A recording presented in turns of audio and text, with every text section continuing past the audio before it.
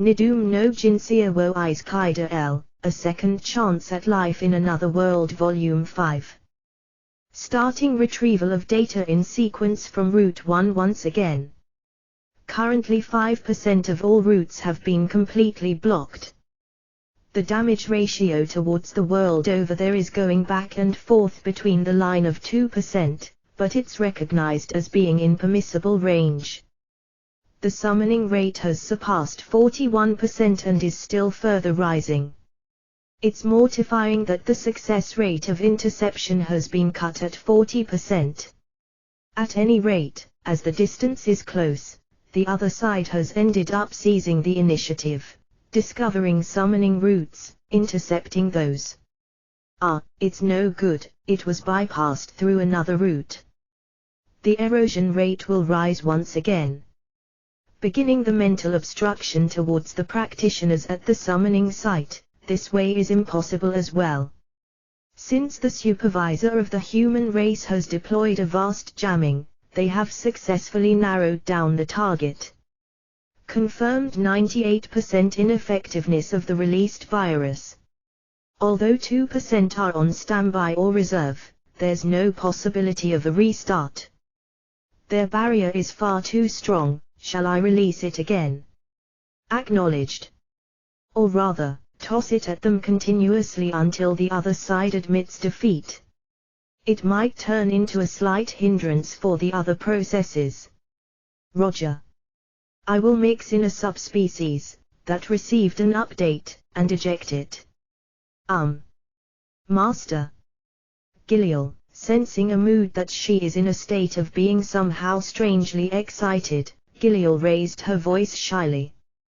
The place where Giliel is currently located at is a huge room which was buried in some quite unknown machines within a barrier. A little girl is standing in a daunting pose in its center. Countless terminals have been deployed in her surroundings. The angels, who had a translucent visor equipped as if hiding their eyes in front of the terminals, hit input terminals, somehow similar to keyboards, with typing sounds while entering lines with unknown meanings.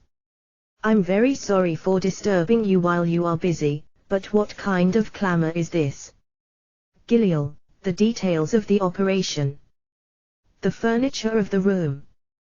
Which of those do you want to hear about?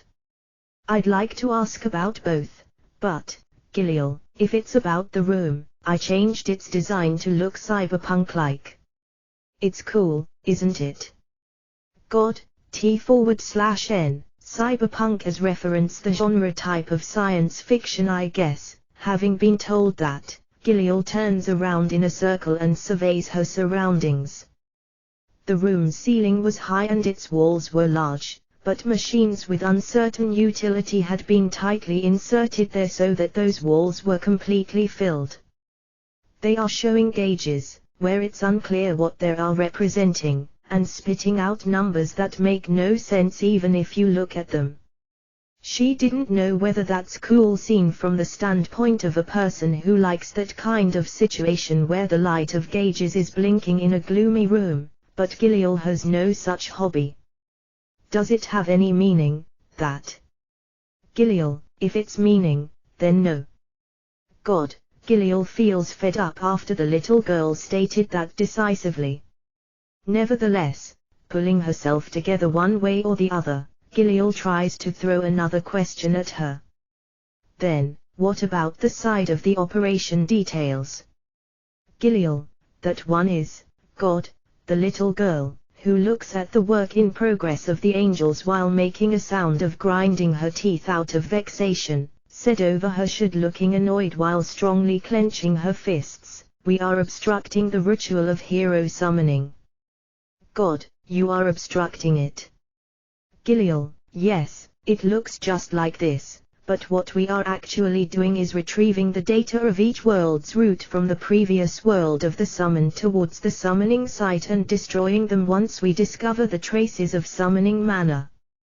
The mana for using summoning magic formulae is enormous. As it's impossible for just one caster, they are sending the mana to the summon's original world by branching it through several routes. The somewhat larger routes, which allow large amounts of mana to be sent all at once, have been closed from the start. However, there's an infinite number of routes. Since we don't know which and just when they will use a specific route, close to half of the ritual has ended up finishing already. God, even with you here, Master. Giliel. Due to Giliel's way of telling her that in a slightly surprised manner, the little girl faced her and showed a smile that wasn't like that of a little girl at all but rather like that of a worn-out grandmother. If I were almighty, we wouldn't have such difficulties. God, is that so? Is it not possible to stop the summoning itself? Giliel, that's impossible. In the long run our side will end up falling behind. Even if it's possible to delay them, preventing it is impossible. God, Giliel tries to express her question, she suddenly came up with, due to the little girl showing quite the frustrated expression. Be that as it may, why are you trying to hinder the summoning? Seeing that a demon king has appeared among the demons, won't it be out of the question if there's no hero for the human race? Giliel, that's why. God, the little girl looks at Giliel, who is frowning due to not understanding the meaning, with the eyes of a teacher that sees a completely incapable pupil. Giliel, do you know of shogi? God, why yes. It's one of the games of the world where that Rinya-san lived. Giliel, that's right. That one's a game where both sides try to take each other's king, however the number of game pieces changes depending on one's competency. But you know, there are game pieces whose numbers won't decrease no matter what. God, that is, the king and the opposing king, right? Giliel, yes, it's those. Without them it won't become a game. It is similar to the Jindori game over here. God, did the anger towards the supervisor of that world well up in her while talking? The little girl's eyes are tinged with a dangerous gleam. As expected, since she has stopped them once before, she probably won't wield her power entrusting all of it to her anger without thinking, Giliel thought, but this little girl, who's still angry after all, was an extremely scary being even from Giliel's standpoint. There's a demon king and there's a hero. With the game pieces being all together for the first time, it will turn into a game. It will be out of the question if either side is missing. God, in other words, as long as you interfere with the summoning of a hero here, Master, the Jindori in that world won't begin, is what you mean. Giliel, that's how it is. If possible, I wanted to stop it completely, but that was in vain after all. God, ha. Now that you mention it, if it happens as you've said, won't it this time become a game just between the humans and the demons? Giliel, completely ignoring the little girl who has a grim impression hanging in the air, Giliel voices out a doubt that occurred in her mind. Why is it only the humans who summon heroes from another world in that world in all ages and countries? Giliel, who had unlimited knowledge, wondered going by the records of other races having carried out the hero summoning ritual. There's no way for that to happen, right? It's just the humans trying to summon a hero from another world. The other races will simply choose a hero from amidst their ranks. God, in that case, have the other races already finished choosing their heroes? Giliel, no, not yet. God, the little girl answered while scratching her head roughly. The setting is that the humans' hero summoning will become the trigger for the appearance of heroes among the other races. Therefore, if we are able to thwart this hero summoning, the game won't start no matter how eager the demons are to play it. God, is that so? However, you ended up blundering on its prevention, right? Giliel, you are becoming somewhat annoying. God, Giliel, who was glared at with a fleeting glance of the little girl, becomes flustered and looks in the other direction. Giliel's mood improved just a bit after seeing the state of the little girl, who is as a matter of fact her superior, failing without being unable to accomplish it, but she didn't know what kind of suffering she would experience if she honestly answered to such matter. Moreover, given that she feels that the little girl would perceive that by just looking into her eyes, Giliel averts her look frantically. Well, it's fine. If you consider the influence towards the origin of the summoned and the summon's destination, it would be difficult to prevent it completely. It will just work if we completely block all the routes connecting them. God, may I also ask for the reason why you didn't do that? Giliel, that's simple. It will probably become a mess for either world. God, the little girl points at a monitor where one of the angels was peering into. Countless numbers were lining up there and those numbers were changing moment by moment, but some among them don't fluctuate while showing a 0 in a red color. Just the numerical value of the gauge, which is installed next to that monitor, shows 0.02 and goes up or down. This is a route surveillance monitor, and that's what the thing does. God, ha! Giliel, those red zeros are the routes which have been blocked. At the current point in time, 5% of all known routes have been blocked. As a result, natural disasters have started to occur in the world where Rinya-san came from. Since it's not possible to go on like this for a long time, we probably should release the blockade already. Even if we continue blocking them, we won't be able to stop the summoning. God, that's right, isn't it? If it just turns into a bother, you should release the blockade, shouldn't you? Giliel, somehow, you alone have quite the non-serious attitude. God, Giliel stated bluntly and readily. The little girl feels very dissatisfied with that. The little girl suspected is that fellow maybe not understanding even half of what I'm telling her, but this was merely nothing more than a difference in reaction brought down by a difference in their respective roles. Well, it's not in the range of my work. Even if I were to advise you strongly one way or the other, there's no way that the likes of me is able to do something that Master isn't able to do, right? Giliel, that's a sound argument, however, you are starting to get on my nerves. God, that's you venting your anger, Master. So, have you decided to cease this large-scaled interference operation? Giliel, yes, it will only be stalling even if we continue it and won't bring any results. Preserving at this point will also increase the costs.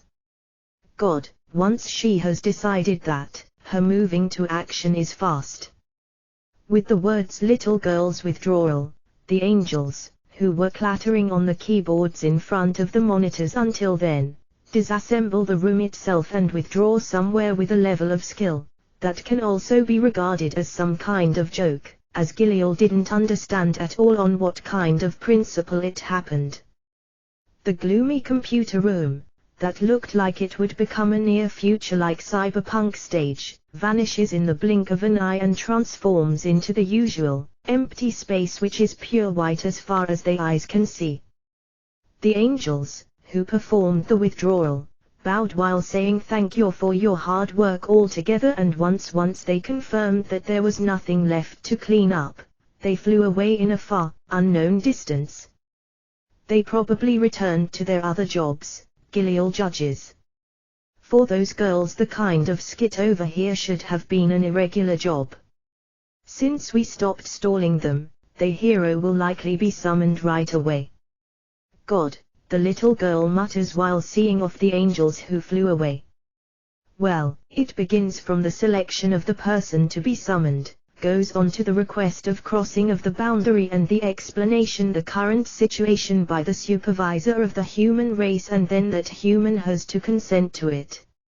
Since it's also a standard flow for choosing some gifts or attaching some hero-like skills, it will still take some time until the hero's advent, even if the summoning itself is successful, I think. God, there are many troublesome formalities, eh? Isn't it fine if you see the hero off by attaching some suitable skill or gift that's necessary? Gilial. Due to Gilial being astonished by adopting such an inefficient method, the little girl looked at Gilial in a state of being even more astonished at her. Hey, you! For the supervisor of a world, the appearance with the feeling of "oh hero," in front of the person who was summoned, isn't that a momentarily dreamy and beautiful event if they are supervisors? God, for real! To what extent have their brains been corrupted? Gilial, I don't know, but isn't it inevitable as it's a fact? God, Master, did you actually want to talk about such feelings? Gilial, don't lump me together with them. The little girl drew closer to Gilial with a terribly unpleasant face and responded by yelling. To somewhere not here.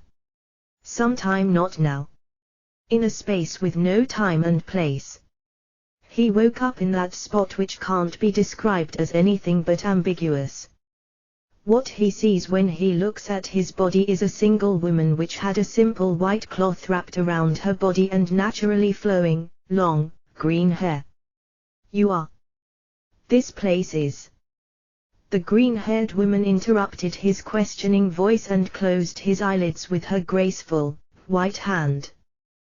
The perfume and warmth he feels from the palm placed on his eyelids calmed down his emotions. Ooh, hero. I'd like to give you my thanks for answering the call of the week. The green-haired woman tells him solemnly. With his eyelids being closed, he couldn't see what kind of expression the woman had as she spoke those words, but she's certainly wearing a kind expression with such voice that is filled with affection, he believed. And she, believing that he is certainly thinking just that, lifted the edges of her mouth just a bit. Daytime was very noisy, Rinyu recalled while sitting half up on top of his bed. From going to a dragon subjugation while taking Lyris along until arriving at the current point in time, it was a clamor that plentifully involved even the surroundings and not only Lyris herself, which would have been only natural. It's something obvious, but the dragon Drakon quickly returned to the mountains after being introduced all over. That's a reasonable measure since only his existence near them will give birth to alertness and nervousness which is unwanted by the surroundings. Another reason was also the abnormal increase in feed cost. Although Lyris joined the ranks of nobles, her salary is pretty much paid by the country. Lyris, who didn't prepare anything as she ended up becoming a viscount far too sudden, was granted quite the large amount of money as funds by the country to cover the costs of preparations in addition to her salary. That means that money is in order for her buy ornaments and clothes that befit her social status. Until then Lyris lived in the teacher's dormitory of the adventurer training school, but a mansion was also prepared for her as it's likely bad for a person, who has a rank of nobility, to live in a dormitory. Originally she should have been offered to live in a high-class residential area where nobles and their likes live, but a problem sprung up at that point. For the mansion of Lyris, where a dragon might arrive or depart in emergencies, a garden, which could at least fit a dragon, was necessary first of all. For this reason Lyris mansion wasn't built in the residential area but in the commercial district and moreover very close to Rinyu's home.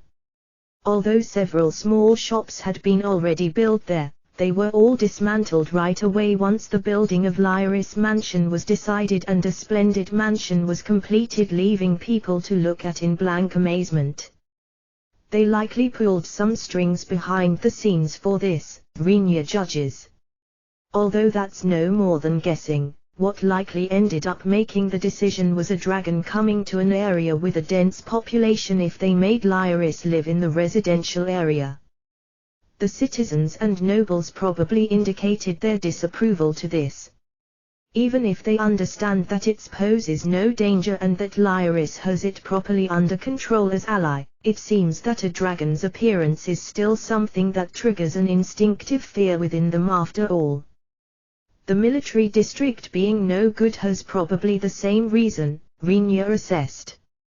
What decided for her to take up residence in the commercial district is that there's many shops in the commercial district but there's only few population living there in comparison to other districts. It seems they deemed there will likely be little damage even if something happens. Incidentally, for it to be built close to Rinya's home can be regarded as transparent intention of please take care of it in case something happens. Rinya felt somewhat hazy about this, but since it's not a bad thing to have a friend live nearby, he decided to ignore the intentions of someone from somewhere. Although it's a digression, but it looks like it was decided for AZ to live in Lyris Mansion.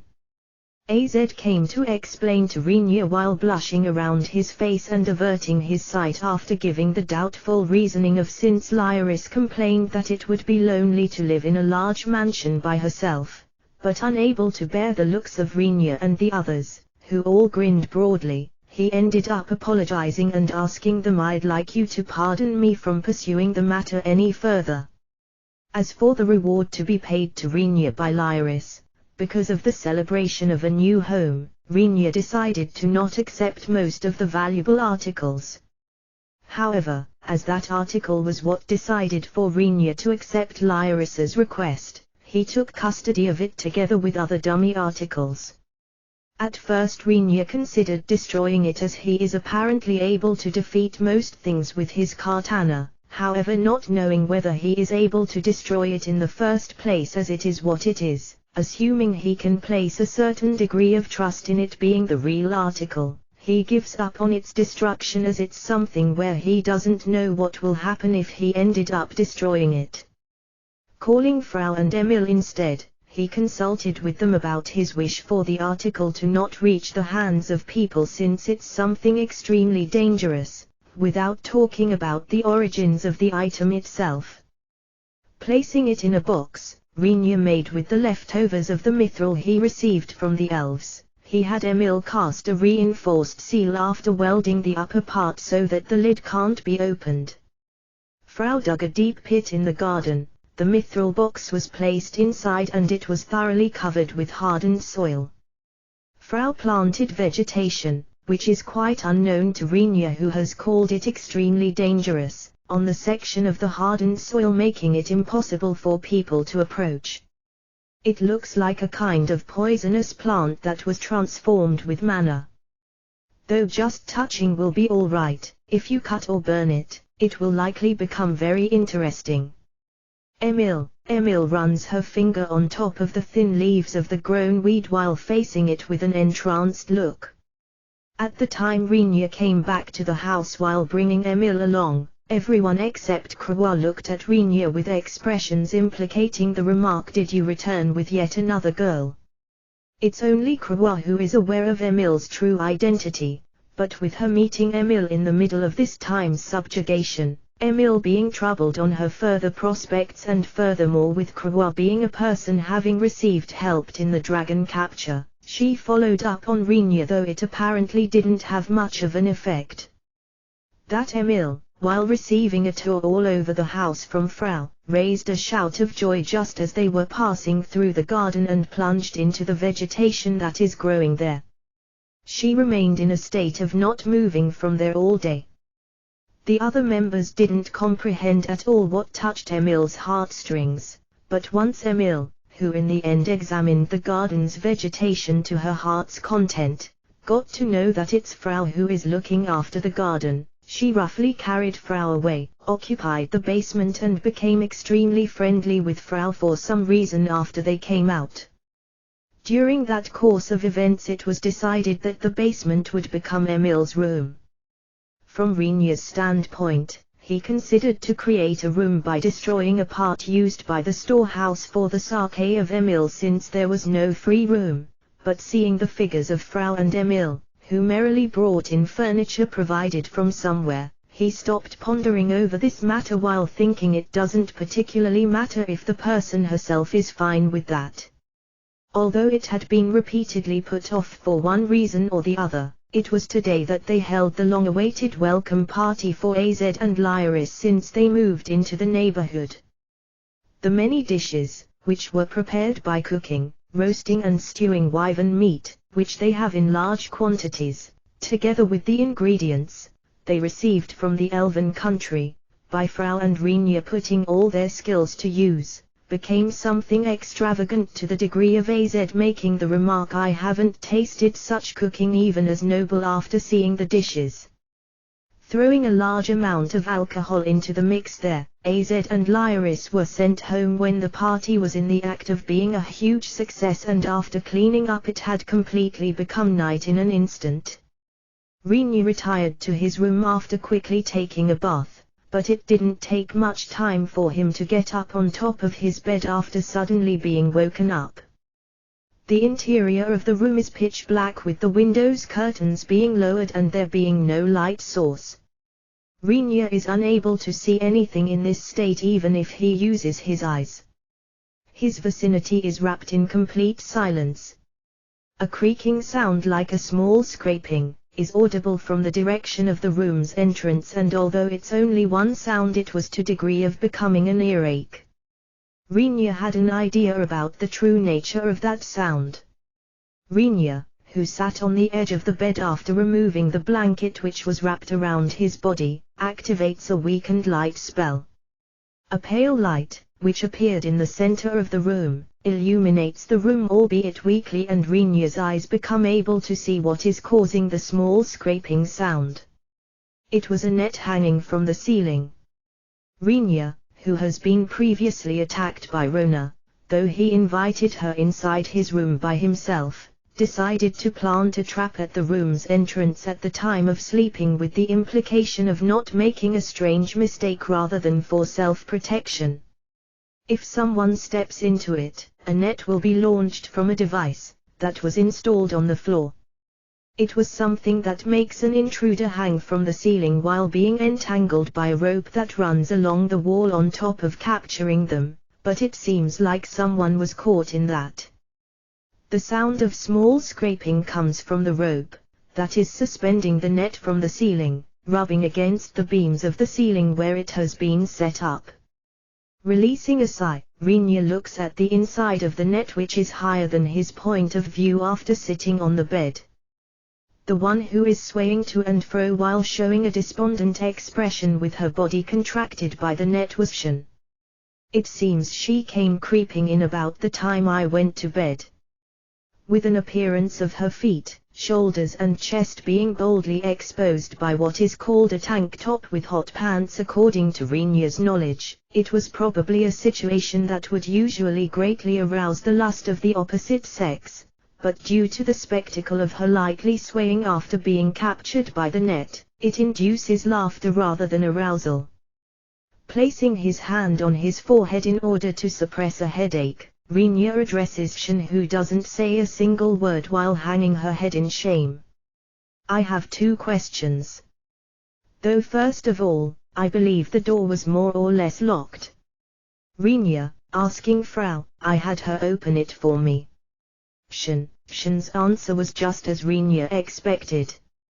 Renia doesn't understand something well, but he somehow feels like something is loitering around the grounds of the mansion while they are sleeping.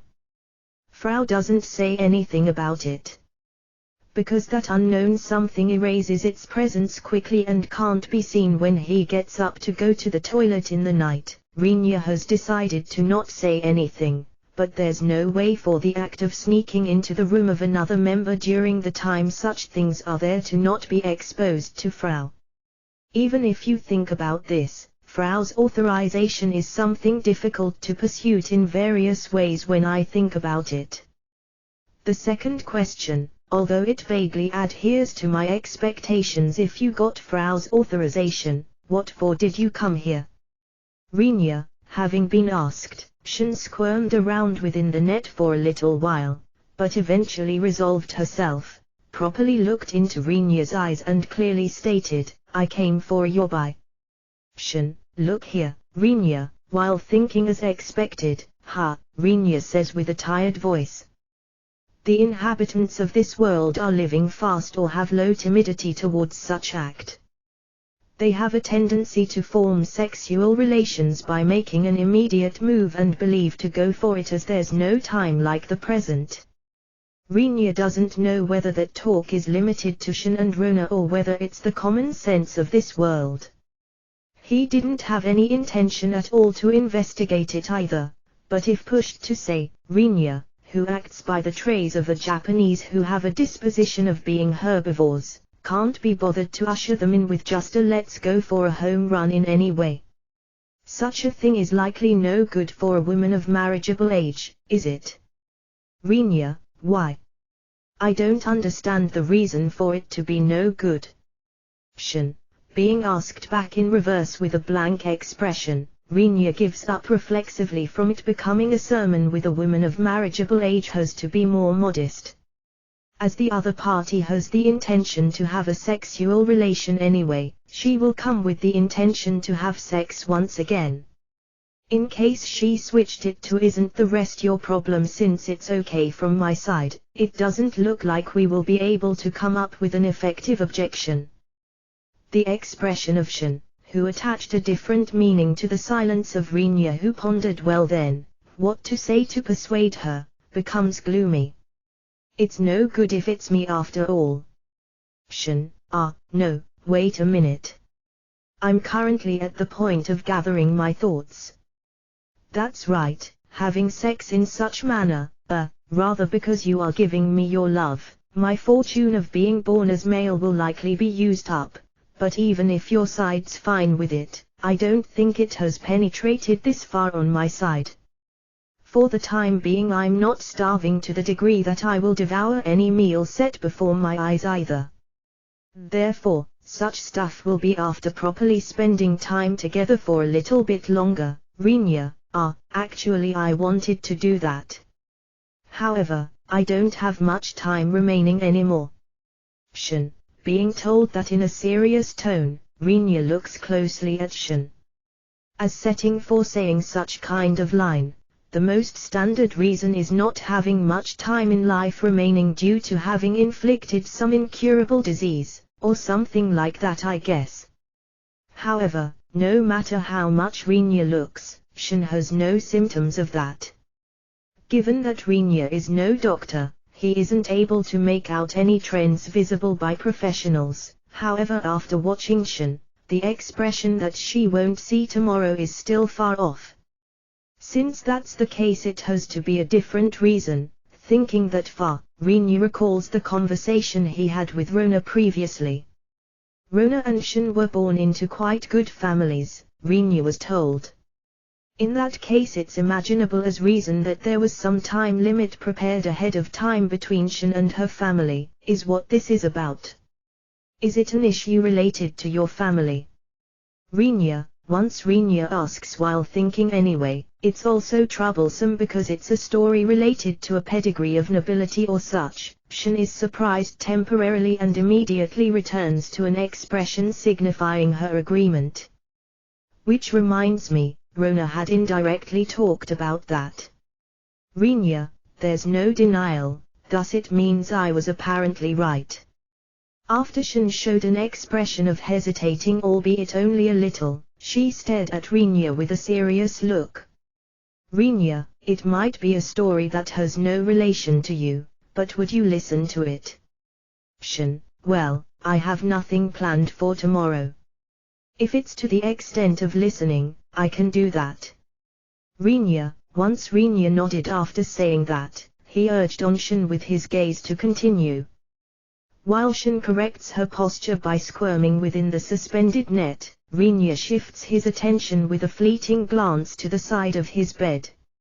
Although there's Frau's bed, which she made because of her powerful wish Frau has to be there no matter what, Frau currently isn't present.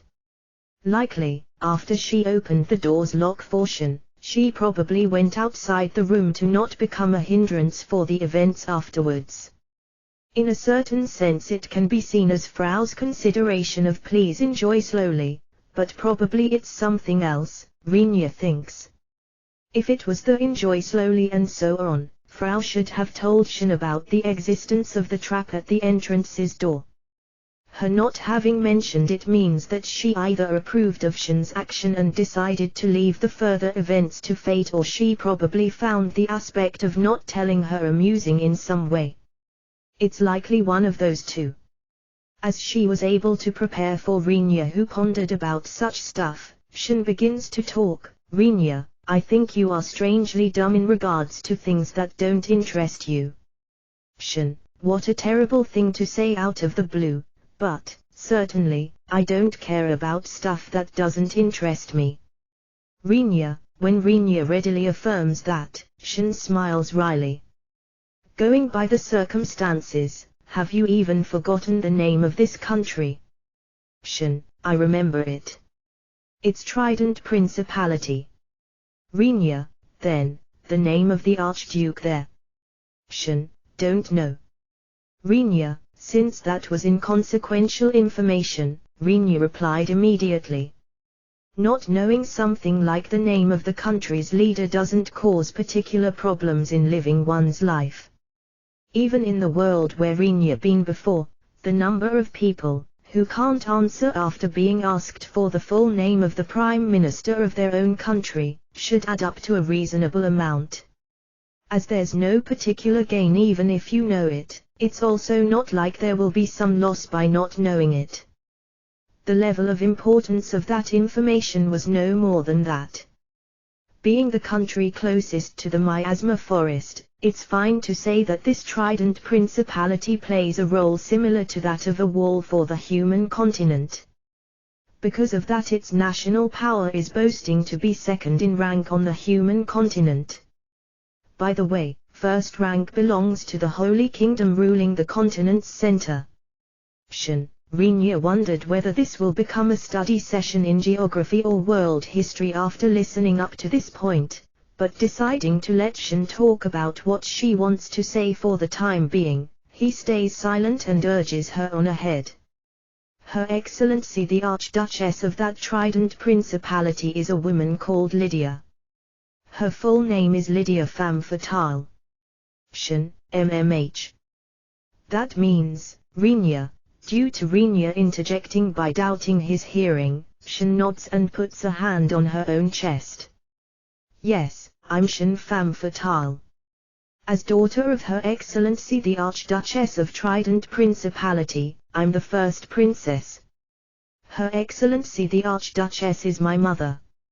Shen, if he said that he wasn't surprised, it would be a lie, but it wasn't like it could be said that Renia was extremely surprised either.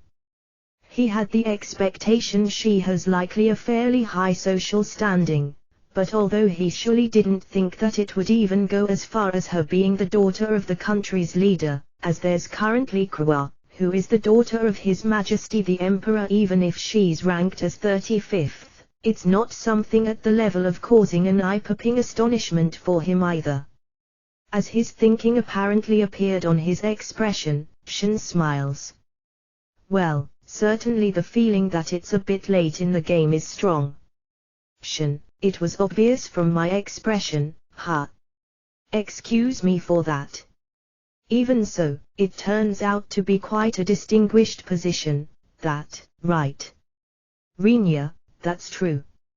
If you limit it to the human continent, it's distinguished to the extent of there not being that many people who can afford to not bow their head to me. I'm more or less the next Archduchess's first successor, if it becomes reality. Shen, the Trident Principality won't last long then, will it? Is what I think. No, Frau. Renia somehow endures not bursting into laughter due to the voice of Frau suddenly resounding in his mind. She seems to be eavesdropping on the conversation from somewhere through the path between Renia and Frau. That's probably your impression after hearing Shen call herself the next Archduchess, but even if I tell you that there are parts which I can agree with, your timing is far too bad. Renia sent a thought of protest. If it becomes reality, So it's about that actually not happening. Rinya, Shin gave a nod to Rinya, who asked to prevent him hearing that a slip of tongue. Rinya, you are probably thinking this as well, but I'm not very smart if speaking the unvarnished truth. Shin, as he hesitates to say yes or no, Rinya stays silent towards Shin's remark. If he relaxed his attention a bit, he would burst into laughter though, especially as there were also Frau's words from before. Honestly spoken, I don't believe that I will be able to put up with the heavy responsibilities of an archduchess. I'm confident that I will likely put the country itself in jeopardy. Shin, stifling the exclamations, aren't you an useless kid? I knew it, though. Rinya somehow held himself back to reflexively give her a zakmi. Even so, isn't it an important aspect that the useless child has analyzed herself properly as being an useless child? He also thinks. From Rinya's standpoint, the person called Shin is far too impulsive and is unable to read her surroundings much. Because she puts too much importance on ideals, she doesn't perceive reality properly. That was his impression. Rinya doesn't believe that to be something bad. It's fine if she follows up with her surroundings if it's in the range of being patchable. If that's close to impossible, it's also an option to give up and persuade with logic fervently. Once he considered it like that, he felt like Shin explained her actions adequately so far. In other words, from her point of view, the populace of Trident Principality are targets to be protected and existences that can't be abandoned even if it was impossible or at the borderline of possibility. Regarding this, there's also the idea that it's the responsibility of a status woman to choose those to be discarded, but likely Shin didn't receive education to that extent. What made her quickly retreat in the Elven country was that it was an incident in another country. Since it was about the people of another country being the targets to be protected, not only didn't she reach out her hand and sword, but moreover it was for the sake of learning that this danger might reach her own country. Shin changed the evaluation criteria.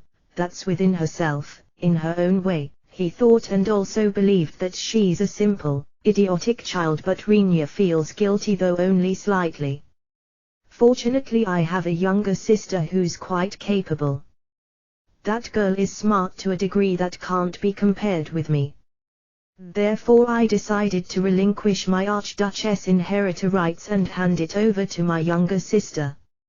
Shin, question number 1, at the time I went reform those idiots at school, there was a noble with the surname Fatal though. Rinya, that one's from our branch. I was a bit shocked when I heard that she met you, Rinya. It would be fine if she didn't say anything unnecessary, but I was worried.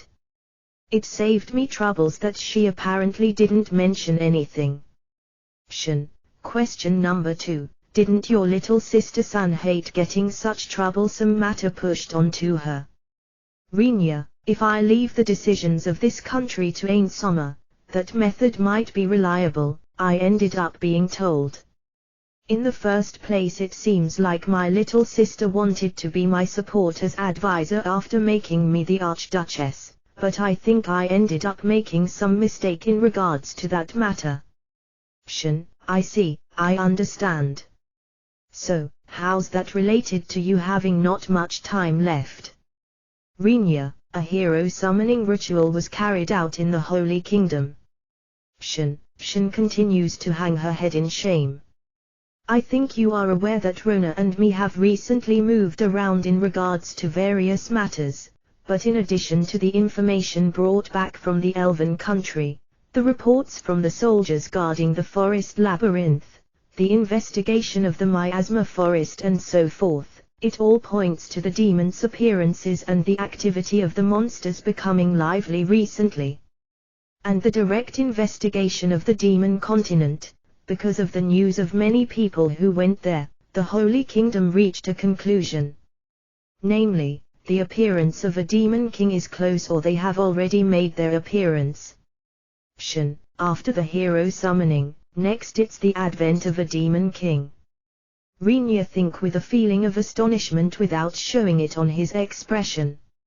No matter how he thinks about it, it can't be regarded as anything but a game story, but from the viewpoint of this world, all of it is reality. Which reminds me, Rinya recalls. Emil did say that the demon country is currently turbulent in various ways. Is it because of the appearance of a demon king or why? Although she has absolutely no intention to talk about the real situation going by what I heard from Emil, can't that be called an educated guess? Rinya wonders. The thing called hero summoning, is that about summoning someone from a different world like with the Lost?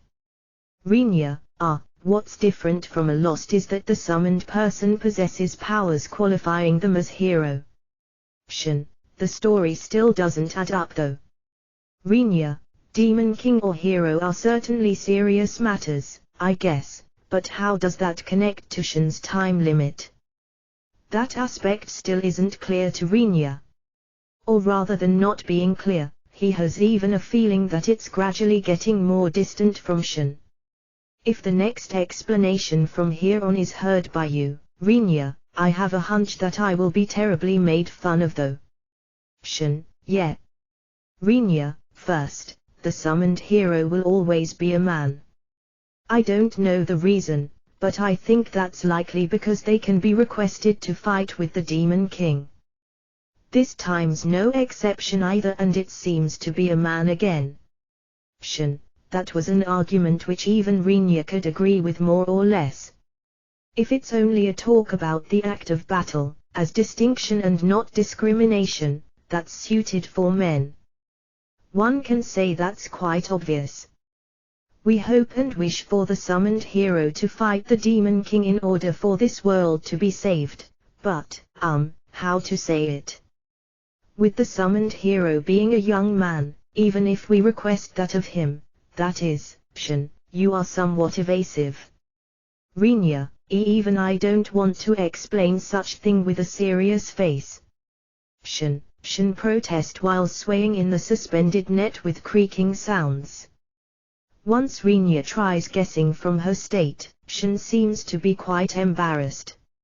Rinya cocks his head in puzzlement, wondering where the reason for her being embarrassed about the information related to the hero summoning might be, but as there's no way for Shin to know about Rinya's pondering, she continues the explanation.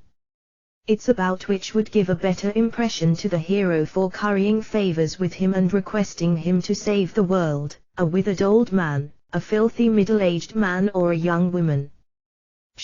I'm able to understand that somehow. In the first place, in any kind of story it's a princess who tells the wish to the hero. However, that's the task of the princess of the country where he was summoned. Isn't that a story that has no relation to you, Shin, since you ended up falling off the stage of politics? Rinya, falling off, you say? Rinya, you are quite the cruel fellow. Shin, no matter how much you gloss over facts, they still remain facts. Rinya, well, fine, it's certainly true. For example, right, Rinya, which one do you prefer, black or blonde hair? Shin, even while thinking that's yet another quite unrelated question, Rinya answers honestly. My preferences don't depend on stuff like hair color or skin tone though. Rinya, newer, let's change it to a figurative speech. For example, let's assume the summoned hero likes women with big sea chests. Shin, okay. Rinya, now, the princess, who requests him to help us, in case she had an extremely small chest, don't you think that the probability for the hero to harbor goodwill towards the princess becomes low? Shin, though he thinks the talk has become very common all of a sudden, Rinya tries to consider it.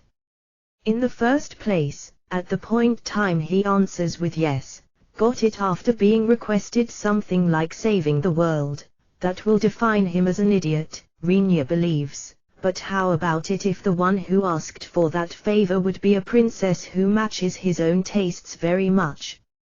Won't it at least raise the success rate more than a middle-aged man, an elder, a macho or an Ixman? If I consider that, I assume it's predictable, though there will be some other aspects apart from what Shin says, too. I can't believe it to be true by no means, but, related to the hero summoning carried out in that holy kingdom, in order to win the favor of the hero. Rinya, after selecting one representative princess from each country, they are supposed to meet with the hero. As this is an agreement from time immemorial, each nation is demanded to abide to it. Shin, wondering whether he didn't mishear by chance the words said by Shin, which are a continuation of Rinya's words, Rinya calmly said, after leaving plenty of time in between and confirming that he didn't make a mistake in his hearing, "You guys are idiots, aren't you?" Rinya, "It's not like I'm the one who decided it." Shin shouts with a bright red face to the extent that it can be seen in the semi-darkness. Even while thinking that a loud voice in the night will likely bother the neighborhood, Rinya considers that it might be an unexpectedly good move. Even if I try to give it one reason or the other, it's a part that can become a weak point of anyone, as it's the weakness of falling in love. In any kind of story, the heroine is an essential part for the hero. Besides, the heroine being shackled or tied is something that happens in many fantasy stories. Moreover, I have a hunch that the probability that there are men who end up thinking let's fight for this world while misunderstanding something isn't that low if they are given a beautiful maiden and are set up as hero summer. While that might be true, Rinya is unwilling to honestly say something like that's a great move even under threat. In other words, that means, originally your younger sister has been chosen as representative princess, but yielding the inheritance rights to her, you don't want to have your younger sister take such sacrifice-like duty as she already ended up being forced into the role as successor, which she has accepted and which holds a heavy responsibility, is what you say. Rinya, if I were in my original social position, there would be arguments that I should be chosen. Shin, to make matters worse, if the result might be for the Trident Principality to lose an excellent next Archduchess. Rinya, rather than that happening, it's probably better if I went, right? I still haven't lost the social standing of being the first princess. Shin, well, however, there's just one thing. Just because you go to meet the hero, it's not like it's particularly decided that you will be devoured by the hero. Rinya, if you don't match his tastes, won't you be sent back without you having a sexual relation with him? Due to Rinya asking that, Shin answered, Rona investigated it in advance. It seems he has already met with several princesses, but without exception, Shin. The phrase's ending faded into quietness and couldn't be heard. They are probably words she doesn't want to voice out overly much. Rinya avoids pursuing the matter. As it's something prosperous, it's very enviable. It's just by the way, but is there any penalty in case only one was chosen after he had sexual relations with all of them? Rinya, there's no way for that to happen, right? The other party is a hero. Shin, then I guess the probability for her to be devoured is high because of 3 reasons, Rinya assesses. First, the reason that no one won't grab the chance if it's the woman making the advance. Rinya didn't know what kind of ritual the hero summoning was, but I think there's no way for it being a ritual to summon an elderly person like me, he judges. Since they are wishing for him to fight, the summoning target is likely a young man. If he is told go ahead and do as you like with beautiful princess gathered from each nation in front of his eyes, he would be an extremely virtuous man if he is able to endure at this point, Rinya thought. Second, the objective of self-protection. If he understands that the other parties are princesses with high social standing, One can also say that being passionate with them will connect to protecting himself. The princesses, who were sent there, are children of other people, too. Their parents are even the kings of each nation who sent them. If a person, who was on intimate terms with their own child, asked for their support for some reason, it should be something quite difficult to refuse. If he ignored the princess's own will and relied on force, it would likely result in him being ousted by the parents' side instead, but in the case of a hero there's no reason for him to be condemned as he only has an affair with them after having them presented with a "here you go." Third, the possibility of him simply being a lustful man. This doesn't even require any explanation. He will likely devour what was prepared for him. I intended to understand it in my mind, but I haven't managed to sort my feelings. There's nothing in particular for me to lose to the point of being told that it's adultery after exposing that I'm no virgin anymore because of that. If that's the case, before that happens, with you. I ended up thinking, but I didn't consider your feelings, Rinya. Sorry. I'm stupid after all. No, well, being chosen as your partner in such situation is something that makes me happy, but, just because you are pressed by the circumstances, it's a bit, after all, I think. So, when will you go to meet that hero then? Rinya, given that it seems various things have to be prepared, I have to depart to the holy city of the Holy Kingdom tomorrow. Rinya, Frau, it's as you've heard, but I want to delay Shin's departure. Isn't there some good drug or such for that? Furious Smiley. A pill with non-lethal poison with a delayed effect is below the pillow of Frau's bed. No, Furious Smiley, just for reference, why have you prepared such a thing? Furious Smiley, it's a secret. Nano. Rinya thrusts his hand below the pillow of Frau's bed which is right next to him. Certainly there was a single, small earthenware bottle stored there. Out of kindness a paper with an instruction how to use the poison has been attached on the bottle. Rinya. That is. MMH. Well, just a little something.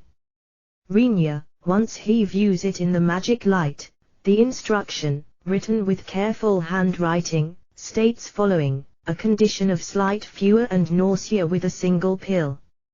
Fever attacks all over, nausea and stomach ache with 2 pills. High fever, hallucinations, nausea and stomach ache with 3 pills. Slightly dangerous high fever, cramps all over the body, hallucinations, nausea and stomach ache with 4 pills. The effects last for around 3 days. I see. Rinya, opening the lid of the bottle, he spills its contents on top of his palm. Without hesitation Rinya left 4 of the small, pitch-black pills on top of his palm and returned the bottle under Frau's pillow. Rinya, please remove the net. I will return to my own room. I'm very sorry about tonight. In truth, Shin, without realizing what Rinya is doing, Shin says such things. Grasping the pills with his left hand, Rinya got up from the bed, walked to the entrance and pressed a hidden button installed in the wall. Responding to that, the rope, which suspended the net from the ceiling, extends slowly and lowers the net slowly to the ground. Once the net has reached the floor, it isn't that difficult to get out from within. Shin, who came out after enlarging the net's hole, tries to leave Rinya's room just like that but is stopped by Rinya holding out his hand. Rinya. Shin calls his name without understanding the meaning of his behavior. Without answering, Rinya stuffs all the pills he held in his left hand into his mouth, grabs Shin's left hand with his right hand and hugs the hip of Shin, who leaned near him due to apparently staggering, with his left arm. Rinya's height is higher. Shin, who looked at him with upturned eyes, doesn't understand what the hell's going on while being hugged by Rinya and simply stares motionlessly at Rinya's face approaching her own. Once Rinya separates his right hand from Shin's left hand, he puts his right arm around Shin's back as well. It's so that she can't run away. It's also called being captured. Shin. In order to not give the surprised Shin time to think, Rinya placed his lips on hers. Moreover, once he sends 2 pills into Shin's mouth with a quick mouth-to-mouth feeding, he preserves that state until Shin swallows them down. While unable to comprehend what is happening, Shin made a small sound with her throat and ended up swallowing the pills received from Rinya. After confirming that, Rinya gulps down the pills remaining within his own mouth. Furthermore, after spending time to savor Shin's lips to his heart's content since it was a rare chance, he slowly separated his lips from hers. Rinya, what the heck? Shin asks with a somewhat drowsy expression while in a posture of being hugged by Rinya. While thinking the effect of the poison still hasn't appeared, Rinya holds up the body of Shin, which ended up having lost all its strength, in his arms and carries her. Reflecting that it might have been unpleasant to receive a deep kiss all of a sudden for a first-timer maiden, Rinya quietly whispered into Shin's ear, "Sleep for a while since I will keep you company as well." Rinya, due to Shin gazing at Rinya while having a flushed face without understanding the meaning of what she was told, Rinya showed her a broad grin. "Yes, then I want to begin the meeting for the first. Let's laugh loudly," while pointing at the hero after making him cry by beating him up. Planning draft no. Frau, oi, wait, for heaven's sake, just wait a bit. Rinya, who was prostrating on the table with a feeling of gasping, tries to somehow rein in the remark of Frau, who has raised her voice. His face is somewhat feverish and his look is slightly hollow. With a thin layer of sweat on his forehead, he doesn't seem healthy no matter how you look at it. Originally that shouldn't have happened to a degree that one might say it's almost impossible for Rinya to enter such a state. Rinya has the skill healthy body. It's a skill that tries to keep Rinya's body in the very best condition. Even if he was afflicted by sickness or poison, and even if those were at the level of being instantly fatal for argument's sake, it's a skill capable of enduring those and rejecting them in a short time. Thanks to this skill being continuously active, or in other words being a passive skill, Rinya is in a state where he won't fall ill, or even if he does, his health will recover immediately. But what Rinya noticed last night was that he is able to turn it off for some unknown reason. For the sake of confining Shin, Rinya had her swallow poison by feeding it to her mouth-to-mouth. However, as it's bad for settling his feelings by feigning ignorance, he decided to swallow the same amount of poison he had her swallow, but then realized, won't it be detoxified by the skill healthy body right away? At the moment he thought this would be bad. The message "Do you wish to turn the healthy body skill off temporarily?" popped up in his field of vision. Using the help function right away, Rinya, who confirmed that this skill could be turned on and off, changed the healthy body skill to off. Putting down Shin, whom he carried, on the bed before the delayed type of poison began to show its effect, he was suddenly assaulted by dizziness when he pondered whether he should try to consult about the steps from here on out with Rona and the others at dawn for the time being. While placing his hand on the wall reflexively, Rinya, who crumbled down to the floor starting with his knees, wondered how's this an average degree of fever while spilling cold sweat due to stomach ache, nausea and violent shakes that attacked him. At the same time he was unable to trust that it's really non-lethal after actually experiencing the feeling himself, although Frau said that it's pretty much non-lethal in case such poison assaulted Shin's body. Due to a level of lethargy that made him even unable to support his body after placing both hands on the wall, Renia gave Frau the instruction via telepathic communication to see to Shen's nursing by calling Rona, and his consciousness snapped off right after that. Renia doesn't know what happened after that. Once he noticed that it became morning, Renia was put to sleep on his own bed and his clothes were completely changed to something else from what he wore at the time when he went to bed. Frau was sitting beside the bed and fixedly stared at Renia. For some reason Emil had sneaked into the futon while nude and clung to Renia's body. "Master, did you wake up Nano?" Frau. Renia tried to answer Frau's question, but as his throat was dry, his voice didn't come out. It was just a sound like husky groaning that escaped from his lips, but due to that sound Emil, who was clinging to Renia, woke up. Renia. Good grief, what's this all about? It isn't very dexterous to get close to death with a combination technique of high fever and dehydration within your own home, is it? Emil, Master, I haven't heard with what method you made Shanae swallow it. But, at the moment you held 4 pills in your mouth, its penetration had already started. No. It was on the verge of getting really dangerous. No. Frau, that means me having made her swallow it with mouth-to-mouth feeding has been apparently completely leaked to Frau. Certainly, as there's a mucous membrane within the mouth, that was a logical fact even if I didn't expect for the poison to enter from there at the time I held it in my mouth. Maybe the expectation of sharing a kiss with Shen made me restless after I put it in my mouth. If I consider it like that, I ended up doing something quite embarrassing, Renia reflects. For the time being, Renia, it's better if you drink water. Is it fine for me to give it you orally? Emil, smiling impishly, Emil asks while helping Renia's upper body to sit up. Renia has no spare energy to answer. From the issue of him not reacting, Emil, who guessed that Renia wasn't in a state where she could mess around with him overly much, applied a water jug, she retrieved from somewhere, to Renia's mouth and made him hold the water in his mouth. Due to the sensation of cold water flowing into his parched and thirsty throat, Renia felt his consciousness returning, albeit only a bit.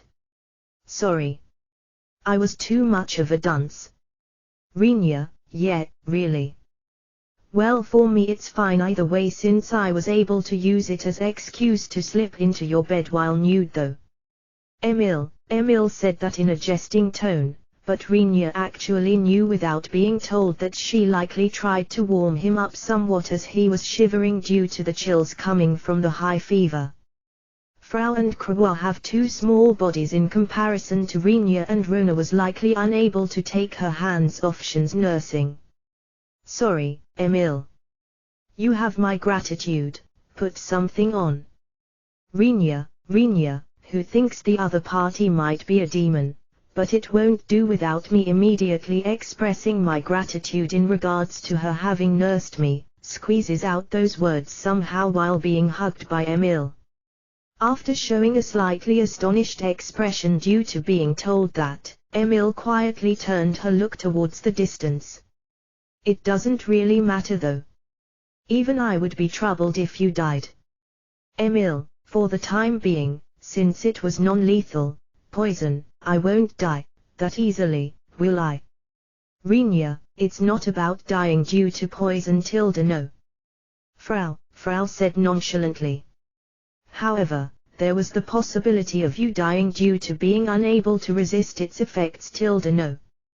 Frau, oi.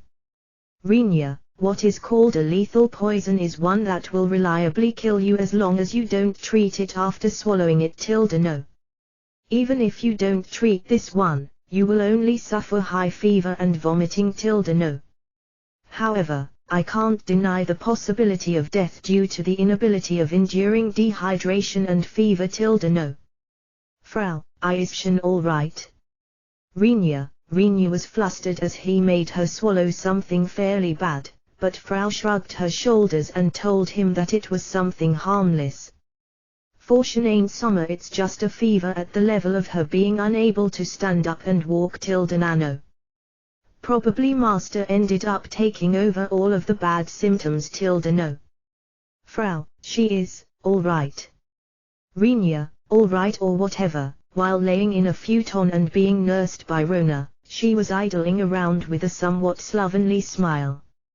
And Rona told me, please tell Renia today's departure was postponed because of the person's poor physical shape. Emil, Renia feels relieved due to Emil's words. It seems only the strong symptoms of its effect were absorbed into Renia's body at the time he held the pills in his mouth. Apparently only a relatively weak poison reached Shin's body. Even so, as it was a fever at the level of her being unable to stand up and walk, Renia's objective was accomplished. Well then, Renia. Emil, crawling out of the futon, Emil said while putting on her underwear. Renia believed that Emil had only black underwear because of a vague image, but contrary to his expectations, it was pure white underwear which had fine lace ornaments added in. The expression of Emil, who puts them on, seems to be extremely happy for some reason. You will tell us what happened last night, right? Emil, when he is told so with a smile, he might have been able to feign ignorance if it was the usual him, but since he has shown his shortcomings by having to be nursed for one night due to getting weakened by a fever, there are no means for Renia to resist it. Thus, after he was made to spill all the details of last night's conversation with Shin, the first words of what Frau said were strange. Given that she didn't want to continue even though they are talking in Renia's bedroom just as usual, they moved the place to the parlor. Although Renia's at the parlor after changing his clothes properly, does his body feel sluggish because of the high fever after all? He doesn't feel like moving and is in a state of mostly fallen prostrate while he at least rises his body from atop the table occasionally. Master, I know how you feel tilde no. But if it's this painful, I think I should detoxify you tilde no. Frau, since it's a poison created by Frau naturally possesses the antidote. She isn't an idiot that will use poison without having an antidote. No, but, Onshin, since I have forced that condition on her for 3 days, only me having it easy means, Renia, I feel like it will be fine even if you don't care about it much though. Emil, smiling while looking at Renia, who is completely exhausted, as something very interesting, Emil says with a friendly grin. Certainly, the fever seemed to be painful. However, that person appears to be light-headed and foolish for some other reason. Emil, Renia-san, she uttered yufufu tilde no. Frau, the way of having her swallow it was likely wrong. Renia ponders while lying on the table. However, if I made her swallow it the normal way, Shin might have succumbed to an even worse condition. If it's just a generation of the fever's effects after filtering them through Renia's body, this will be painful for Renia, but since that's a good thing, he wonders wasn't it a good method to have her swallow it through mouth-to-mouth feeding. Well, let's put that aside for the moment. Renia-kun, your face is red. Emil, averting his face from the grinning face of Emil, Renia switches the skill healthy body on for just a bit. Suppressing only the intense stomachache and nausea, he reverts it to off once again at the moment when just the fever is remaining. Shin apparently didn't have any symptoms of stomachache and nausea. So, in that case Renia himself has no obligation to suffer those symptoms. Leave me alone. It's a fact that it won't do unless we don't take some measures against that hero or whatever. I'm not the kind of person able to offer my friends to some unknown fellow with unknown circumstances. Renia, even if you say that, is there some move capable of beating him? Certainly there's no way for you to get him done in with a single strike, right? Emil, even if rotten, he's the human race's hope. He is the hero that will become the key against the Demon King's army. Nano. If we handle it unskillfully, it's very likely to turn the entirety of the human race into our enemies. No. Frau, at that time I will act as fake hero by killing the Demon King. Rinya, is that so? Emil, though she doesn't change her expression, Emil felt cold sweat streaming down her back. Emil is classified by her peculiar personality, but as demon she feels pretty much only little respect and awe towards the one called Demon King. Of course, in regards to consenting or refusing the Demon King's existence, Emil has absolutely no intention to talk even if she was asked by Rinya, for example. However, she feels something frightening in regards to Rinya, who carelessly talks about killing the Demon King. For the time being we will peacefully, no, there's no need for that. I want to pick a method of finishing it without allowing Shen to leave. Rinya, that sounds like you don't wish to hear our opinion, doesn't it? Emil, Krain Summer not having been called here says everything, I believe. No. Frau, just as Frau says, Rinya didn't invite Krawa to this consultation. The matter is about human nobles, he has told Krawa, but in that case he should have originally left Emil out of the loop as well. For Rinya there's a reason to deliberately invite Emil to this.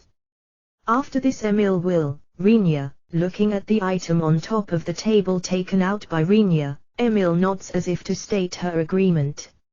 Certainly, doing it like that, the rest will be my field of expertise. Emil, and, in order for Frau to stock up on that, Rinya, Master, in that case you can leave it to Frau. No, I have already stocked up a really amazing amount of that. No. Frau takes responsibility after hitting her chest with a single asterisk pon asterisk.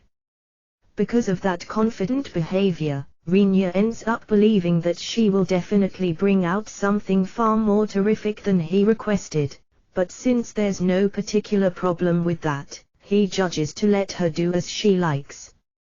By the way, can you maintain Shen's condition like that? Rinya, leave that side to me as well. No, I will do it so that Rona Ain Summer doesn't realize. No. For how long? Frau, it will be fine if it's at least the number of days it takes to make a round trip to the Holy City and 2 additional days after this. Rinya, that will probably be all right. Nano. Frau, although Rinya didn't know how many days it would take afterwards, Frau affirmed it without even asking about the exact number. Emil, I'd like you to conceal the prepared item though. It will become troublesome if it's exposed. Rinya, I shall hide it perfectly now then. I will display my best ability so that they definitely don't realize its existence. Emil, picking up the item he placed on the table by Rinya, Emil, who tosses it into the pocket of her coat, nodded her head to Rinya's request. Well then, it looks like it will get fun. Will you go to the Holy City, Rinya? Emil, well, yeah. I will secretly slip in somewhere. Rinya, I'd like you to take me along by all means. Let's make that the reward for this time's request. Emil, don't cause an uproar, okay? Rinya, got it, Master. Let's later invite members that look to be suitable. Emil, Frau, please take care of making the necessary arrangements towards Rona. This time she has to cooperate.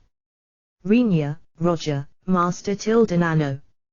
Frau, once Frau answered, Emil and Frau saluted towards Rinya almost at the same time. Due to the excessively matching timing, Rinya tilts his head to the side wondering what they are doing. I will accomplish the order from Master no matter how. Nano. Frau, for the time being, since you have to take part in the operation, Rinya-kun, no, Master, you should rest your body. Emil, before Rinya says anything, Emil hods up Rinya's body easily. It was the Princess Carrie Renia performed on Shin last night.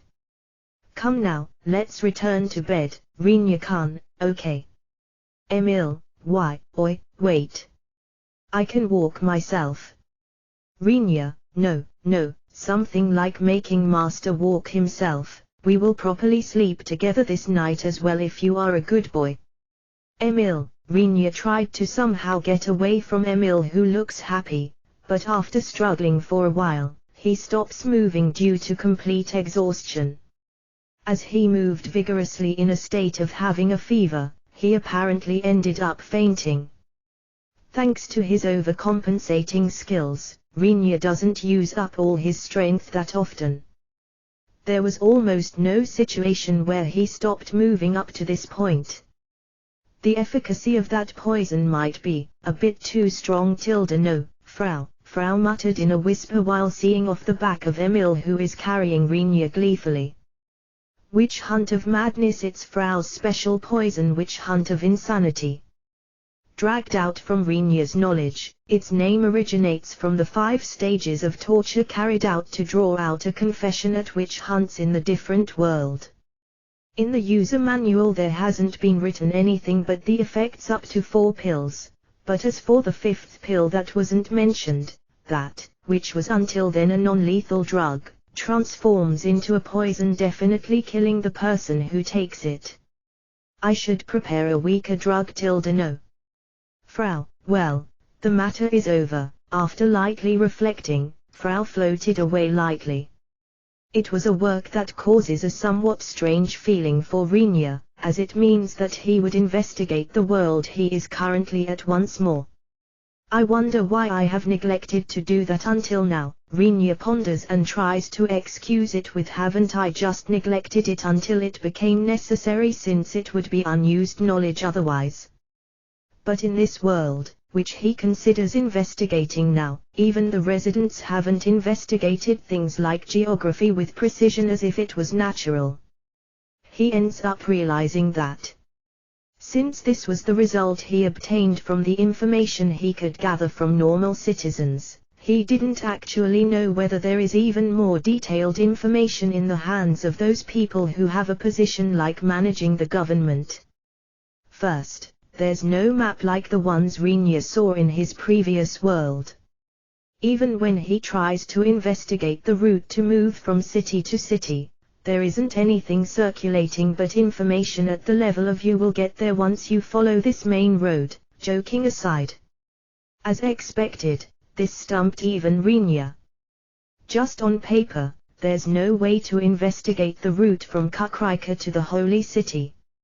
As a last resort, Renia spurs on his feverish body, sallies forth to a bar in the city of Kakarika and seizes a suitable merchant-like appearing middle-aged man. While treating him to booze and food, he tried to endeavor in fishing for information. As a result, he learned that it takes around 1 week with a carriage until the city called Gushu, which is the capital city of Trident Principality, from the city of Kakarika. Passing the principality's border from Gushu, it's a distance of close to 3 weeks via carriage to the Holy City, which is the capital city of the Holy Kingdom. In that case, by rough calculation in my head, it's around 600-700 kilometers from Kakarika to Gushu. And Gushu and the Holy City are more than 2,000 kilometers apart. After he heard that story, Renia was dejected by the pointless vastness of the continent where he currently resides, and once again gave instructions to Frau to ensure maintenance of the status quo at a suitable point in time. Just by going and returning it will take 2 months according to my calculations. If Shin is left in a bedridden state for 2 months, the muscles in her whole body will definitely deteriorate.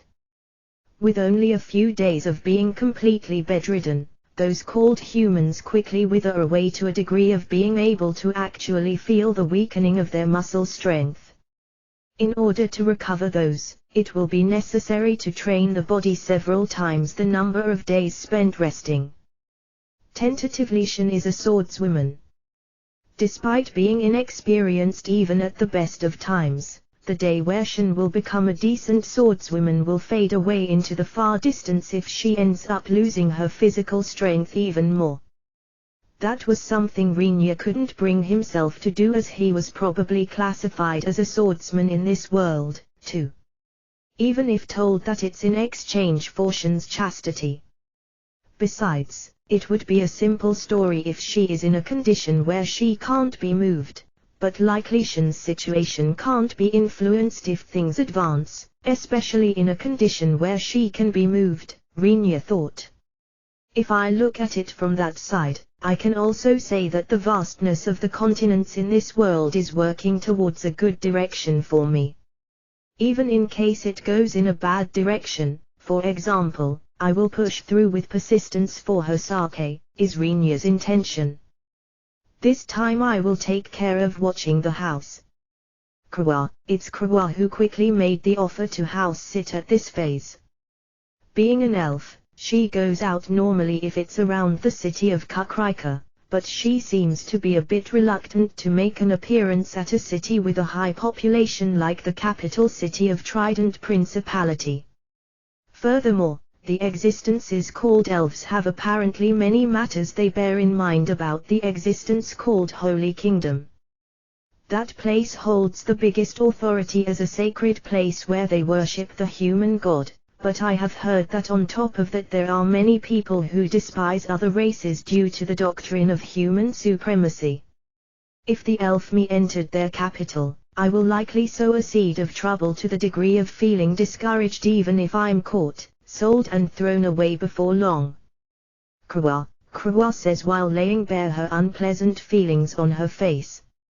Honestly said, I believe it's fine if they perish after using this time's hero disturbance as an excuse. Krua, you are talking in the elven language, right? Rinya, Shin-san is on the sickbed. And since Rona isn't here as she's nursing Shin, isn't that fine? Krua, now that she has said it, currently all of the members, who can move within Rinya's home, are those who can speak Elvish. Rather than that, the only one who can't speak it was Shin. For her to be minding Rona's existence is probably because she is sensitive towards slander against the Holy Kingdom, as Rona is a priest, isn't it? It appeared after he considered it. For the human race it's monotheism, you know. Rinya, although the name of their god is unknown. This is, well, not only limited to the humans, but also the same for the elves.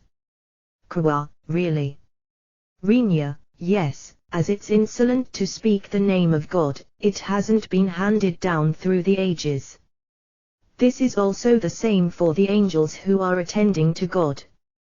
Krua, it was a piece of knowledge he was taught in an unexpected place. How about your side, Emil?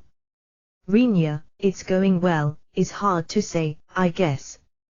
At any rate, I have to assemble that completely in a few days, right?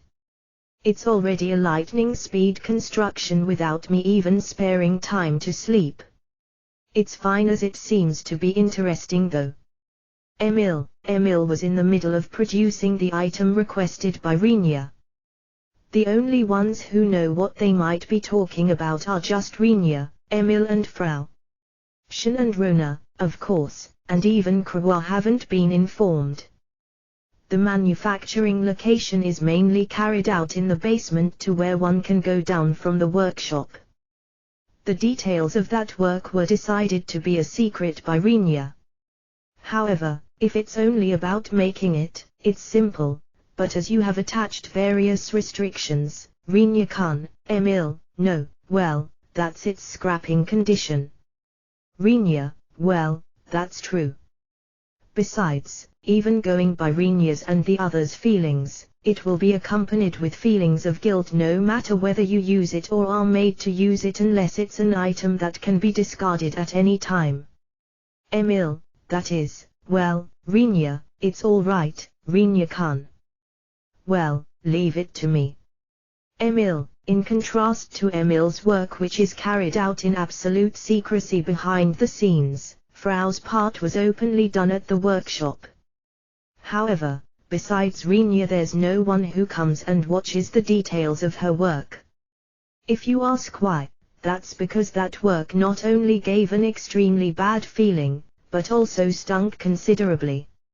Master, I'd like you bring me the jar over there. No. Frau, her appearance of cooking gently while tossing various raw materials inside the large iron pot which was hanging from the ceiling above the hearth, that has been installed in the workshop, was just like a magician from Tales. Renia, who was asked by Frau, who is stirring the contents of the iron pot in such state, picks up several jars which are on the top of a table. Which of them? Renia, it's that bright red jar. Nano. Frau, what's inside the jars was classified by various colors.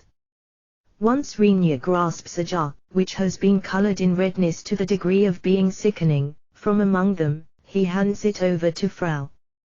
The pitch-black smoke, which rises from the iron pot, is something that causes a stimulus strong to the degree of causing one to be unable to stop tearing up and coughing if inhaled directly.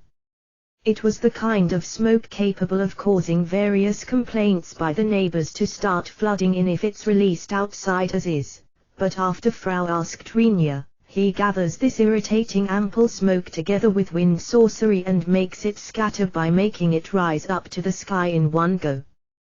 With that, the problem was cleared. There was nothing Frau herself couldn't deal with if it's about simple wind sorcery, but she lacked the ability to eject this smoke up to a height where it won't harm other people. And so it has turned into a situation where it's indispensable for Renia to always be next to Frau during her work progress. What the heck are the contents of that? Renia, poison glands of large scorpions. No. Frau, opening the jar's lid, Frau throws its contents straight away into the iron pot. What emerged from inside was a lump looking like pitch-black dyed intestines. That's poison, isn't it? Renia, yes, it's poison. Nano. Frau, I know I have placed the request, but will that be all right? Renia, the iron pot, which contains something like a black liquid and clod-like objects, begins to give off an even denser smoke. Renia condenses it all together and scatters it after launching it to quite the altitude. During that work progress, a message appeared in Renia's field of vision. Information, appraisal skill poison smoke LV3, hey, Frau. LV.3 poison, what kind of poison is that? Renia, it's a gentle poison. Nano. It's possible to counteract it with intermediate applied magic *. No. Frau, T/N, still struggling how to finally call it. It's of the same system as the judgment thingy used to check whether one's lying, but the author never gives a clear classification of the various magic systems used. Huatsu, isn't that at a level where it's already unmanageable by elementary applied magic if spilt? Renia wonders. At the same time the doubt, whether it's okay to irresponsibly dump such a thing, wells up within him. However, for Renia it's necessary to discharge that smoke somewhere even if he felt doubts about it. Also, the knowledge and skill to change it into something harmless aren't in Renia's hands. Did she notice Renia having a complicated expression in front of the lump of smoke, which was locked up after gathering it with the wind? Frau said, without resting the hand which is stirring the iron pot, even if you don't worry about it, it will become harmless after deteriorating for around 1 day once it gets in contact with the atmosphere. No. Frau, I see. Renia, even so, in order to not harm someone by mistake, he decided to launch it up to a height where it can't be properly seen anymore. Master, if you are surprised by that level of poison, you won't be able to use something like the poison I'm currently making. No. Frau, will it have such harsh efficiency? Renia, Frau, placing her right hand on her chin and while grasping the stick, with which she is stirring the contents of the iron pot, she continues her work of turning it around so that the contents won't get burned or stuck. Before long Frau, who pondered a bit, mentions something frightening. If it's about level, it will become LV9. It's a level where detoxification will fail with high probability even if you use an exclusive antidote for it. If it's applied magic, it will be inefficient in counteracting it even with high-level anti-poison applied magic. If it's an antidote like those that can be bought in shops, detoxification is absolutely impossible. No. And even with a high-level healing medicine like an unusually effective medicine or cure-all, it won't be possible to completely heal it at all. Frau, Renia felt like he heard something absurd, but the chattering Frau continues to explain indifferently as if it's something trivial. The effect is mostly permanent. Nano. If the target was once affected, even healing featured by high-level applied magic will be impossible. By the way, the pharmacists who can make this level of poison can be counted on one hand even if you talk about the vast continent. No. Frau, why can you make that, Frau? Renia tries to throw the question, which appears just naturally, at her.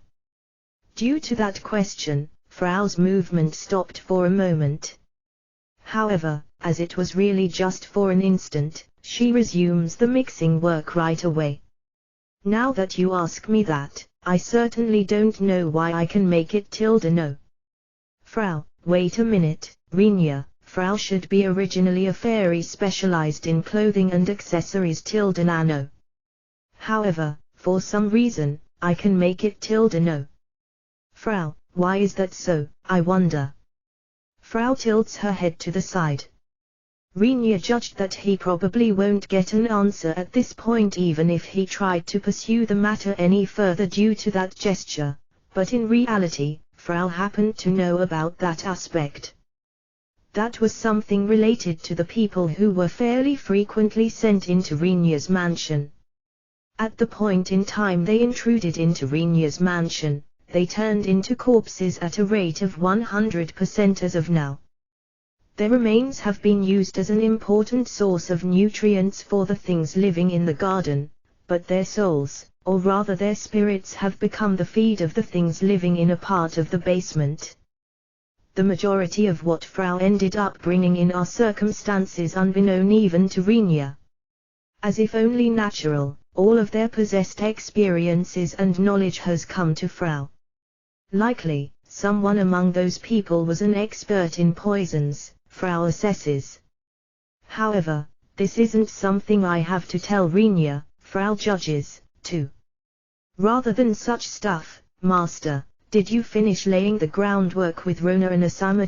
No. Frau, well, pretty much. I asked her to cooperate with us after explaining that it's concerning Shin's chastity. Renia, that's straightforward. No. Frau, if it's related to this time's matter, Rona's cooperation was essential no matter what. To begin with just Renia, Emil and Frau, they won't be able to create an argument for the upper ranks of Trident Principality. They can't obtain the time and date of departing to the Holy City and the detailed information of the route either. Considering it from the side of Trident Principality, she is the first princess albeit having no succession rights. They cannot help being anxious that she will be attacked for that reason if it's leaked to thieves in case things go wrong. Thus, that information was concealed to quite a degree. Because Shin collapsed all of a sudden, it has caused an uproar in the surroundings. Rona, who was requested to cooperate, mentioned in a complaining manner once she was made to listen to the situation of a drug being administered to Shin by Renia. Even so, once she heard that Renia's action was for the sake of it not turning into a situation which Shin doesn't wish for, she agreed to cooperate without having any choice. All of it is for Shin, is why I'm ignoring it. And, believing that it can be handled one way or the other if it's you, Rinya, let me give you my information as well. Rona, saying that Rona illegally tells Rinya the details of the information she knows. Of course, that's a deed which bears the danger of being charged with a serious crime if exposed. Rinya said that he has the intention to kidnap Shin as well as Rona and then to escape to the vicinity of the Elven country if it ends up getting exposed. The departure was postponed due to her bad physical condition. However, it was decided that we will depart early in the morning 3 days later instead of today. Rona, what if Shin's physical condition still hasn't recovered? Rinya, the official stance is that it's wrong to keep Hero Summer waiting any longer. The real attention is that it probably doesn't matter whether her consciousness is ambiguous due to her bad physical condition, as it will be fine as long as she can lie down on a bed. There apparently was support for such heresy. Rona, who came to report the new information, told them while grinding her teeth out of vexation, but that was the second day after Shin collapsed. Rinya frowns due to such excessive motive. Certainly, as it's their aim, it probably doesn't matter whether the person herself is conscious or not, but you can't argue that it's not related to whether her physical condition is good or bad. However, aren't they going beyond the level of sleazebags too much? Rinya ends up wondering. There are fools among nobles. With just the feeding of Shin to the hero being delayed, they start talking about stuff like the hero's impression likely becoming worse. Even Her Majesty, the Archduchess, couldn't restrain those opinions. Rona, due to Rona having glazed eyes as her rage goes beyond making a full turn, Rinya taps her shoulder and tells her just list the names of those idiots afterwards. Rinya continued questioning Rona, who apparently restrained her anger somewhat thanks to his words. Even if they say that a one-way trip to the holy city takes about 1 month, right? Rinya, yes, but since it's impossible to talk in such easygoing way, a magic ship will be used to go by flight. Rona, what's that? Rinya tries to ask Rona about the details of the word he heard for the first time, but Rona shook her head hurriedly. I don't know the details about it either. It's a ship that travels on land and moves with sorcery. That's all I know. Rinya didn't comprehend that explanation at all, but deciding to not bother about the details, he only thinks it's probably a way to go to the holy city while moving at high speed. How much time does that ship require to get to the holy city? Rinya, 2 days, it seems. Since I never boarded it either, it's difficult for me to ascertain whether it's the truth or not. Rona, if it's the truth, that's a vehicle with quite the speed. Moreover, it's probably something quite big, Rinya guessed. No matter how much they say that their objective is to present Shin to the hero, they shouldn't do something like sending a princess to the holy city by herself. As there naturally should be a proper scale of attendance attached to her, there won't be any meaning without a movement method that can deliver all of them at once. It's fine if there's a gap for me to smuggle in, but, in the worst case I have no other choice but to use another route. Rinya, it's one troublesome matter after the other, Rinya breathed out very deeply. That, which came to a halt in the outskirts of the city of Kukrika, was on time 3 days later after Rona told Rinya the date and time of the departure. As it's something that can't be seen often, the inhabitants of the city ignore their own jobs and gather to watch it. With the opening of street stalls aiming for the curious onlookers who assembled, its surroundings have suddenly been plunged into an excessively merry state. Rinya, who doesn't like noisiness much, stood at a slightly separate place of that whirlpool of clamoring and gazed at its appearance from atop a building's roof. If described in a brief comment, it was a boorish mass of metal. As for its shape, it appears to be similar to the snails of his previous world. Its size is roughly 100 meters in overall length going by Rinya's eye measurement. There are no wheels attached to it. Regarding the information related to this, Emil taught Rinya the details excessively. Its fuel is magic gems. Consuming a mountain of those, it's apparently advancing with its main body floating slightly above the ground in order to travel no matter how bad the road might be. Simultaneously it's proceeding forward by gushing out wind with an intense force through the propeller that has been installed at the rear of its main body. Course changes are carried out by using small propellers which are set up all over its main body.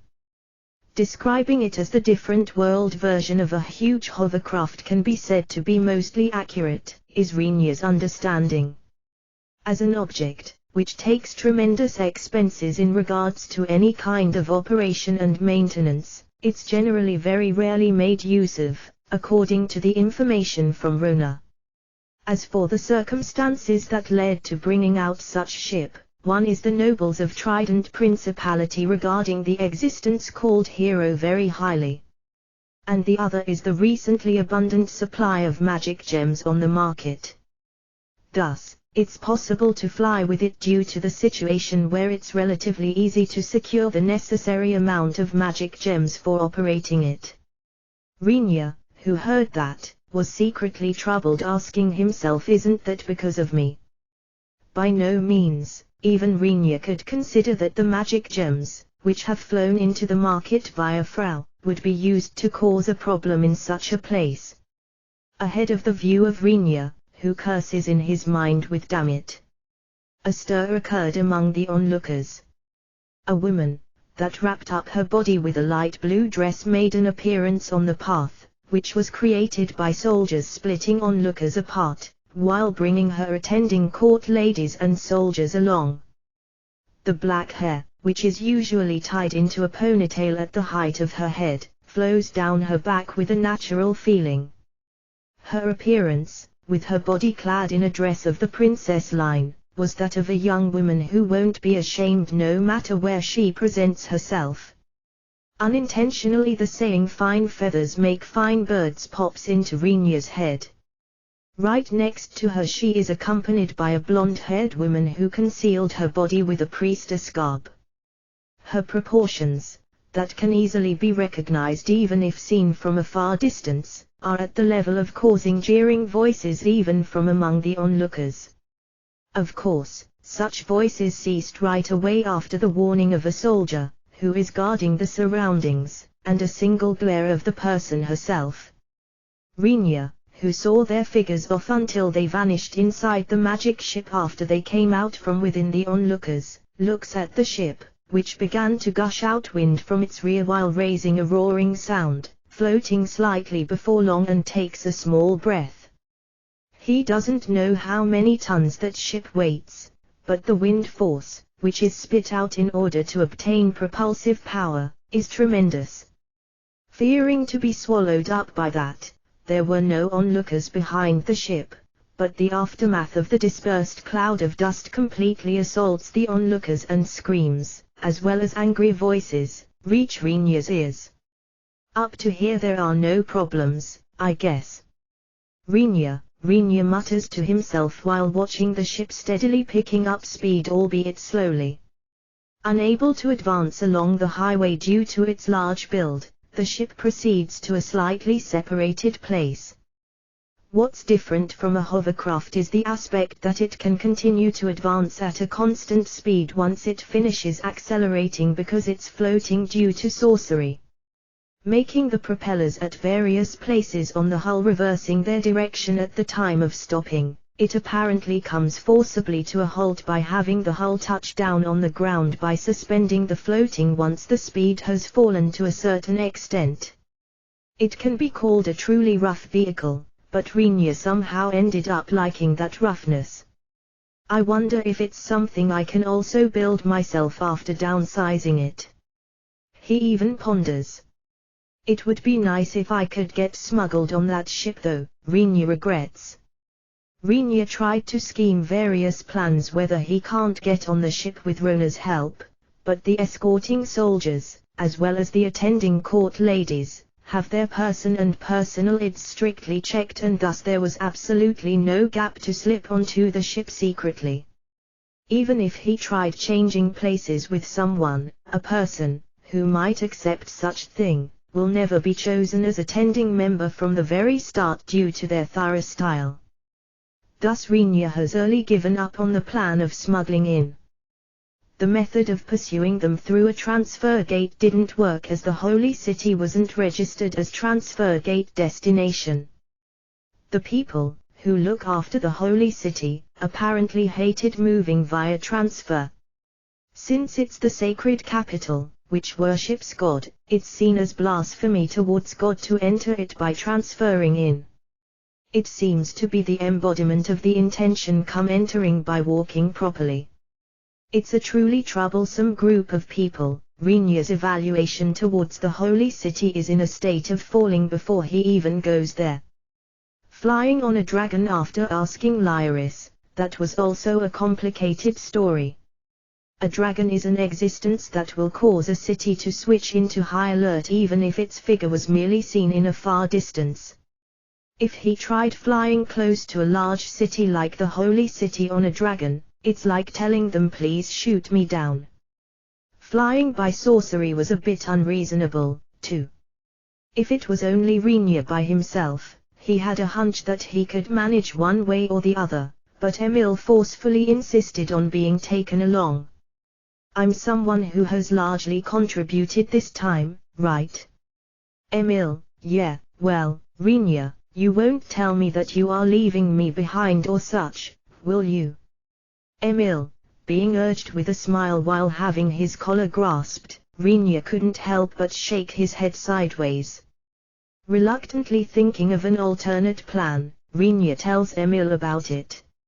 If she were to tell him that it's impossible, Rinya planned to say to her that she should give up on coming along then, but due to the knowledge of Rinya, who conveyed it with a feeling that could be called vague, Emil got into it with a terrifying force. What Rinya explained to Emil is the existence of a 2 and 4 cycling piston structure and something like an engine that used those. In addition, a suspension to reduce the vibrations and something like a transmission that made use of gears. Presenting that, which is slightly fragmentary in his knowledge, to Emil, Rinya explained it with a feeling at the level of it being possible to build something called a car once those parts were combined. But, after repeating various trials and errors while taking one night to integrate those, Emil took out a large amount of materials from Rinya's workshop and ended up adopting her ideas into a single work in one day. Carrying its construction out at the same time of the troublesome item creation, which was originally requested by Rinya, Rinya couldn't form any words due to his shock at the time he saw the completed work. The detailed mechanism was gibberish even for Rinya, who provided the inspiration, but the parts, which he could somehow understand from the words of Emil, who explained proudly, are the framework, which has been made out of an alloy of mithril and steel and has been covered by wyvern leather, and the fuel being magic gems. As for the principle, using gears as an intermediary through a crank axis at the engine, which operates via compressed air that uses wind sorcery, it travels by conveying the movement to the tires, which used twined wyvern wing membranes as a substitute for gum. As brazen four-wheel drive, and because it has furthermore a suspension equipped, it apparently possesses a performance that makes it possible to travel ignoring the road state. Being able to carry out the speed adjustment by switching gears with a single operation lever from the driver's seat, it's even capable of going backwards. That driver's seat is fully equipped with even a handbrake in addition to foot levers for braking and accelerating. Boasting a theoretical upper limit of 300 horsepower with 4 people on board, it was the birth of a different world automobile that might be called perfect. It has golem control via alchemy and a combination of implementation techniques, Emil says, but Rinya wasn't able to understand at all what it will be able to do if it has such things. At this time Rinya felt like he was made to realize the demon's dreadfulness for the first time. That car was currently stopped next to the building which Rinya has climbed. In the driver's seat Emil is sitting with her usual tube-top bra, hot pants and coat. The intake holes, which have been installed at the car's body, are thunderously sucking up air and the car is in a state where it can depart at any time. Rinya, how long are you going to see them off? Shouldn't we depart soon? Emil, going by the tone of her voice, Emil apparently can't wait to depart any longer.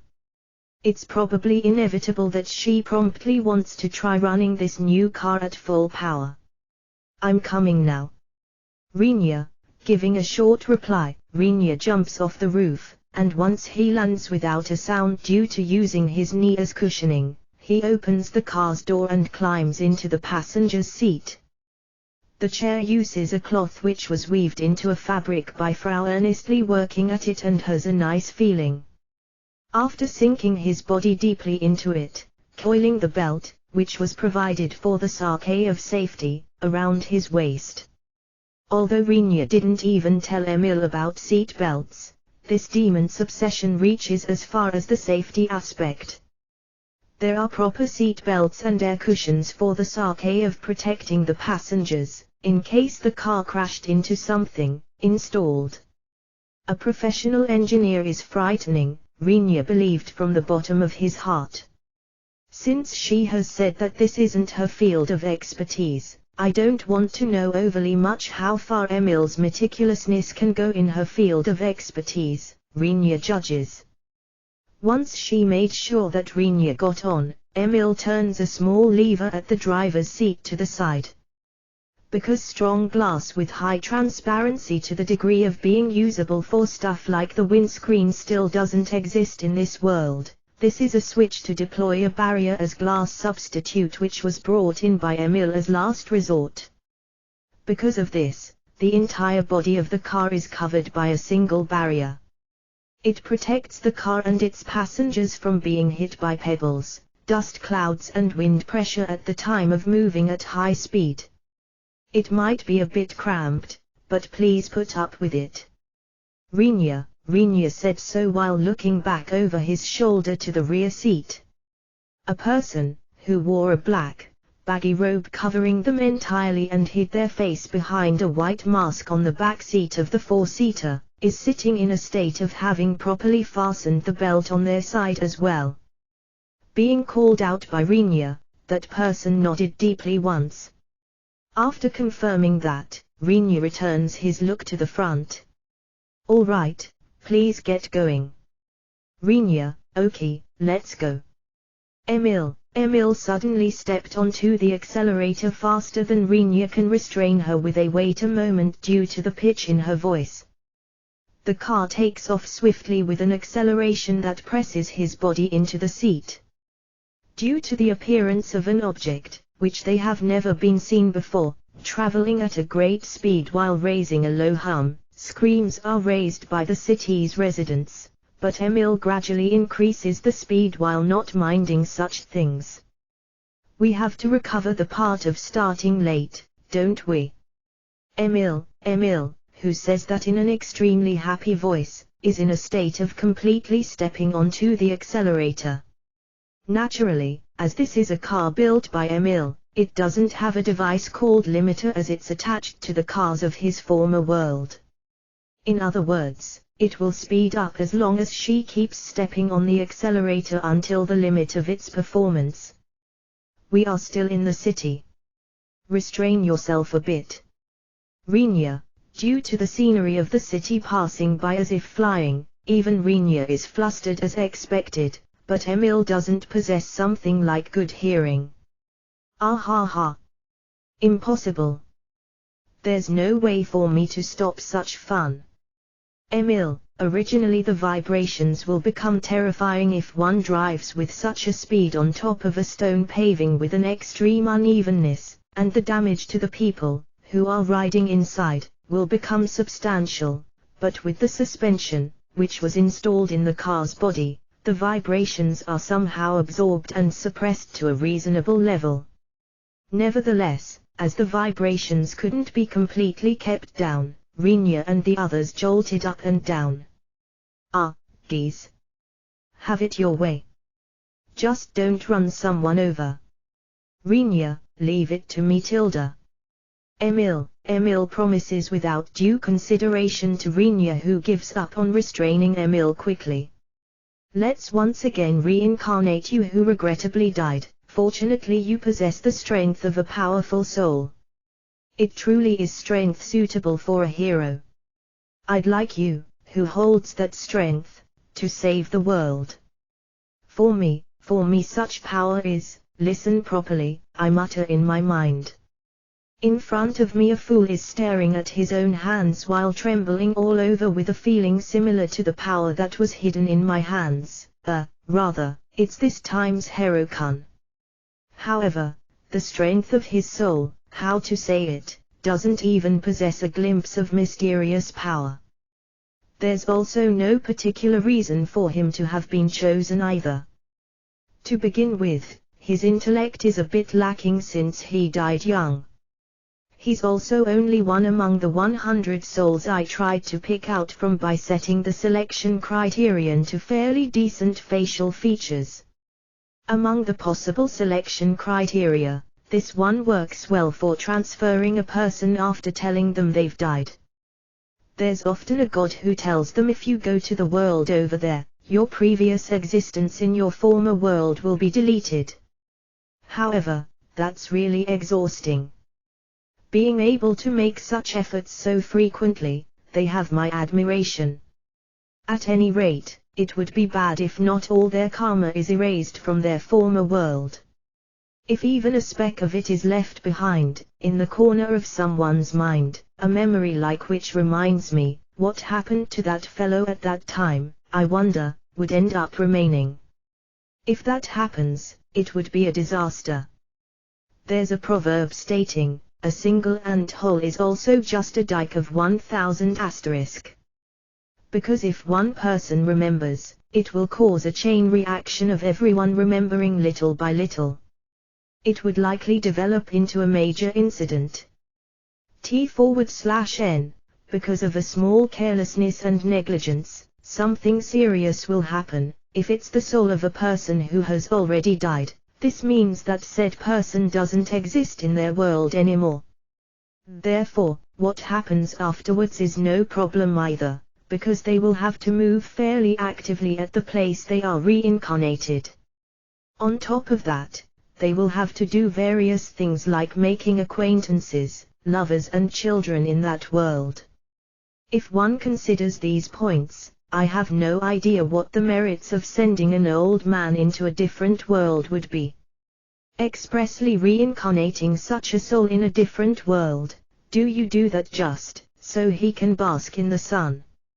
If there was a being doing something like that, wouldn't that being be a big idiot, I wonder? All of a sudden, I had a feeling as if something just now traveled down my spine, but I guess it's my imagination. Putting that aside, currently Hero-kun, who is trembling out of excitement in front of my eyes, is important. He's slightly dim-witted, or to put it in other words, it's fine to call him quite the idiot. But if he was too smart, he would see through my plan or make unpredictable demands. Sometimes those called humans outwit even us who are beings that are called gods. There's even a religion where it's described that they ate the fruit of wisdom after being lured by a snake in ancient times, but as a single individual I fully want to agree with that. Regarding the matter of retaining the facial features at his last moments, I don't feel like there's even a need to explain. Not a chance. If Hiro-san had a face as if it was crushed after being run over and moreover looked like a toad. No way. Who would be able to regard such person as brave? He likely wouldn't be approached by someone acting as a heroine. The heck, he wouldn't even be able to make friends he can rely on either. Humans prattling bullshit such as the heart is more important than the outward appearance while looking like they were sent flying somewhere with their loose teeth are doing that just for their own convenience. In the end, first impressions are determined by one's face. Besides, since I myself have to add gifts and skills, the so-called cheats, to that person afterwards, I would be reluctant to do so if the other party had a face as if it was cut in three and had parts of orcs, goblins and slimes added to it. It would be unpleasant for me, right? However, if I had limited the beauty factor too much I wouldn't have been able to gather as many souls this time. That's because beauty in itself is actually a fairly rare skill. Thus, reasonable beauty is enough. Currently, the world to which you are heading is living in fear of the shadow of a wicked demon king.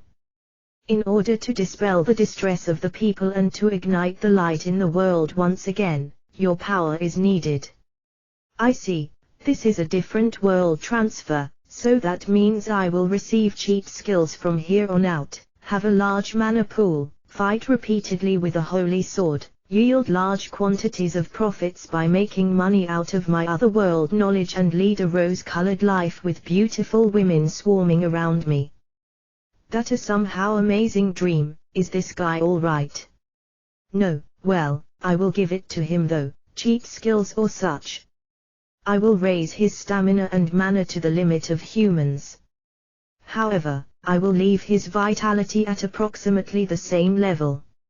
Also, as for holy swords, if I remember correctly there should be many of those since they were used by previous heroes and then left behind over there. However, as the one fighting will be you yourself, there won't be any meaning if you can't master the technical skills. A 3-year-old child won't be a match for an elementary schooler that's riding a bicycle, even if he's placed inside a F1 racer, but does this guy understand this? Moreover, as for profiting largely with otherworld knowledge, judging from what I've seen after lightly peeking at the contents of your head, I feel like there's no stock of knowledge that can be turned into money. So, what is this person planning to sell in order to make money? Although I felt like he's somewhat no good, let's simply proceed as it would extremely bothersome to restart the selection once again. Goddess Summer. Ha. Ah, yes. How may I help you? Hiro-kun called out to me while I was brooding. For some reason he is looking this way with sparkling eyes. I wonder just what the hell happened. A hero is popular with women, right? That is, I expect that you will receive gratitude from very many people. What is he talking about all of a sudden, this Hiro-kun? Maybe that kind of desire is strong in him. If he properly does the things he has to do, I don't particularly care. However, how to build a harem or a garden of roses in our world isn't something that I know about. Then. Ha.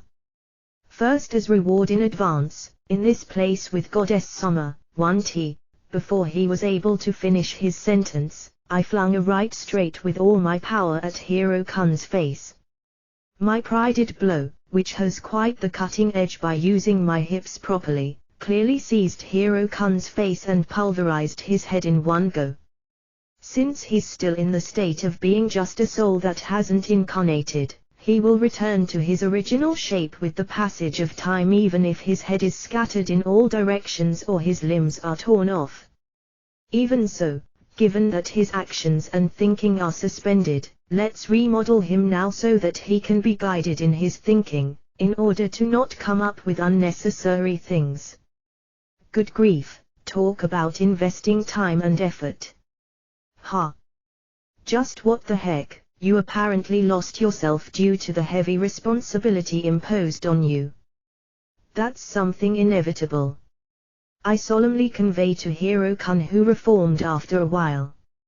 Rather than that, as you will enter the world as a hero, I think that you want to be granted blessings by me. Finally, I will be given cheat skills. Hiro-kun is delighted and his eyes sparkle due to my words. However, does he understand, I wonder? In the beginning I told you that you have the power of a strong soul. That in itself is enough power in order to be called a hero. So, why do I have to deliberately grant further blessings of a goddess to Hiro-kun who should already possess such power? If one thinks about it for a bit they will realize that it's strange, though the majority don't notice it. Maybe he conveniently understands it as something that's necessary for him to display his innate power. In reality, I have to grant at least a few blessings onto him, as he is an existence that would otherwise quickly end up dying. First, swordsmanship, as power for the sake of fighting. Then, the highest levels of the sorcery and magic * skills for all attributes. And different world language, which is necessary to lead a life in the different world. And then, let's raise your stamina and mana to the limit. T/N, Huatsu kind of tricky to find a good word for it. It's not the usual meaning of magic as used in the West but more the Chinese understanding along the line of distic thoughts, for example alchemistic pills etc. Goddess Summer. I would be happy if I could make slaves though. I, who firmly endured wanting to say, this lowlife, was successful at facing him with a somewhat forced smile. Even though I have been telling him that I want him to save the world, he wants to make slaves. Just what's inside that head of his? I also have the feeling that it's pointless even if I mention it. In the first place, the slogan of saving that world in itself is a lie. Got it, let's grant you the skill of slave creation, as well. It will be troublesome if he can bend their will even if they decline. As expected, the skill being used limitlessly without any restriction will be problematic, thus I will secretly add the condition that it will only show its effect if the other party consents. As for weapons, since there are items called holy swords in this world, it will be alright if you use those. They can't be used by anyone but those possessing the hero skill, which is your inherent skill. That's the truth. On each of these hero events, which have happened several times until now, I allowed the heroes to keep weapons, named holy swords, that possess broken skills, but since the weapon itself was always left behind once the hero died, holy swords are actually quite common over there. However, since they are nothing more than sturdier and heavier weapons, for someone who doesn't possess the hero skill they have no practical use. In my eyes they are items which don't leave the region of oversized garbage, but royalty and the priests over there seem to be extremely happily collecting them. What about armor? Now that he mentions it, I wonder why there's no holy shield or holy armor even though there are holy swords. I try to remember, but I can't think of any specific reason. I believe it's because a good offense is the best defense, or it's just too bothersome to create them. Let's see, it's fine for you to use things that already exist, but let me give you armor growth as well. You will have to gather the raw materials by yourself though. Since I hate the fact that the things I create take time and effort, let's have him make it by himself. It's a lovely skill that allows one to make armor with a single action, without doing something bothersome such as blacksmithing. Contrary to my expectations that he will be pleased with it, this hero dissed it in an outrageous manner. Its usability is bad. I swallowed down the words "I will beat you to death" since Hiro-kun looked like he wanted to say that it's a really troublesome skill. I'd like someone to praise me for somehow bearing it, with only the area around my cheeks cramping for an instant. It looks like both of us think that it's too troublesome. Well, since you will have to defeat monsters and such in order to raise your level, it will be fine as I feel that you will gather the raw materials on the way. What else can I get you? I'd like to think that it's no crime for me to have really considered for a moment whether to turn this guy down and transfer someone else. Rather, I hoped he would die to a critical hit from a goblin or slime around the first town, but since that would then result in me losing the game with that creepy demon supervisor, I'll have him duke it out with the Demon King. I'll just limit myself to just putting a curse on him. Ah, that's no good. I ended up attaching the supervisor curse on him. It's a simple curse that lets one fail things that anyone else does successfully, so to speak. It's something that causes an enforced fumbling, but since it's impossible to take it back now, let's have him deal with it as is. It might become a great source of joke material after all. Oh hero, greed is no virtue. Rather than that, for the sake of saving the troubled people quickly, since you are telling me to save the world, it's only fair to give me at least this much service, right? You have to go. Losing your ego inside the circle of reincarnation will just turn you into a different kind of living being, is what I want to tell him, but I will endure it with a goddess-like smile. Then, O hero, what kind of skills do you desire? I shall grant you only 2. However, please acknowledge that it's impossible to grant you a request that will disturb the world's balance too much, for I am who maintains this world. Just 2. I'm sorry, but this body is one that preserves the world and thus I cannot afford to spare too much energy on it. Guess it can't be helped then, I will tolerate only having 2. You have quite the guts to confront a goddess with an arrogant attitude. Let's pray that the Demon King makes this guy suffer nicely. First, I'd like to have an enhancement in that specific area of night activities. Got it?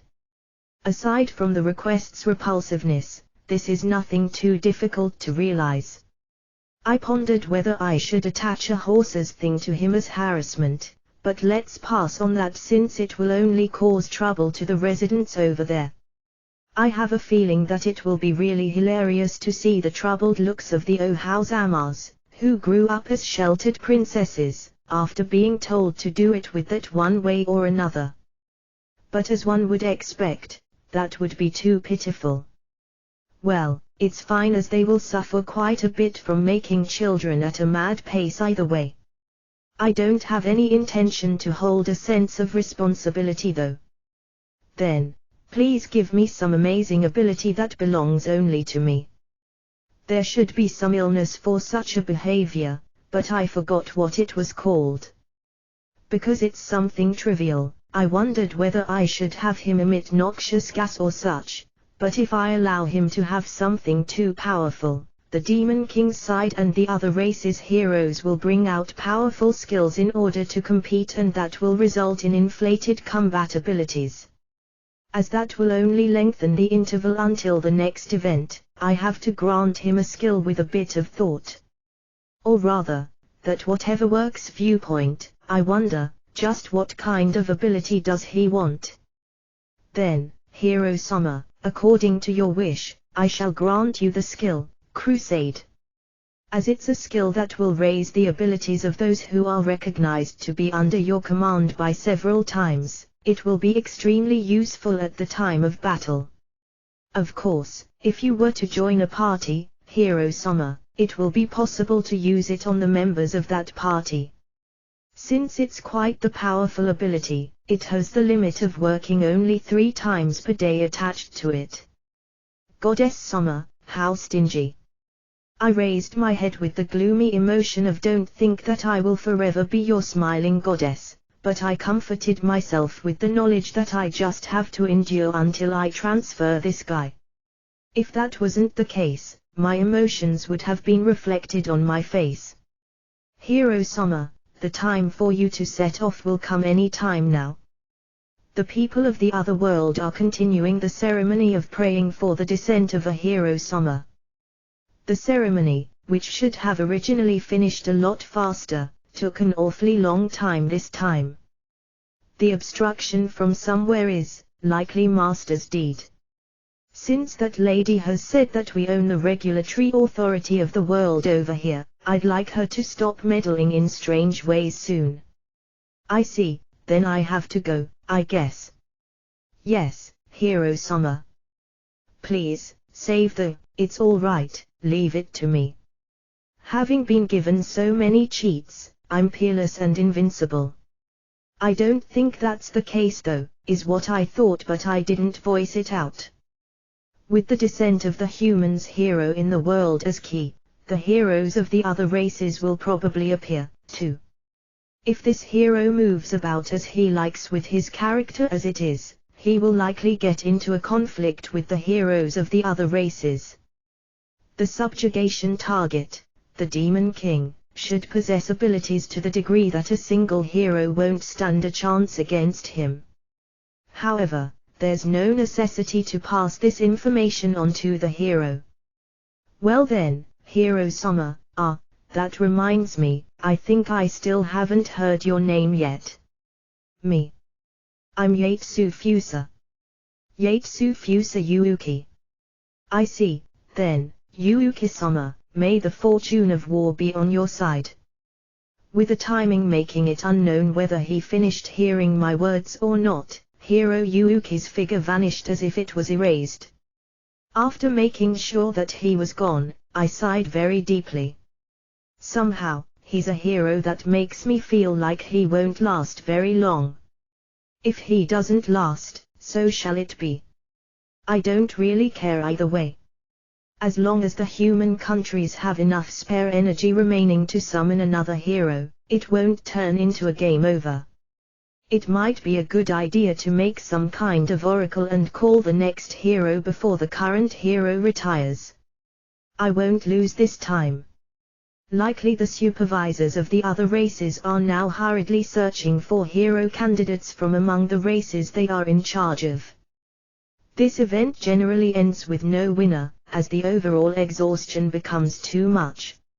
Afterwards we will be given a rank by assigning evaluation points, but this time I have to win no matter what. I reaffirmed my determination by firmly clenching my fists inside the space where only I exist. Starting from the conclusion, Rinya's party took a mere 12 hours to arrive after their departure. With almost no breaks along the way, they flat out forced their travel after the sun went down with magic lights. En route, they easily overtook the magic ship that went ahead. The magic ship, which proceeded by floating a bit above the ground, can adjust the direction it's traveling by slightly using its propellers after accelerating once. Thus its advance is actually quite calm, but that won't work for the car containing Rinya's group. The mysterious object roared loudly with a speed which overwhelmingly exceeds that of the magic ship, blowing up a cloud of dust with its wheels. As a result, the soldiers apparently strengthened their alertness on the magic ship's side, and it turned into a situation where they aimed the ship's armaments installed on the ship's exterior at Rinya and the others. However, ignoring those completely, Emil made the wheels drift and spin in the direction of the ship's movement as much as she liked, and in the end, passed the magic ship by going full throttle on the accelerator. Thus, after Emil indulged to her heart's content in the provoking action of hurling the risen-up cloud of dust at the magic ship, the soldiers on the magic ship's side had no other choice but to dumbfoundedly see the mysterious object off, leaving the magic ship in a lurch with the laughter echoing back to them. Of course Emil ended up getting plentifully scolded by Rinya while having her head grabbed in a vice-like iron claw afterwards. Incidentally, their travel created a situation of several reports reaching the guild about a monster as yet unknown that roars loudly while shining brightly, but the people in question had no way of knowing about that. As for the check at the national border, they avoided that by making a large detour. Of course, that's obviously a criminal act, but they had no other choice, since Rinya thought that it would be bad if they left behind any kind of records that they passed the border. The alibi for the time they are absent from the city of Kukrika has been entrusted to Frau. Unlike the magic ship that can't travel on anything but level ground due to its large size, Renya's group's car was capable of driving even on fairly bad roads with many bumps as long as the wheels could touch the ground. However, the worse the road got, the more the frame's shaking intensified. Renya was barely able to endure it, but the masked person sitting in the rear seat was tormented by a terrible car sickness. It resulted in a state of them gasping for air when they finally arrived in the holy city. As expected, it's impossible to enter the holy city while driving the car, Renya thought. They got off the car quite a distance away from the holy city and approached on foot. Renya stored the car in his inventory. Renya was worried whether it would fit since it was fairly big, but him being able to easily store it by using 2 inventory slots, made him surprised all the more.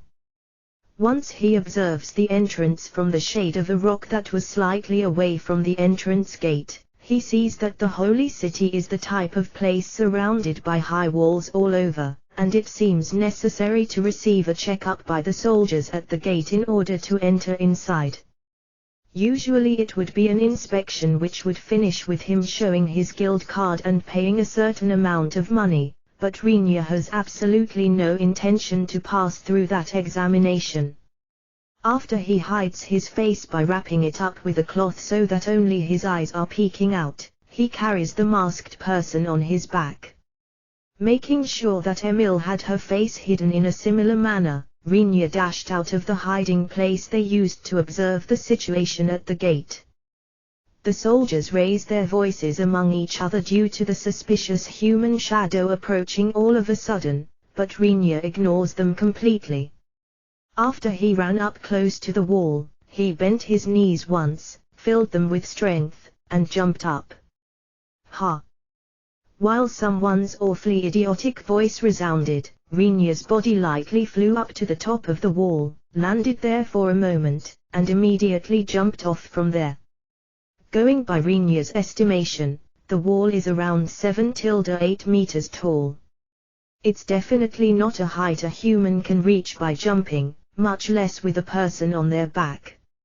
Even so, after coming to this different world and being well aware that his common sense is way off in various ways, Renya had a feeling that it's somehow possible for him. Since he boosted his momentum with wind magic as support, he didn't have any doubt that he would be able to jump up. That is, however, definitely not the same for the soldiers guarding the gate. Unable to understand the event taking place in front of their eyes, moreover, not willing to accept it as reality, they easily fell into a state of being unable to think. Their thinking restarted a while after Renya jumped off the wall and vanished into the city. All of those who ended up seeing that looked at each other, and asked with just their eyes whether what happened in front of them was reality or a daydream. One of them let his feelings show by mumbling, "I'm sure I just saw a bad dream, didn't I?" Taking that line as a trigger for some reason, the soldiers returned to their posts again as if nothing happened. At the same time, voices were raised by the travelers who happened to be present, but the soldiers completely ignored these and tried not to pay attention to them. It's a safe bet the root of their behavior was founded in their fear, not wanting to get involved with a monster that can overtake a wall with such a height. It is a digression, but Emil easily jumped over the wall using her own abilities, without landing once like Renya or using magic as support. One can say being burdened with the weight of only one person is the difference, but it's also a fact that proves the high physical ability of demons. Having jumped over the wall, Renya immediately removes the cloth covering his face and stores it in his inventory. He continues to run undercover without stopping his feet. Renya-kun, although we managed to get away from the gate in this course of events, what do you plan to do from now on? Emil, as Renya tries to get away from the gate and wall at high speed for the time being, Emil, who runs next to him without falling behind at all, asks him that. First we look for an inn, I guess. Rinya, no matter what we do after this, first, I have to lower the person on my back at some quiet place, Rinya judges. After the severe car sickness, on top of being forced to walk for quite a long distance, and put up with the series of absurd maneuvers while escaping the gate, that person is leaning against Rinya's back completely limp. I wonder whether we can find an inn, that is. Emil, as they avoided the checkpoint and the holy city's gate, Rinya's group currently has no means to prove their own identity. I think somewhere there will be an inn where we can stay at, as long as we fork over the money to do so, but the problem is, Rinya muttered those words as he stopped in an alley with no people. I'm completely unfamiliar with this city, I guess. Rinya, it's the first time for me as well, to come to the holy city. Emil, if it's an inn, probably, in that direction. The masked person, who leaned on Rinya's back, pointed in a direction with a slightly trembling finger, but Rinya shook his head right away. In case of regular inns, they will always demand identification papers, won't they? Rinya, then. A place with little pedestrian traffic, right? Where's a place that looks like a slum? There must be one in the holy city as well, right? Rinya, from the beginning, Rinya doesn't believe in the existence of a world without a single shadow, where God's power shines widely even unto the lower classes. If there's light, there will always be a shadow somewhere. And, the stronger that light becomes, the deeper the shadows grow. There are 3 gates in the holy city, east, south and west, but there's no gate in the north. No matter from where you look at the city, there's an elegant castle in its center. With that playing a central role, the locations close to the center are flourishing places, Rinya assesses. In that case, the slum-like places are surely situated at parts of the city's outer circumferences, but this time these sections are close to the gates, with their intense traffic of people coming and going. If the slums are the first thing people entering the holy city see, it will give the city a really bad reputation. For that reason they didn't build a gate in the north, gathering such people along the northern wall. I see, close to the northern wall, eh? Once they knew the location, it was no trouble for Rinya and Emil to go there. Even if they don't know the way, it doesn't matter as long as they move along the roofs. The 2 easily jumped over the protective wall surrounding the city after all. Climbing on the roof of a building was easy. Of course, the masked person remained on Rinya's back as is. Once they go up on top of a roof from the deserted alley, they attract the attention of some people. However, the very low number of residents that noticed Rinya's group didn't report them as suspicious characters to the gods, even if they called out to Rinya and the others. The reason for that is that Rinya's group's moving speed was far too fast. At the time they wondered whether something was there or not, they couldn't see them anymore. Moreover, Rinya's group makes almost no sound. Due to the 2's footsteps being silent even as they jump from one roof to the other, those who were able to guess that it was likely people running there, closed their mouths while pretending not having seen anything. The bodily movements of those 2 had deviated from common sense to such an extent. Emil, who was running behind Rinya, harbored such thoughts as well. Not only can he still run atop the roofs keeping his body's balance while carrying a person on his back, but he doesn't cause any sounds at the time of jumping and landing either. Even from the point of view of Emil, who's a demon, Rinya's movements are abnormal. Emil wondered whether he is wearing some very special boots, but no matter how she looks at them, those are nothing more but ordinary boots. The way of using his knees and ankles. I think. Emil, using it as an actual reference, Emil tries to imitate him while following his movements with her eyes. While she's doing that, the two quickly arrive at the northern part of the holy city. Jumping off the roof and landing on the ground, Rinya surveys the surroundings around him. Buildings similar to ruins, and objects that can't be called buildings are lining up in this city block, which is completely surrounded by tall buildings as if to hide it from sight. It was a place with the stench of garbage and decaying flesh lingering in the air. At the roadside, there are small figures of people that wore rags, and old people lying directly on the ground while exposing their thin, decaying limbs. There are also women who tempt clients by exposing their unhealthy-looking skin as much as possible. Furthermore, there are ruffians with bad looks, who covered their bodies in misappropriated armors with leather or supplemented by metal plates. In their hands, they are tightly grasping a great variety of drawn weapons, likely sullied with a considerable large amount of blood no matter how you look at them. The masked person on Rinya's back reflexively fills their hands with strength and grabs Rinya's shoulders. Speaking of Rinya, he sighs with a somewhat disgusted mood, due to his impression that they are really too blatant. Emil next to him continues to stare at Rinya's movements while smiling as if there's something funny about it. "Oi, you guys, didn't you come down from above just now?" One man from the group of bad-looking men starts to talk to Rinya. He's a middle-aged man who had small swords hanging on both sides of his leather armor, and hid one of his eyes behind an eye patch. His unkempt, ruffled hair is filthy and oily, and he stinks with a bad stench if you just get close to him. "We didn't know the way, so we got here from above." It didn't seem like the man understood Rinya's words about getting here from above, but even the man was apparently capable of understanding the part about not knowing the way. "Outsiders.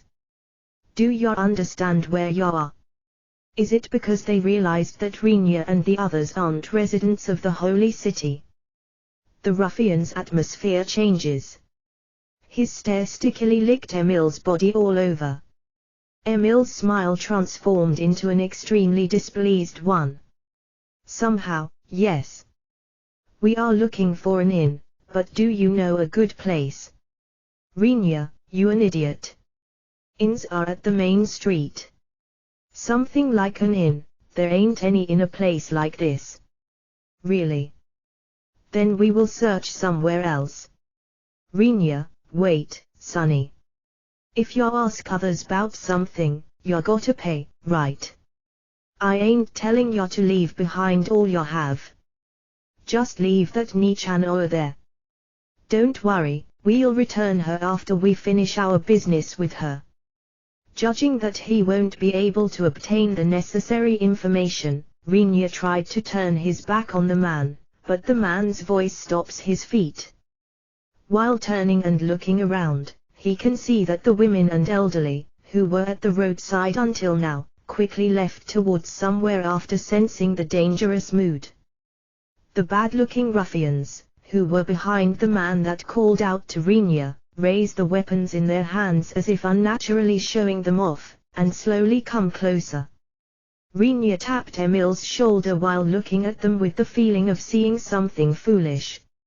"Emil, it looks like they are asking for you." "Rinya," those words of Rinya were a permission for Emil.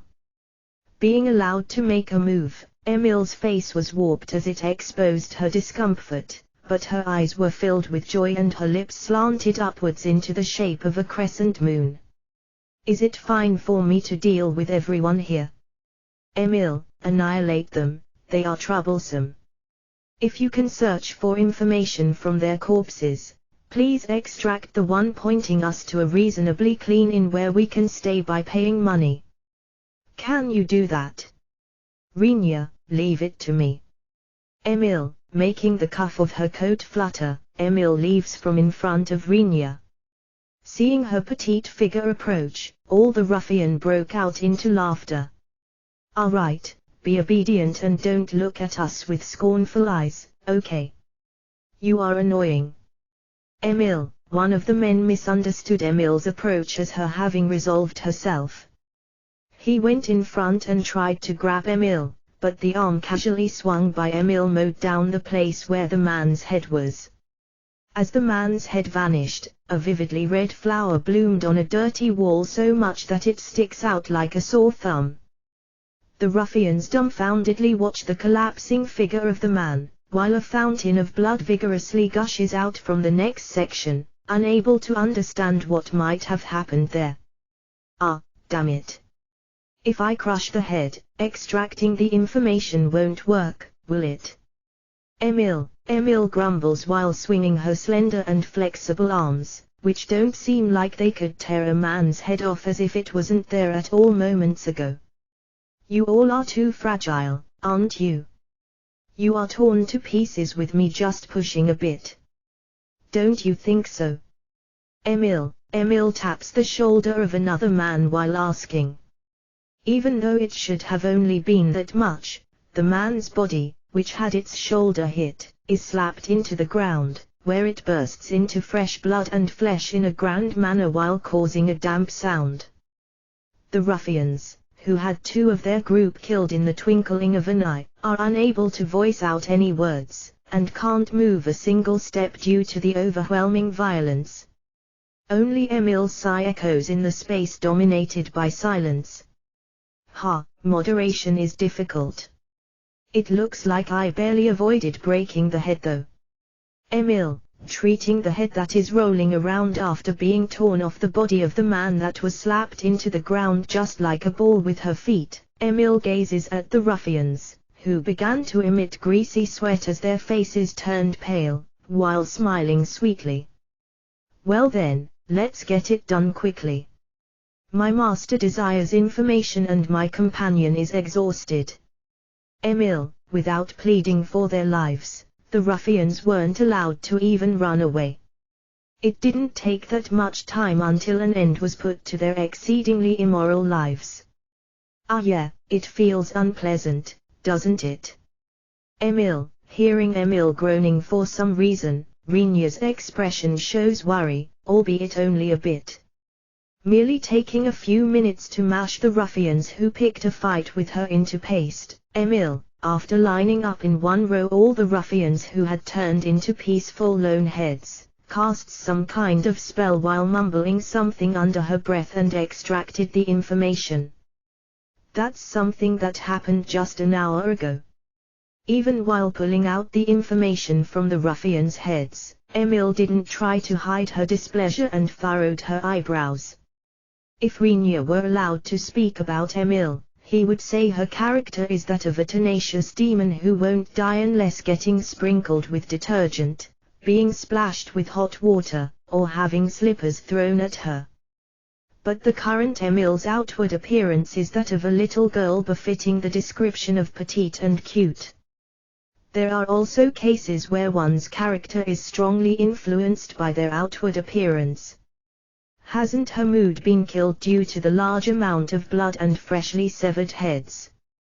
Rinya was concerned. Are you okay? If you feel unwell, we can also rest a bit, Rinya. Oh, Rinya-kun, you are being kind. How unusual. Emil, once in a while that happens as well. Rinya says with a disappointed expression. Emil waved her hands lightly while laughing. It's fine, it's fine. Well, just a bit. It's because their extracted memories really were like those, Emil, those. Rinya, experiences of surrounding people, beating the hell out of them, stripping them, gang raping them, murdering them. Emil, it appears that it was something occurring every day. It looked like Emil was saying that she feels unwell because of the way she personally experienced it. It was as if being forced to watch the same events from their memories, in all kinds of different angles, since there were many ruffians. However, Rinya thinks. Didn't you do even crueler things? Emil looks extremely displeased, as she apparently guessed Rinya's thinking from his expression. Can I have you not mix up research goals with doing it for the sake of pleasure? Emil, no, well. I think in the end it's the same though. Rinya, no. Absolutely not. Is it that the mouth that spouts such ridiculous stuff? Very well, let me shut it up until you understand that it's something totally different. Emil, stop it, you idiot. Don't grab my collar and pull it to yourself. Don't get close while pursing your lips. Don't shut your eyes. Rinya, you say that, but isn't this a place for that? Emil, saying that, Emil surveys the surroundings. Currently they were in a room with a huge bed that was decorated gaudily to the extreme. In the end, they finished reviewing the memories of the ruffians who attacked them.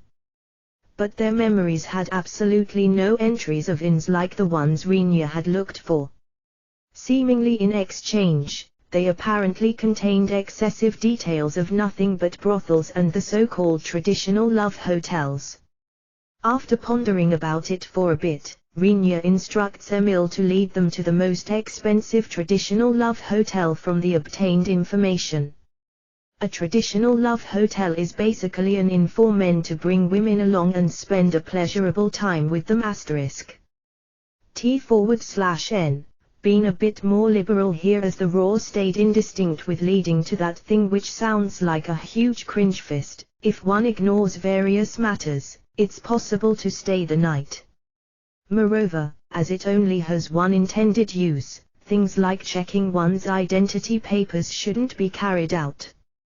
Why are there such facilities in the holy city though?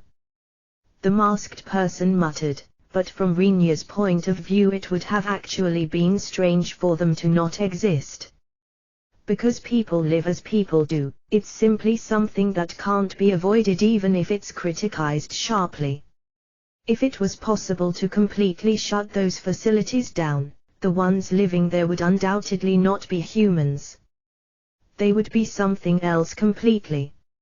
Certainly this is such an establishment, but that doesn't mean that we came here to do such things. Rinya, when Rinya declared that clearly, Emil made a terribly disappointed expression. At the time when Rinya's party arrived at the inn, the man appearing to be the inn's owner, after throwing a cold glance at Rinya and the others, said in a curt tone, 5 silver coins for 1 night. There's no meal. There's a bath, but tell me if hot water is needed. It will cost extra. Although he had a brusqueness as if he was annoyed by people, Rinya regarded that way of interacting as likable. Telling the other party only about the essential things, he doesn't pry unnecessarily. Isn't he the ideal owner of a traditional love hotel? Rinya wonders. While thinking about such things, Rinya threw down 5 gold coins in front of the owner. A slight degree of change was visible in the unsociable expression of the owner, due to Rinya suddenly paying 100 times the lodging expenses, casually. The most spacious room will do. I'd also like to have hot water. Can't I have you arrange meals as well? Rinya, due to the change on the owner's face, Rinya judged that he had a chance and shortly told him the things he requires. After pondering for a while, the owner asked Rinya as to confirm, these gold coins, are they part of the entire prepayment? Rinya nodded without changing his expression while thinking he took the bait after all. Of course. Since we will impose on you for several nights, please tell me if it's insufficient and I will pay the rest. Please hold on to it if there's some left. Rinya, once Rinya asks how about it, the owner takes the gold coins placed in front of him, takes out a bell from his pocket, and makes it lightly ring once. As if in reaction to that sound, a single female employee showed up from within the inn. She has features that don't leave much of an impact due to her plain attire. This one will attend to you. Just tell her your business. In case there isn't enough money, you will be told by her. I will prepare the best among our rooms. Is it fine with that? The power of gold coins is great after all, Rinya assesses. For the inn's owner, Rinya is an excessively good guest with good liquidity. The owner apparently decided to accept all of Rinya's requests after judging that he will likely be able to get quite the profit if he humors Rinya. That helps. Thank you. Rinya, while expressing his gratitude, Rinya adds one more gold coin. Enjoy your stay. Hearing from behind them the words of the owner, who became a bit more affable in comparison to the beginning, Rinya's group arrived at a room after being guided there. The room's furniture setup was really simple.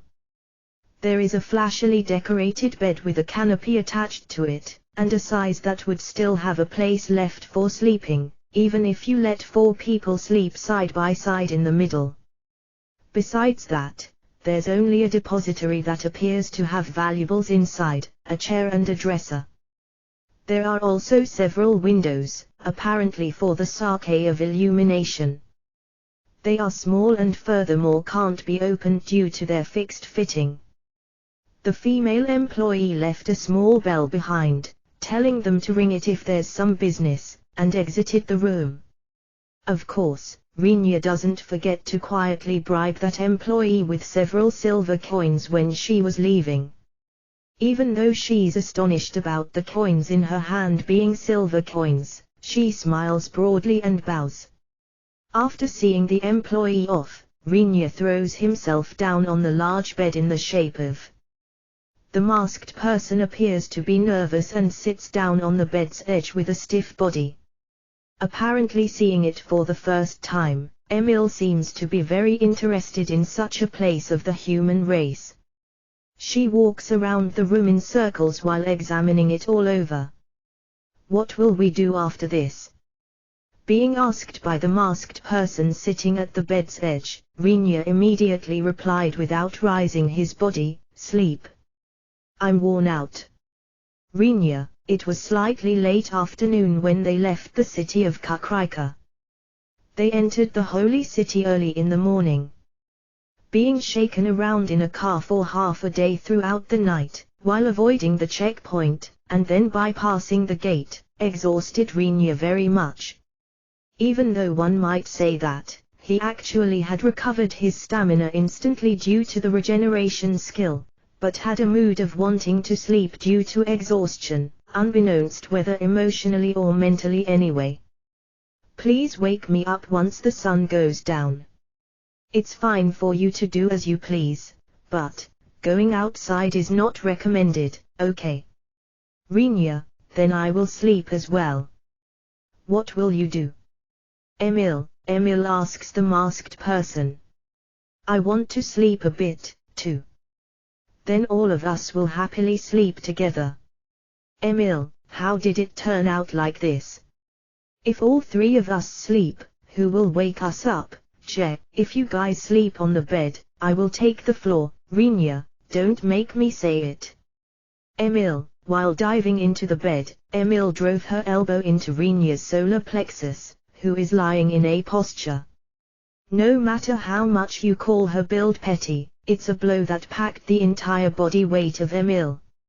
A blow into a place that, if directly attacked even under normal circumstances, blocks one's breathing. Rinya, who was unprepared as he relaxed his attention due to finally being able to sleep, ended up receiving it fully. As expected, if it was done with the full power of a demon, he likely would have fallen into a state of having several entrails torn and coughing up blood. But as Emil apparently hit him in jest, he didn't take that much damage. However, it still causes Rinya trouble to breathe, leading to agony. Taking a posture of sleeping together by clinging to the right half of the suffering Rinya, and changing Rinya's right shoulder into a pillow, Emil beckoned the masked person. Since I will be borrowing this side, you take the other. Emil, yes. Say, ing yes here, that's ro, ing, rig, height. Rinya, the masked person smoothly slips their body, unhindered, on Rinya's left side without taking off the black robe or the mask. Though it takes the form of this side gently snuggling up to Rinya, his left arm is still used as pillow. Rinya voices out his objection after painfully gasping, but he can't get either Emil or the masked person to pay any attention to him. Moreover, since both his arms are used as pillows, he has fallen into a situation where he can't move about. Okay, good night. It's all right to leave the task of waking everyone up to me. Emil, have a good night. You guys, hey, Rinya. Rinya tried to somehow extract his arms and shoulders from below the two's heads, but the masked person's side appears to be quite tired. The masked person starts to raise a small sleeping breath in almost no time. I guess they got worn out quite a bit during the forced travel, Rinya judges. Since he vaguely grasped the level of the masked person's exhaustion, Rinya gave up on moving, since it could turn out badly if he wakes them up by squirming around after they got their long-awaited rest. You are gentle, Rinya-kun. Emil, shut up, hurry up and fall asleep. I will do so as well. Rinya, due to Emil's teasing tone, Rinya shuts his eyes while judging that he should fall asleep quickly in this situation. I will sleep, but hey, what will we do after the sun goes down? Emil, once he opens his eyes and turns his face her way, after being asked that, his eyes meet with Emil's. She is staring at him as if probing Rinya's expression, while being in a state of being glued to him as she uses his shoulder as a pillow. While locking eyes with Emil, Rinya says, you guys will stay here while you eat dinner. Rinya, and you, Rinya-kun. Emil, I will, there's a place I want to go to for a bit. Rinya, where is it? Can you tell me, too? Emil, though you already know it, Rinya thinks, but it seems that Emil wants to hear it from his mouth no matter what. For an instant, Rinya considered whether he should deceive her by telling her something else, but in his mind, Rinya was confident that he most likely wouldn't be able to deceive Emil. Rather than hurting her feelings by telling her something awkward, there's less demerit in telling her the truth, I guess. Coming to that conclusion, Rinya said, I will sneak into the royal castle. Rinya, I see, for a preliminary examination of Hiro-kun, I suppose. Emil, it's said that it will take 2 days for that huge ship to travel here from Kukrika. Dushan's group will arrive around tomorrow evening, right? This is my forecast, but won't the course of events after that be, her dressing up, and then being matched up with the hero during an evening party or such? Rinya, it's also possible they will take it slow, starting from an audience on the day after, giving her rest for 1 night. But if the hero is, as the rumors say, the type who devours anything without making any difference, he probably won't be capable of waiting patiently for a woman who came to meet him, will he? Rinya ponders. If I consider that the hero wants to messily devour her as soon as possible, this forecast is the closest match Rinya was able to imagine. You might be on the right track there. So, once the evening party comes to an end, we will storm in during their pleasure time, you say?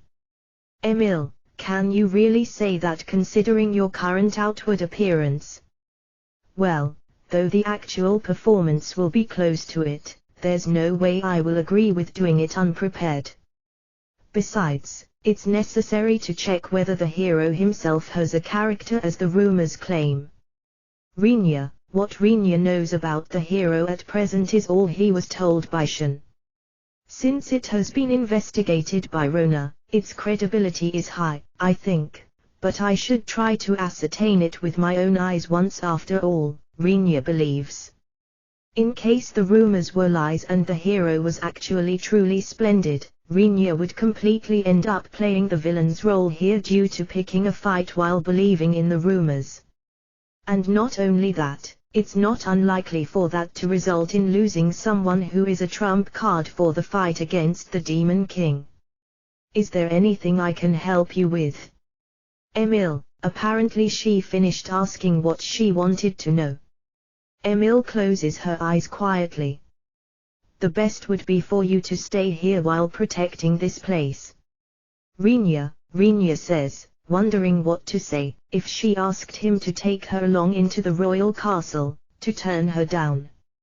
No matter how you put it, I feel slightly reluctant to trespass the royal castle of the Holy Kingdom, which can be called the heart of the human race's strongest power, while taking a demon along. However, he stopped that pointless worrying.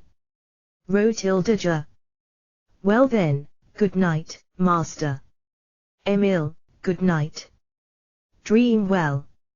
Renya, adding one more phrase, Renya closes his eyes as well. It looks like he accumulated far more fatigue than he himself expected. It didn't take that much time until Renya's consciousness succumbed to his sleepiness. Even though it's called a castle in short, it possessed a wide variety of structures depending on the purpose of each new addition, and the era they were built. Some parts were built during times of war, and were solid boorish structures meant to be used as fortresses. Other sections were built during peace times, and focused more on an elegant appearance instead of function. On top of possessing such knowledge, Renya receives a somewhat extremely mismatched impression once he sees the royal castle located in the center of this holy city. The wall surrounding the castle was built higher than the wall around the holy city, but with only one gate.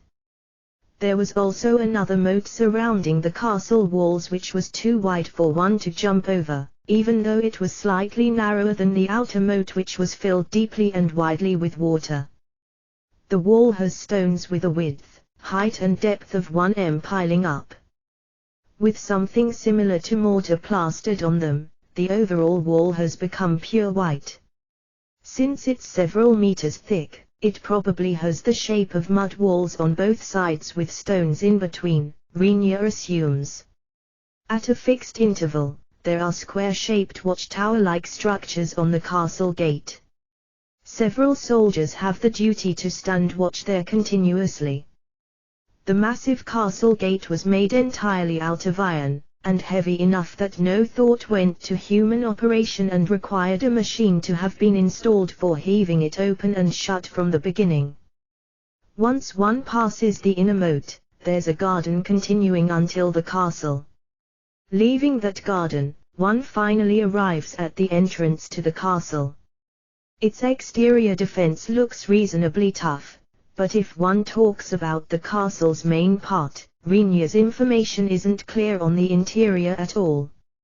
He had the impression that he must not feel like it's ignoring utility and putting emphasis on appearance in any way as long as he looks at it from the outside. Just like the castle walls, the building's walls are pure white after having been coated with something like mortar. There's no doubt about its beauty. However, there are many minarets with ambiguous usefulness standing out. Renya feels like there's exceedingly many blind spots. Furthermore, the main castle doesn't look like it possesses installations such as slits for firing arrows while defending, and places that are filled with soldiers. Additionally, soil was piled up right below the castle for some reason. It was also a mystery why the castle's base was at a slightly higher place than the castle walls. Renya worries isn't there any meaning in the castle walls, but thanks to this, it results in parts of the royal castle being visible from anywhere you look in the holy city.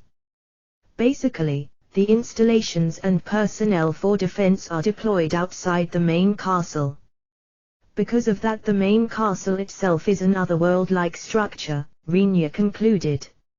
Even if trespassing is difficult to some extent, it's not impossible to get in, Renya, on top of the holy city's circumference being surrounded by a wall, the castle's circumference is surrounded by an even higher castle wall. I guess quite a cowardly king is living there, he ends up judging. The place where Rinya is currently located at is on top of the roof of a minaret which boasts the tallest height within the royal castle. Rinya, who took a nap while peacefully lining up with the other two, was properly woken up by Emil after sunset. While stifling a yawn due to his remaining drowsiness, he summoned the employee with the bell and requested the preparation of hot water and dinner for 3. After he confirmed the arrival of those, Rinya quietly left the inn. He intended to say that he's going outside to breathe some fresh air for a change of mood if he was questioned by someone, but luckily he didn't encounter anyone and left the inn. As he tried to go to the royal castle, Rinya realized he didn't know the route to get there after all. While heading to the middle of the city through guesswork as a last resort, he decided to run along the building's roofs in the same manner as the time he came to the slums. Concealing his face again with the cloth he took out from his inventory, Rinya continued running on top of a roof. As he approached the castle, Rinya saw its surroundings being protected by a high castle wall and clicked his tongue slightly.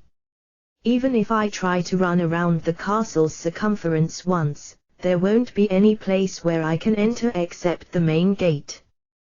The moat's width exceeds 20 m as well. No matter how much Rinya's ability is surpassing that of humans, it's not a distance he can jump across.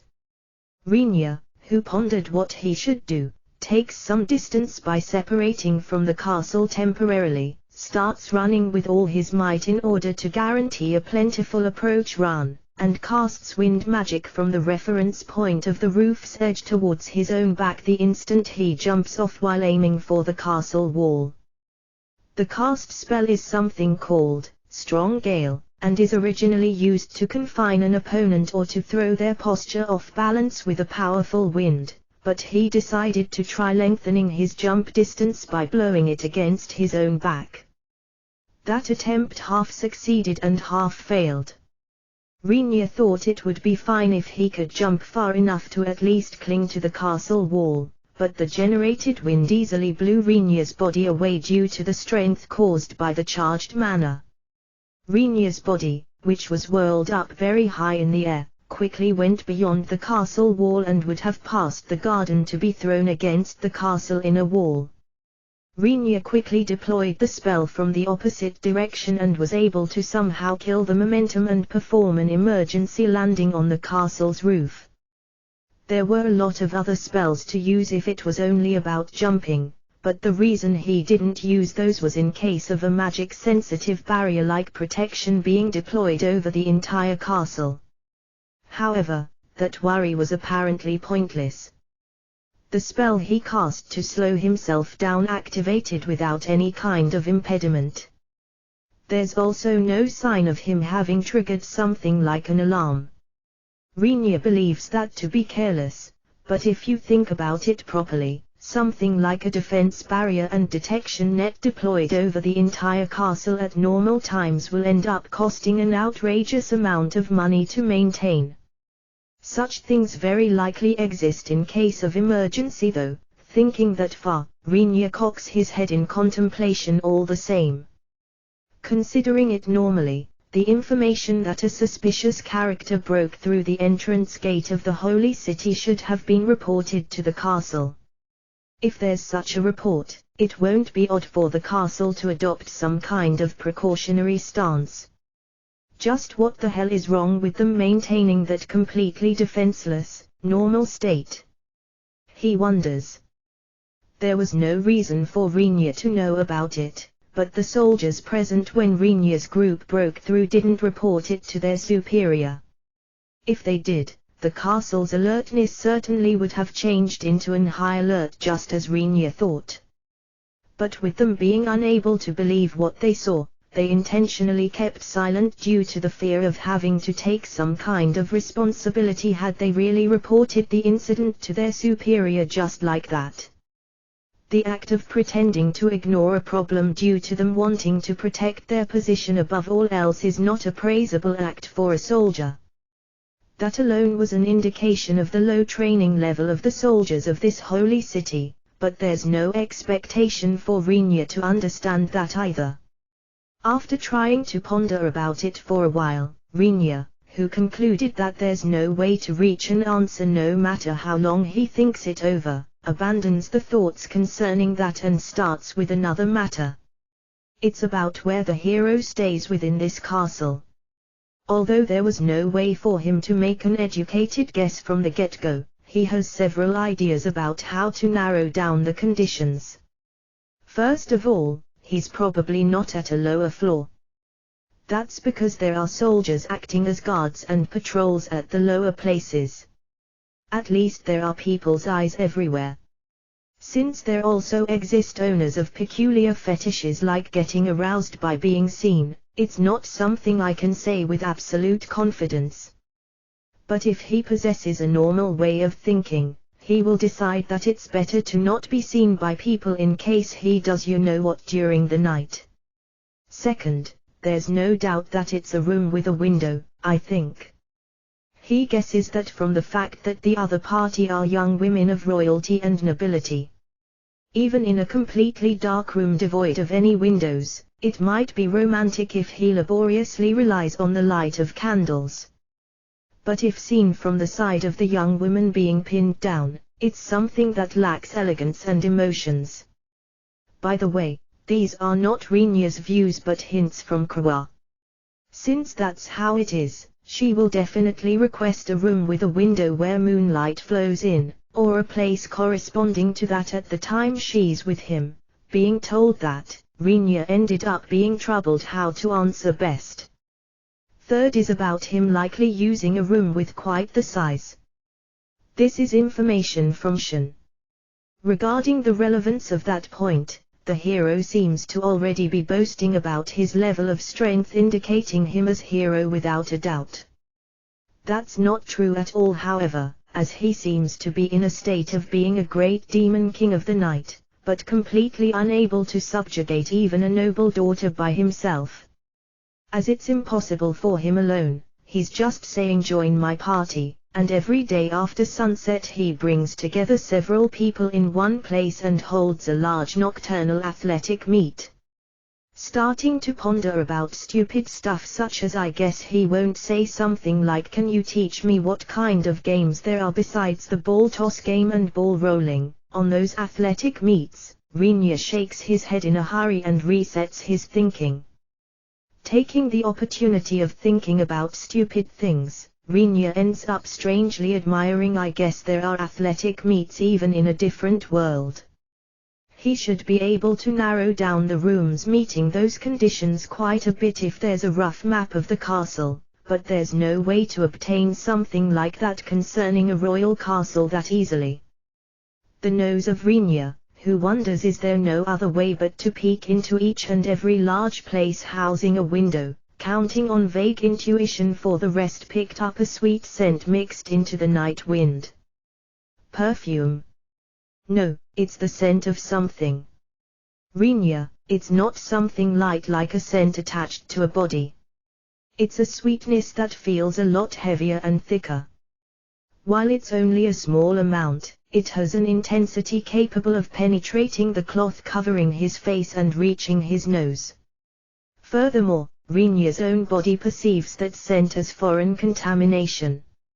He somehow senses that the skill took action due to its void toxification attribute. This is very welcome. It seems that the scent is leading over there. Rinya, since it's called Holy Kingdom for better or worse, the royalty over here probably won't be fond of something that seems to be this bad for their bodies, even if they don't go as far as being saints, Rinya thinks. It's also not something that seems to be used by soldiers during their break. In that case, the probability is extremely high that the one using it is my target. Closing his eyes and persuading himself that it can't be helped in this case, even while knowing that it's something bad for his body, he sniffs the wind carrying the scent and somehow becomes aware of where it's coming from. Rinya doesn't want to approach the source of something that seems to harm his body, but he won't be able to accomplish his goal without getting close to it. While hoping that the ability of the healthy body skill turns everything non-poisonous, Rinya started to move in the direction of the scent he smelled.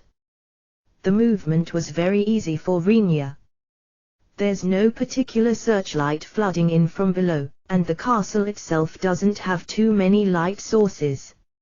Moreover, as night is a time where there's no illumination, I sure can't imagine humans nimbly jumping from one roof to the other like acrobats, much less without a lifeline, considering you will definitely lose your life if you fall due to the height. After jumping several times, Rinya discovers the window from where the scent is apparently leaking out. Once he lands on the roof above the window without being found, he quietly peers into the window while bending himself forward over the edge of the roof. Apparently intending to ventilate the room a little bit, the window has been opened just a little. It seems that the scent, which Rinya smelled, leaks out from there. The interior of the room he saw through the window was gloomy, but several magic light sources, which have been set up inside, are faintly illuminating the room filled with smoke. Although it was only somehow, he was able to grasp the situation inside.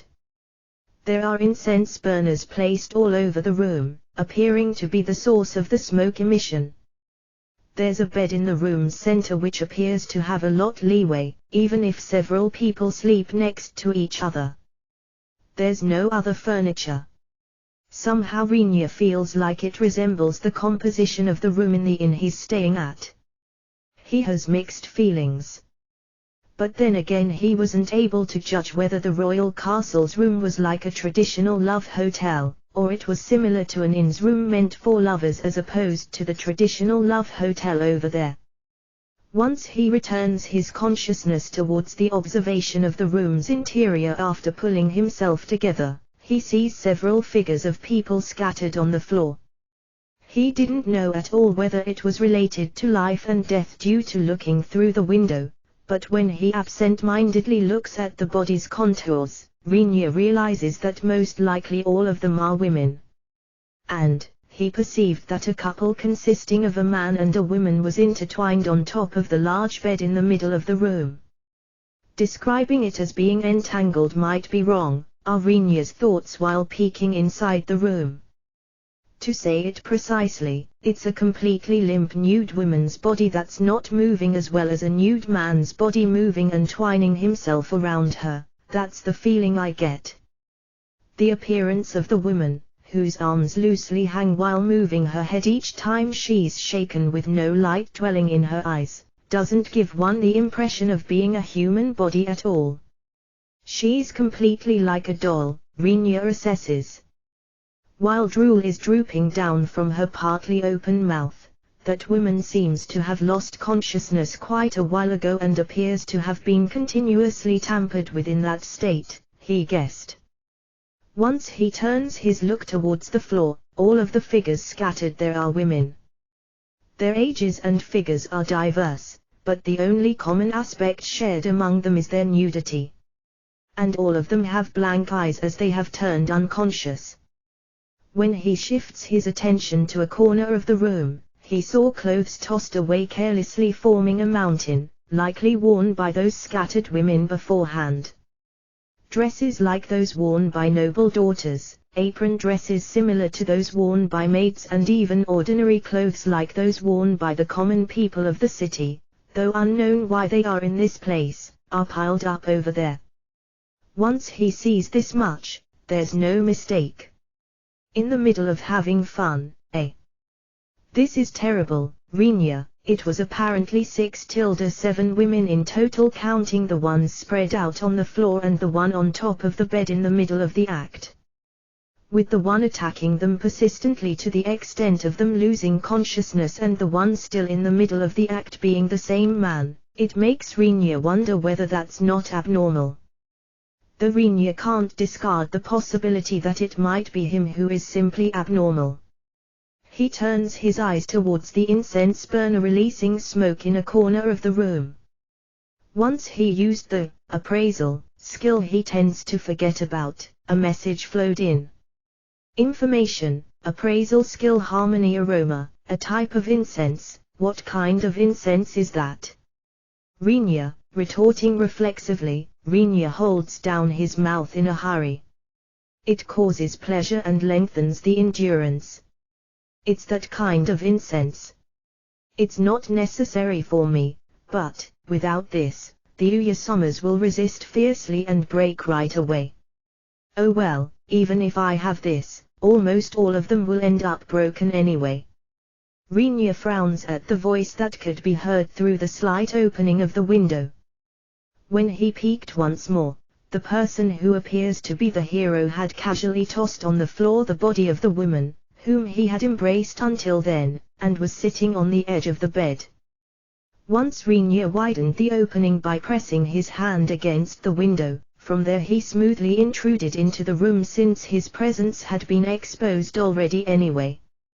The room's interior is filled with a stuffily hot air.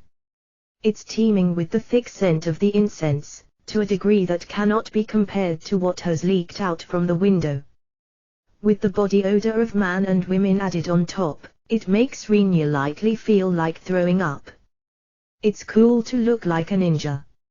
I wonder to which country you belong. Yuuki, me being present, you noticed it from the start, right? Rinya, the words leaving Rinya's mouth have a far lower tone than his usual voice. Moreover, they are muffled thanks to the cloth covering his mouth. Of course. I'm the hero. Isn't it obvious that something like the presence of a rat that sneaked into castle will be noticed by me right away? Yuuki, so that's why you continued unabashed. You are quite the big deal, aren't you? Rinya, while his voice is dripping with emotions of disgust, Rinya observes the hero below the dim light. A gently waving dark, or rather light brown, short hair and slender, well-featured looks. His shapely nose is conspicuous, his chiseled features are deep and his eyes are distinct as well as two lead. Going by Rinya's opinion, 8 to 9 people out of 10 will likely consider him to be an Ikesman if asked about his looks. Since he's still nude, his body's foundation can be seen, but you can't say that he's much of the martial arts type in any way. If pushed to say, his upper body is feeble and his body isn't that well built either. In regards to his lower body, Rinya refused to look there. That doesn't mean that he wants to see the lower body of a woman, but Rinya doesn't want to see that of a male even if they beg him to do so. I knew that there's no one on lookout. Yuuki, I suppose you have confidence with that as well. Will you let me hear your name too, Hiro-sama? Rinya, my name is Yuuki Yatesu Fusa. It's Hiro Yuuki. You would do fine to remember it. After all, it's the name of the person who will save this world.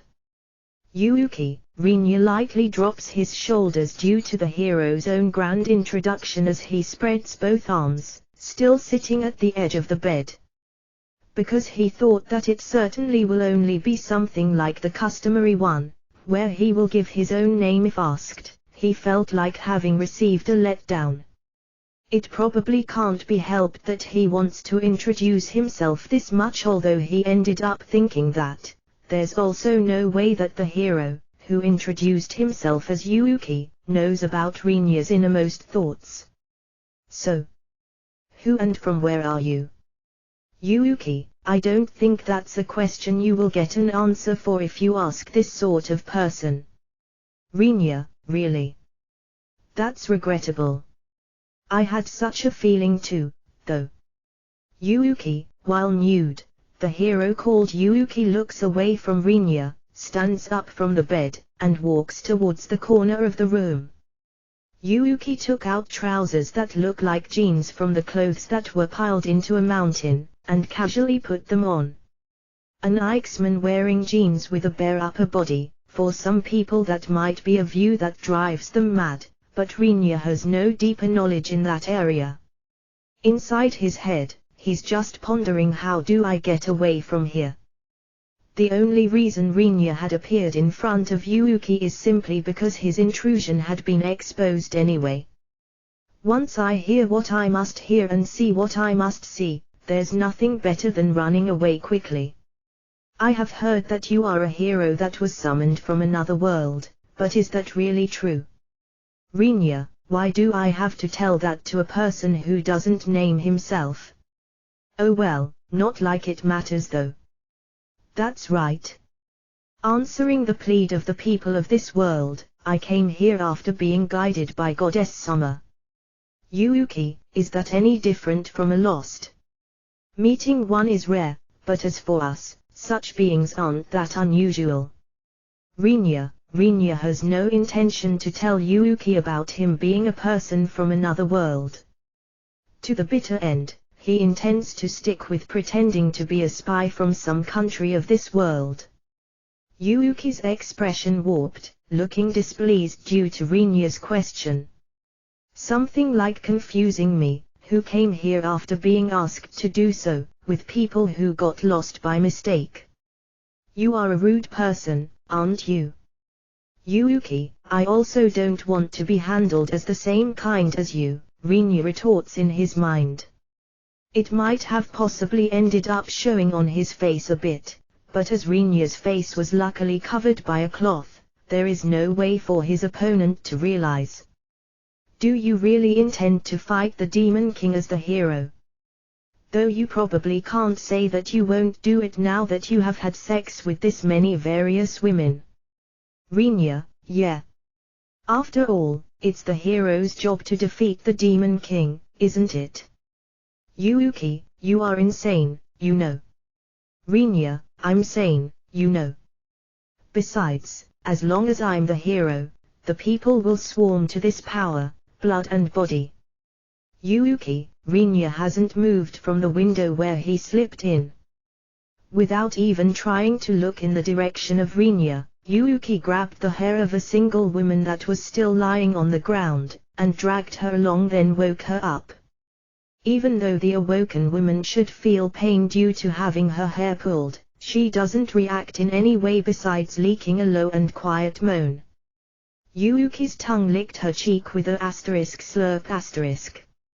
I don't have to endure, right? It's all you can eat, isn't it? Food as well as girls. Even slaves, I can create as much as I like.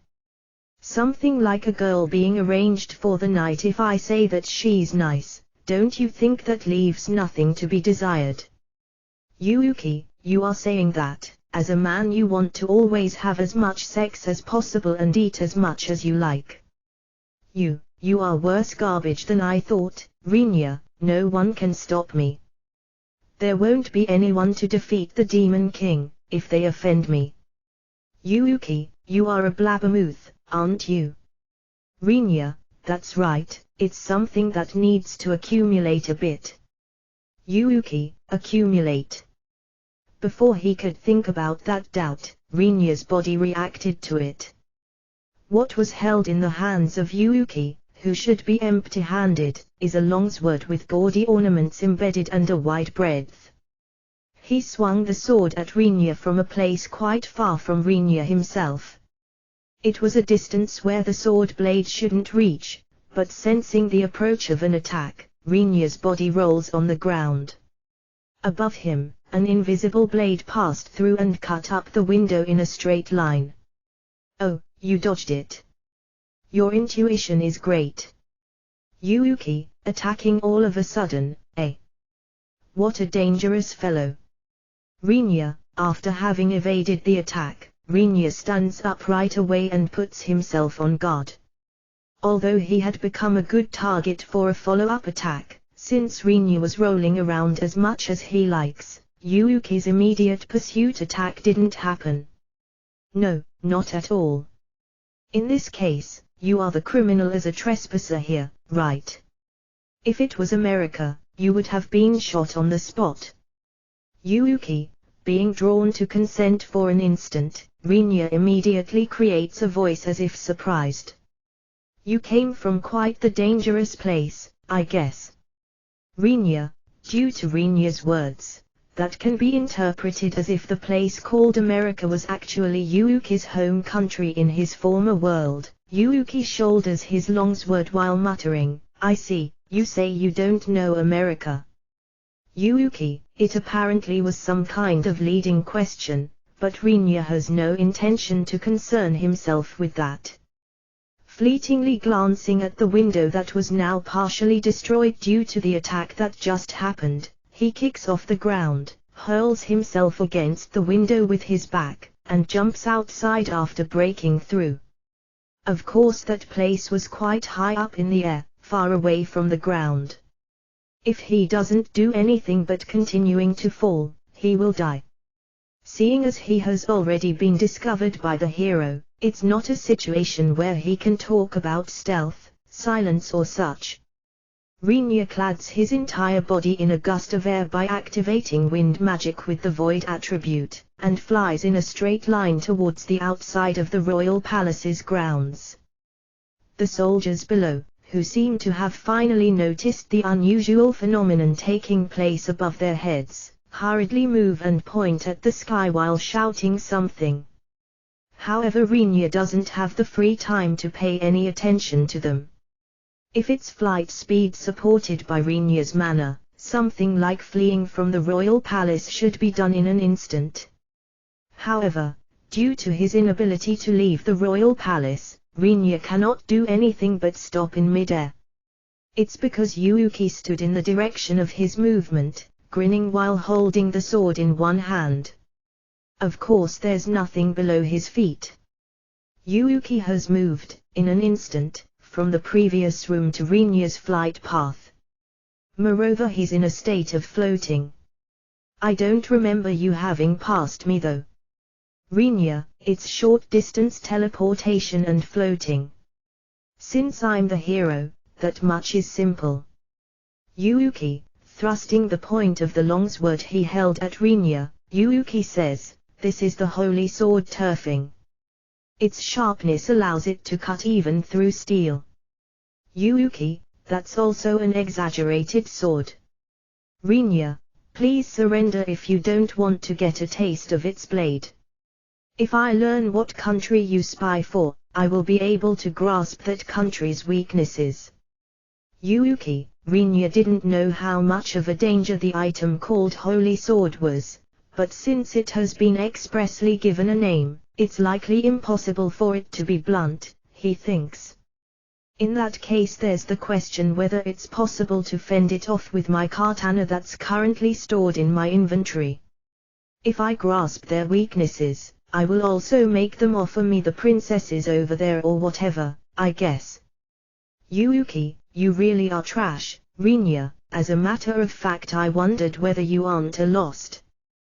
Yuuki, Rinya looks puzzled at Yuuki due to the suddenly changed topic. Yuuki continued speaking without a single quiver of his sword's point. "Tomorrow a princess will be presented to me as my belonging.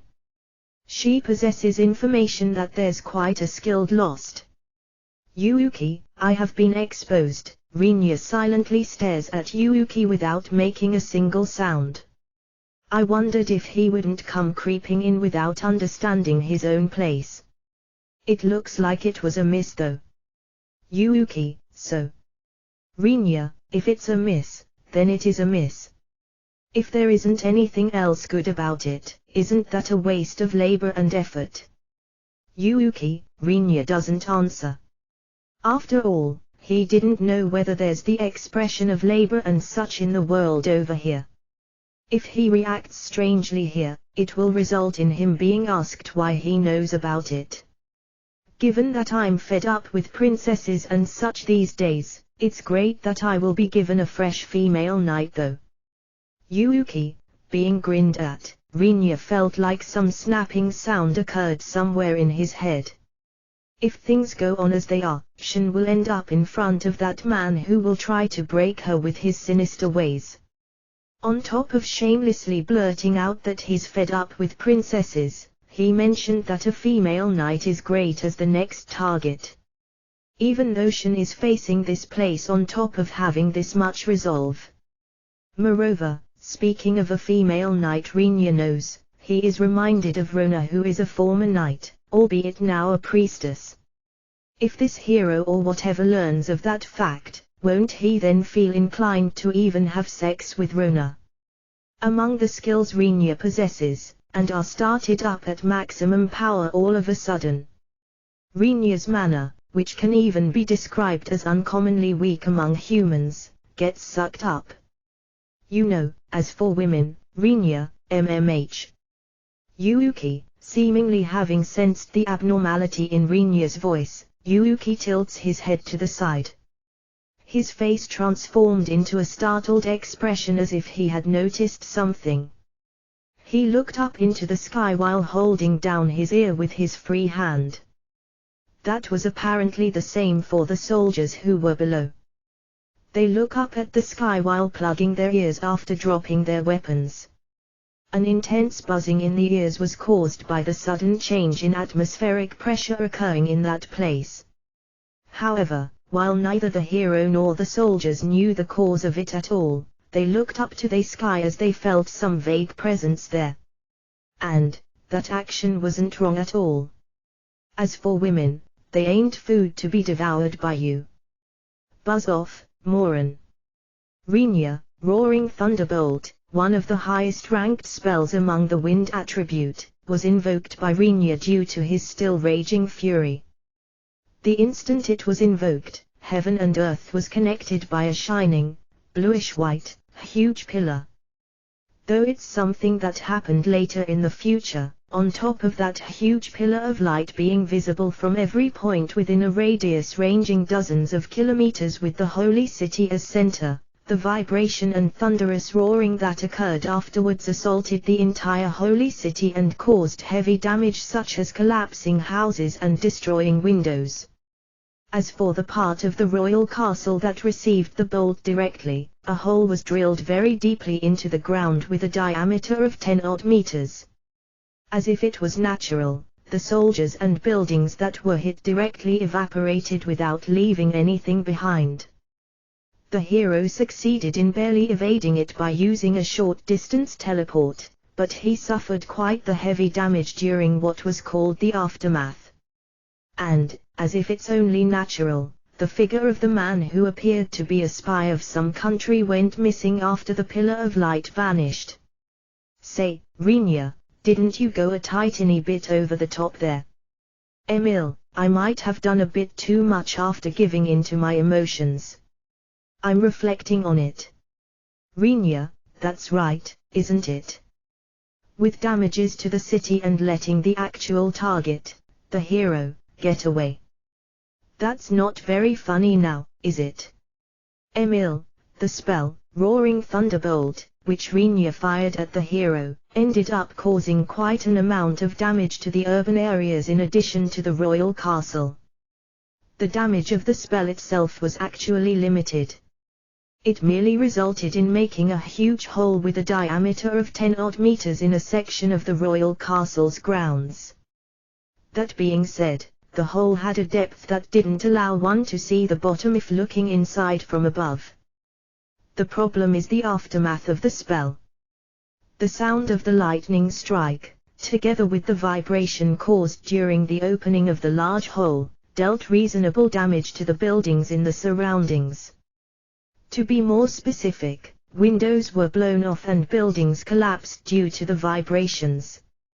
After dawn broke, Emil and Rinya went to see the actual site while feigning ignorance, but due to the damages brought about by the aftermath, Rinya had cold sweat and Emil's eyes sparkled while laughing hard due to its dreadfulness.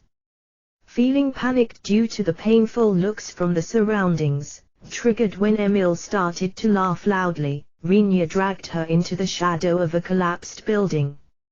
Since it looked like she would hysterically laugh forever if things stayed as they are, Rinya sent Emil back to the inn by asking what about the masked persons guarding, while urging her. After that, Emil returned to the inn which serves as their base. Rinya bought a robe with a hood attached in a nearby store, hid his face, and voluntarily helped out in the transport of the wounded and the removal of debris, which began to be carried out independently by the surrounding residents. Although Rinya knew about it, something like healing magic was apparently extremely precious in this world. Rinya didn't share that impression from his point of view at all, since he had received healing and had seen Rona use it several times. Contrary to his expectations of a holy city, which should have enough priests to the degree of actually being able to sell healing, he was told there aren't that many people who can use precise healing magic by the residents. Rinya was made to realize the fact that the excellence of Rona, who can use healing magic even though she changed her occupation from being a knight, is not something that should be expected. If magic is no good, how about a kind of medicine, the so-called potion, Rinya wonders. With this being the place it is, the price of potions is reasonably good. But it doesn't seem to be an item that the city's residents can prepare out of nowhere. On top of not wanting to stand out, Rinya was troubled about his face being remembered. But since he was guilty of this failure, he secretly investigated the general store for adventurers, bought potions, and tried to slip them together with a big amount of money into the emergency rations taken out by the residents. He also sneakily called into the shadows some priests, who according to the city's residents seemed to be able to use healing magic, and tried to negotiate with them to heal the people cheaply by handing them some bribes. The sole salvation is that there were no casualties or wounded beyond recovery, Rinya sighs. He feels relieved that it hasn't resulted in something that can't be undone anymore. No matter how much the needle of my anger meter ended up peaking out, this wasn't a spell that can be used inside a city, Rinya miserably reflects.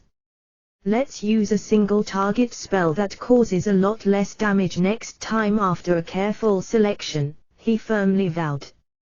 But then again, even for next time, Rinya had a feeling he will completely forget about it in case it's released after he gives in to his wrath. In the middle of his volunteering work, the magic ship, which Shen and the others had boarded, arrives at the holy city. Only at this time, the residents rested their working hands and headed towards the arrived magic ship to welcome it.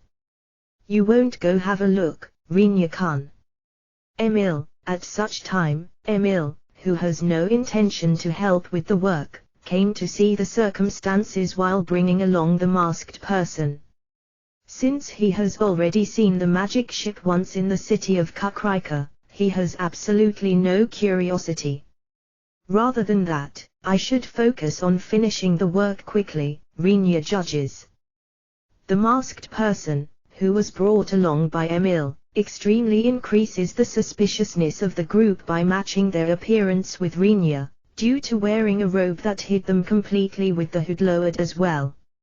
Even if I go see them, there's no point in that, right? Rinya, huh? It's the appearance of the lovely Shin-chan in her finest clothes, no? Isn't that the appearance of a calf that has been sold on the market, and is at its final moments? Rinya, due to the words Rinya returned calmly, the masked person fell over. Of course, there's no way for either Rinya nor Emil to do an admirable act such as helping the collapsed masked person up. I wonder whether the buyer is in good health. Emil, well, I wonder about that. By no means did I think that the spell would be evaded though. Rinya, originally, Roaring Thunderbolt, was a spell that will get invoked after chanting for quite a long time while pouring mana into it. In Rinya's case, due to the activation of the two skills, no chant and high-speed recovery, it was invoked in a considerably short time that is unthinkable going by common sense. However, even with that outlandish, high-speed invocation, the hero evaded that spell with a short-distance teleport. Then again, that doesn't mean he was able to completely transfer to a place outside the range of the spell's effect. It was only to the degree of him having avoided a direct hit. But from Rinya's point of view, that wasn't expected to happen, and thus Rinya gave up on further pursuit after seeing the hero's ability. But that short-distance teleportation is a nuisance, isn't it? There's no casting and he doesn't gather any mana either. Rinya, I think that is far too much of a cheat. Rinya grows indignant. Emil didn't show it with her expression and mouth, but she was filled with the feeling of wanting to return that line entirely back to Rinya just like that. Most likely it's a skill of hero, I suppose. They are existences that always cause difficulties to the demons. Emil, then there's no other option but to suppress him with range attacks. Rinya, at present, Rinya couldn't find any other method to kill him but to corner him with regular attacks. Then at the same time as he notices the signs of the hero using a short-distance teleport, use a skill or spell capable of attacking the surroundings. That's still fine since Rinya can activate sorcery without chanting, but if one isn't capable of doing that, it becomes necessary to measure the timing very strictly, otherwise they won't be able to finish the chant ahead of the estimated timing when the hero will teleport. You might say that he's a very annoying opponent. If you do that inside the city, it will result in the same situation though.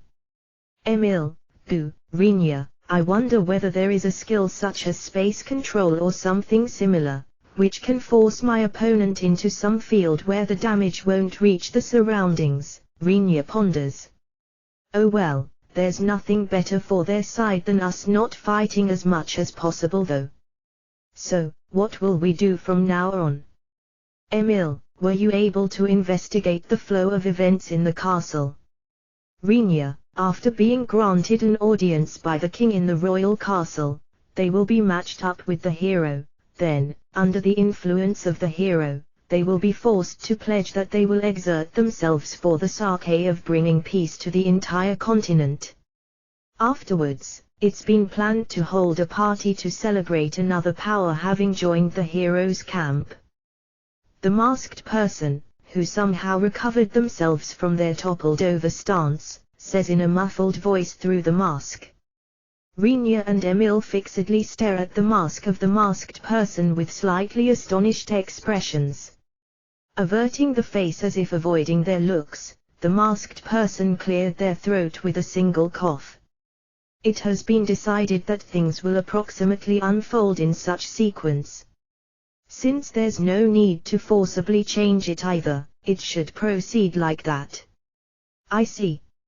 If you say it's just as expected, then it's just as expected.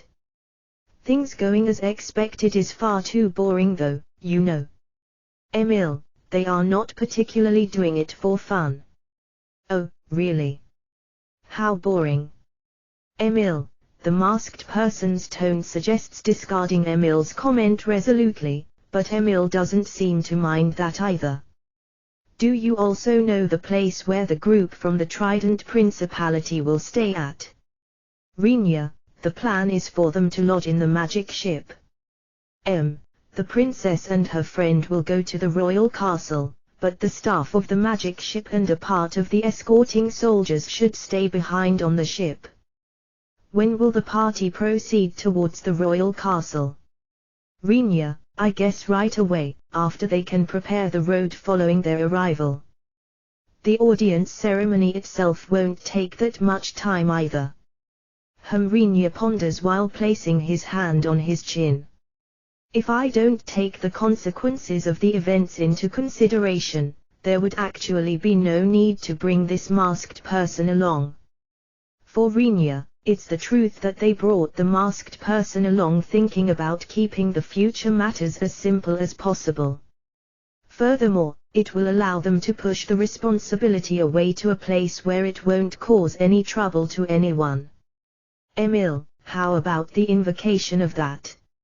Rinya, it will start up if the hero enters within a 1m radius of that. I guess it will be a large rampage after Frau Chan's special something was dumped into it. Emil, are there people from the Holy Kingdom inside the magic ship, too? I guess so. There will be some people who will have preparatory meetings about the security and such. All right. Then let's do it like this. Rinya declared while looking at Emil and the masked person. I will pack for the time being. Emil, ha. It was just the masked person who asked in return. Emil apparently understood immediately what the best thing for her to do would be from Rinya's brief comment. Going around to the back of the masked person, she tightly hugs their body. Okay, let's return to the inn for now. Emil, wait, Rinya. What the hell? Rinya didn't answer. The reason is that it wasn't necessary for the masked person to understand what will happen from now on. Emil has the appearance of a little girl, but her true nature is that of a demon.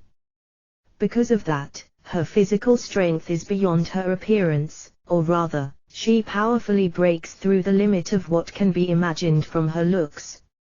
Emil, who returned to the inn while easily carrying the masked person, carelessly throws the masked person on top of the bed and swiftly wraps their body up with the blanket, which was beneath the masked person, while leaving only the head outside.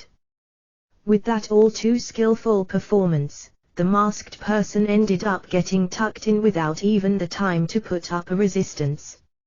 Moreover, with the rope she took out, the masked person ended up getting bound from atop the blanket in the same manner as a chef who prevents the meat from falling apart during cooking. What the hell is going to happen from now on? There was no voice answering the question. With the place being what it is, there's no worry that the voice will leak to the outside. Even if we are criticized or seen by anyone, they will simply link it to a special play, is what Rinya intended to insist on. However, in that case, Rinya's shyness would take quite the substantial damage. Rinya-kun, is it okay like this? Emil, due to Emil's question, Rinya lightly checks the state of the rope binding the masked person. The masked person was bound tightly so that they couldn't slip out, but it doesn't seem like the knots were tied in a way that strangles their body, Rinya judged. It's okay. Please, just do it so that it's not painful. Rinya, while warning Emil for caution's sake, Rinya calls the inn's employee and asks for the bill. Sorry. A sudden job has cropped up. There's still money left, right? I don't need the change. Please keep everything. And, we received favors from you as well. Please take this as a little thanks. Rinya said while slipping a gold coin into the hands of the female employee with a plain impression. It's far too much money as tip, Rinya thinks, but in addition to the sudden checkout, it was money that carried the implication of hush money, as he himself didn't want to be connected to the disastrous scene behind him.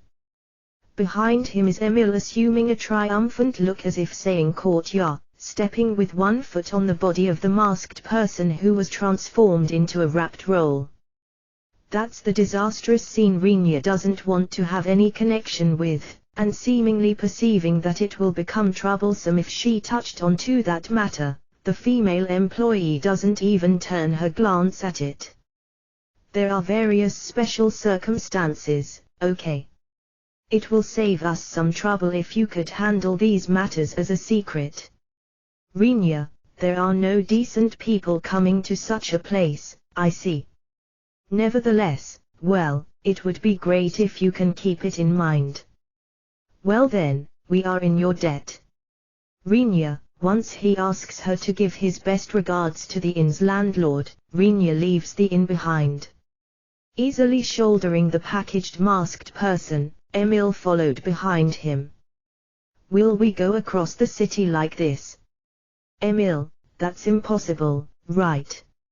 It's fine here since it's the slums, but we will stand out too much in the normal city. We will go outside once by crossing over the northern wall. Rinya, someone explain a bit. Neither Renya nor Emil take any notice of the masked person's voice.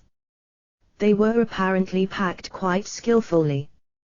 Emil blocks the mouth of the masked person, who isn't even able to squirm, with one hand. Even if they are called slums, it's not a good idea to kick up a fuss without knowing whose eyes are looking from where. The two, who ran through the slums in such a state, easily jumped over the wall at the outer section of the city, just like at the time when they entered, and headed towards the magic ship along the wall. Please read. The subjective in the first part of this chapter is intentional and has been kept just as it is in the raw. Read the entire chapter to understand the context. What is called the audience hall in the royal castle has, for some reason, quite the length. Most likely it took such a shape in order to make the distance from the king as large as possible, but it doesn't seem to have much of a meaning, it thought. After descending from the magic ship, they were guided to the royal castle by the soldiers. They waited for the job of unloading the baggage from the magic ship to finish, and then had the maids take out the full dress set from within, that had been brought along for the audience. It changed into the dress in a room prepared by the Holy Kingdom's side for Shen's personal use. The male soldiers were naturally on standby outside the room. Only Rona, who's the sole female guard, stayed right next to it while it was changing clothes. Shen, don't you have any intention to escape after this? Rona, not only the changing of clothes, but all other preparations, such as attaching accessories, were left to a maid. It looks at Rona with a surprised expression due to what she said. Noticing the gazes directed at her, Rona, who was vigorously chewing her own lips, argues vehemently in order to press Shen for an answer without minding the voices in their surroundings starting to stir. There's no reason for you to be sacrificed, Shen, right? Who cares about him being a hero? That sort of behavior is inexcusable. Rona, your voice is too loud. This is a topic that will cause various problems if overheard. As it answers while smiling bitterly, Rona sinks into silence with an expression filled with discontent. It's probably something she can't stomach at all, I suppose, it smiles wryly. It ponders, I wonder what face Rona would make if she knew what was going to happen from now on. It also feels slightly sorry towards Rona, who seems to worry about it from the bottom of her heart, but seeing as it's unknown from where information might potentially leak, it's proper to keep the number of people who know about it as low as possible. Holding a detailed preparatory meeting is also bound to be impossible. Rona, don't worry. I will be all right. But, Shen, Rona, it's really no problem. It's unnecessary for you to worry about anything. It will be fine for you to solely consider the matter of how you will return to Kakrika, Rona. Ha! That is, of course, with the magic ship, Rona, that's true, I guess. In that case, let me proceed by myself from this point on. Rona, please prepare your return on the magic ship. Shen. Rona, there's no problem at all. Won't I just go to the audience and humor the hero from now on, anyway? Doing that by myself will be plenty, right? Okay, Rona.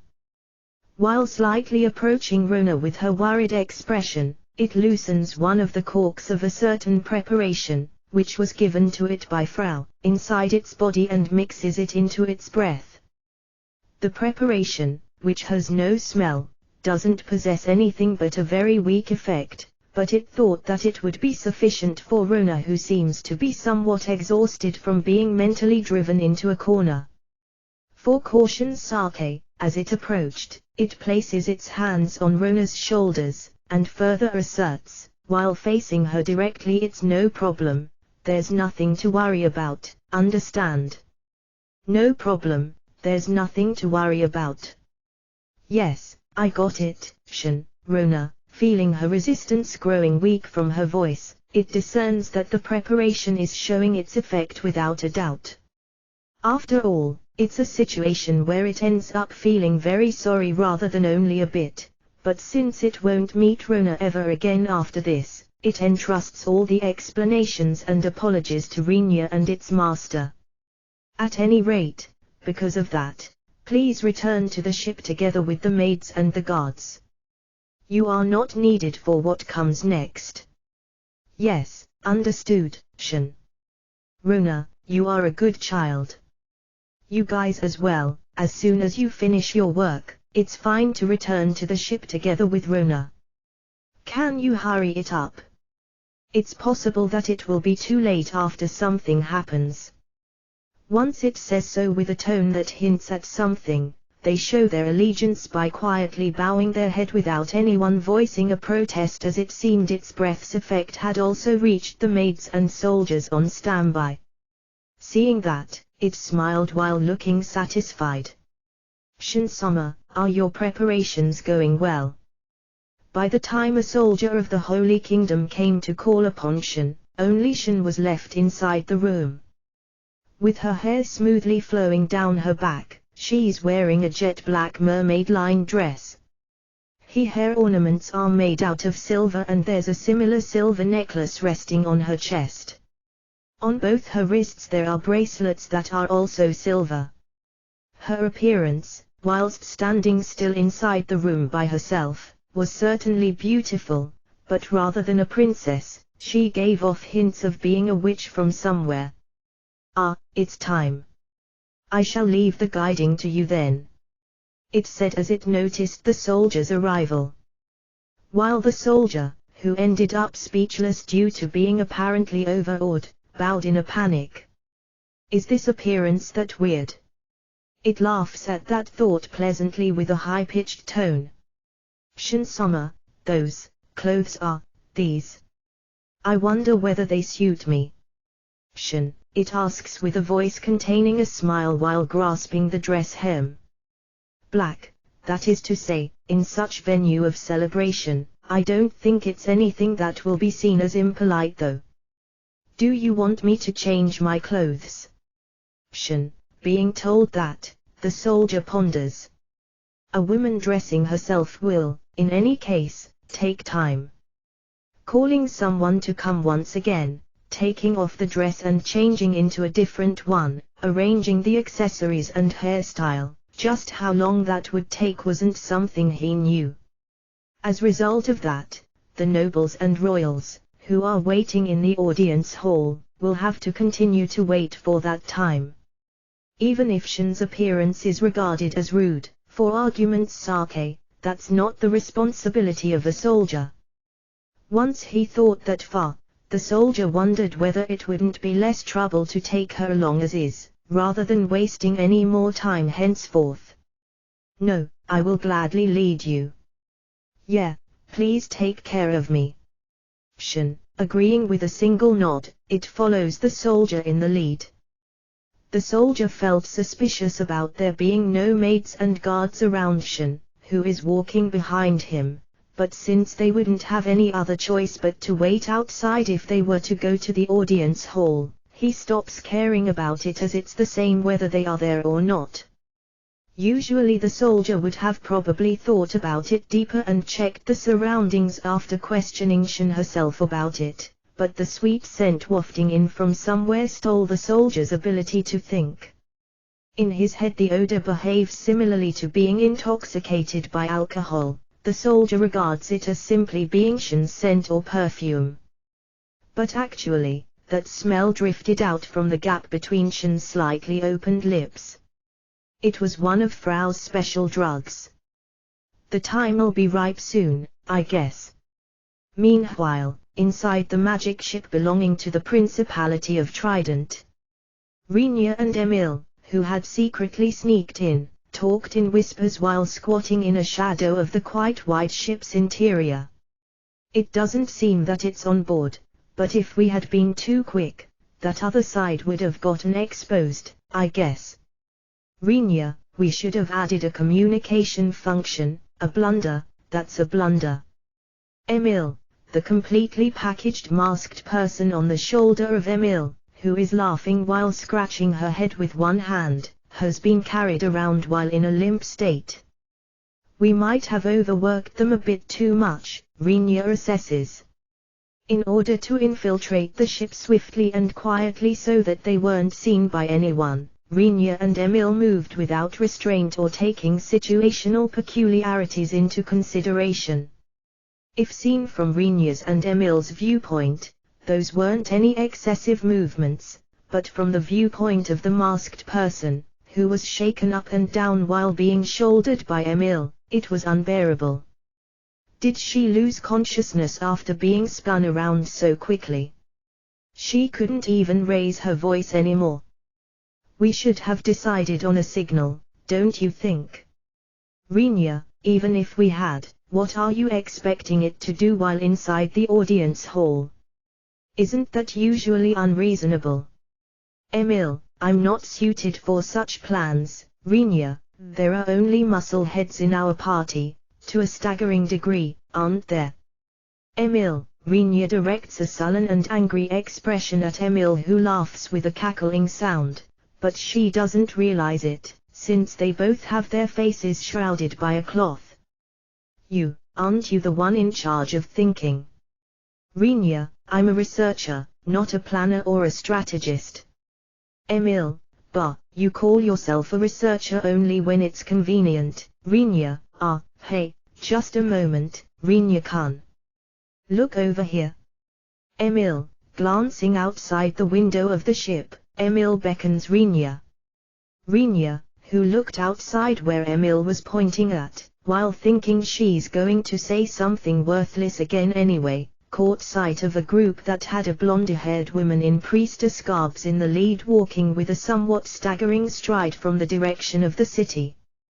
That is Rona, isn't she? Rinya, there's no doubt with those massive breasts. Emil, her breasts don't matter here at all though. In that case, I wonder, are those the guys who left for the royal castle with it? Rinya, that's probably right. That means it used the drug. Emil says while remembering that there was also a drug that had something like a hypnosis-inducing effect among the drugs they had prepared. Though it mentioned by both of them was a homunculus Emil had produced from Shin's hair. Inside its body there were several drugs, which were created by Frau, stored. Depending on the situation it could use them by mixing them into its breath. It's Emil's special poison doll. It was something Rinya had Emil make for the sake of making sure that Shin definitely doesn't go to the hero, no matter how the dice may fall, but they haven't told Shin that she's being used as mold. If they had told her, Shin would have been worried and caused difficulties by saying that she hates something like a doll that looks completely like her spewing venom. Rinya has only told Shin that a doll substitute is going to the royal castle. The poison doll has the order to throw an extremely powerful poison, that has been stored within it, at the hero when he comes into a range of less than 1 meter from the doll and to change into a monster afterwards. Rinya was slightly dissatisfied that he wouldn't be able to see the moment when the hero gets poisoned, but that was something so Rinya-like, only Rinya would think of. Well then, should we get started, Rinya-kun? Emil, okay, let's make it flashy, I guess. Rinya, after fixing the carrying posture of the masked person, or in other words, Shin, who was being shouldered by Emil destroys a suitable, nearby door by kicking it. The door, which was kicked with all of her demon strength, belonged, fortunately for Rinya, to a vacant room. On top of being split right into halves, it flew until the wall on the opposite side and caused a huge crushing sound to reverberate inside the ship. Moreover, as that apparently triggered some kind of alarm, a loud warning sound begins to echo within all of the ship's interior. Ah, damn it. That's not the way out, Tilda. Emil, Rinya curbs his eyebrows due to the awfully indifferent statement of Emil. Although he considered it pointless to expect quality acting from a demon, he feared that it would hinder the progress of their far too straightforward strategy if they were to be too violent. What is it? What happened? It's from above. It seems something was destroyed. Voices of soldiers shouting at each other can be heard coming from somewhere. Although it might have a considerable size, being on board the ship makes one feel confined nevertheless. Even the voices of the soldiers end up echoing inside this confined space, which makes it quite difficult to grasp how far away they are. I think we have to run away soon. Emil, no, we have to get discovered by someone, otherwise we can't leave that behind. Rinya points at the object on top of Emil's shoulder. So we'll leave her behind after all. Emil, well, of course.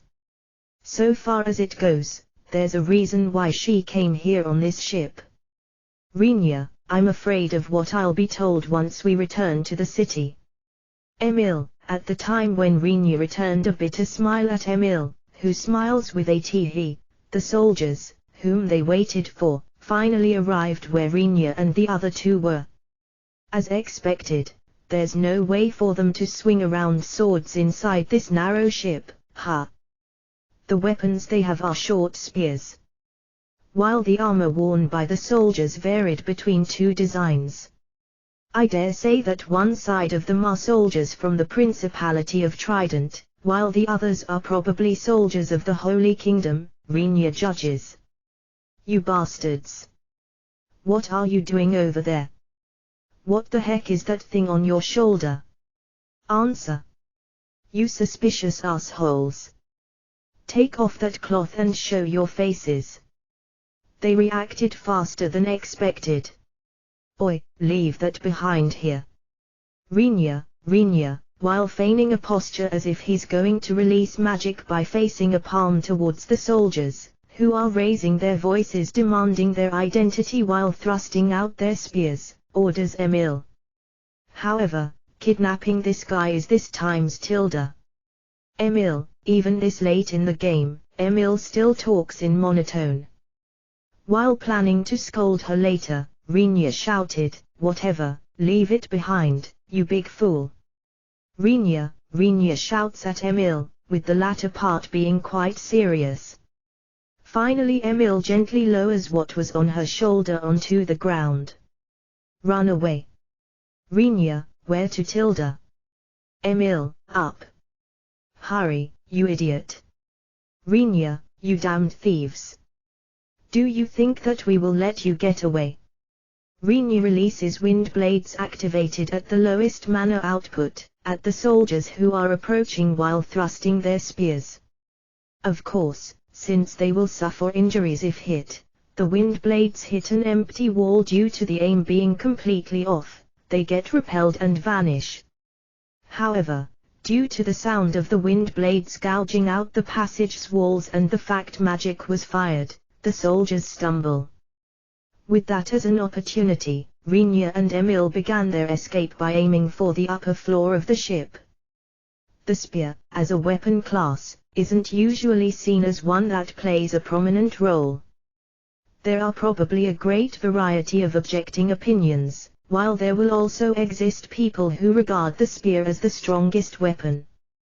The evaluation that farmers could kill warriors if they are allowed to possess Sanjin * spears also exists. A short spear that's used by an individual is an excellent weapon that meets all three major attack criteria: thrusting, slashing and bashing. T/N, very long spears with blades at the tip. Google them if you want pictures. It even appears in myths and there are also quite a few famous spears. Notwithstanding, for some reason it doesn't play a leading role. If one were to speak of an almost definite hero weapon, the sword will be the first to be mentioned. The hero's weapons are swords and most of the legendary weapons are swords as well. As for imaginative strategies, one could even say that it's the spear that suffers crushing defeats thanks to the sword. However, that's only hypothetically talking. If you confront reality, anyone can tell that a spear is quite a troublesome weapon. That is to say, at least it has a large reach. And with only that characteristic, the spear can maintain a reasonable predominance in battle. If one's unlucky, it's also possible that one will be done in just because of this single aspect.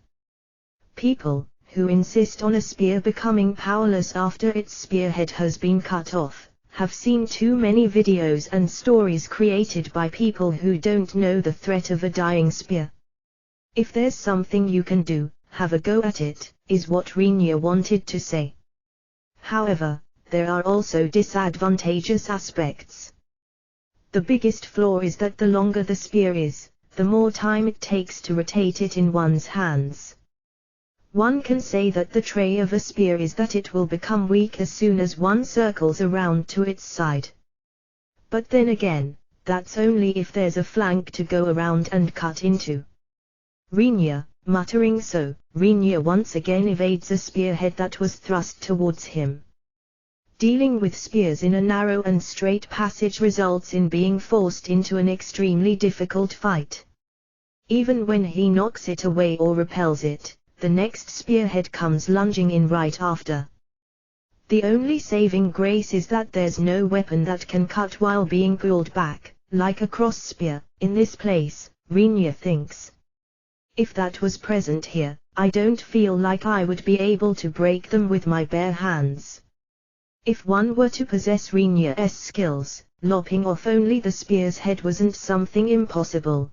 But if it turns into a scuffle in a passage that has little space and a low ceiling, wielding his katana isn't something he is capable of.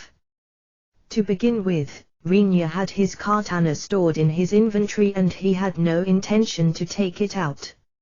A weapon that's quite rare will only end up giving away information that allows the inference of the user's identity. Rinya doesn't mind that a bit, no matter how flashy it might be. But it was absolutely necessary to hide the fact that the one who was currently in this location was Rinya the adventurer from Kakrika. I'm tired of this. It's getting annoying. Is it no good to escape by breaking through the ceiling? Emil grumbles with a fed-up tone, while looking up at the ceiling. For her who's a demon, fighting, while not get injured and not killing the opponents seems to feel more stressful than expected. Her voice is deeply tinged with fatigue. I can't go O-tilde-N like this if there isn't some kinda reward. Emil, I will accept negotiations, so you have to come up with something. Rinya, oh. I just tried mentioning it, but now I have a bit of motivation. Emil, was she pleased by Rinya's answer? Emil takes one step forward. Several spearheads are thrust towards her small body. Although their high number only lasted for an instant, it was to an extent of making even Rinya feel flustered, but Emil, without trying to evade those, mowed them down with a flash of her slender arms. By nature a spear handle isn't something that will easily break due to the blow of a single person. If they were that fragile, they would most probably break when stabbing into the target. But for Emil's strikes, which have the power of a demon behind them, breaking a spear handle is as simple as breaking a twig. And so, all the spears going towards her end up snapping after being hit. You! A spear with bare hands. Is that guy a monster? We need spares. Quickly bring the spare spears. Due to the power of that blow, the soldiers instinctively end up falling back. Turning around, Emil starts to run while pushing Rinya. Hey! Hurry it up and let's get outta here. Emil, I know that even without you telling me. Rinya, the soldiers, who held replacement spears, are chasing the two from behind as they escape at full speed. From the viewpoint of the soldiers, they likely intend to corner Rinya and Emil who are escaping into higher and higher floors, but from Rinya's viewpoint, whose goal is to go to the top, you could say that the situation is advancing favorably.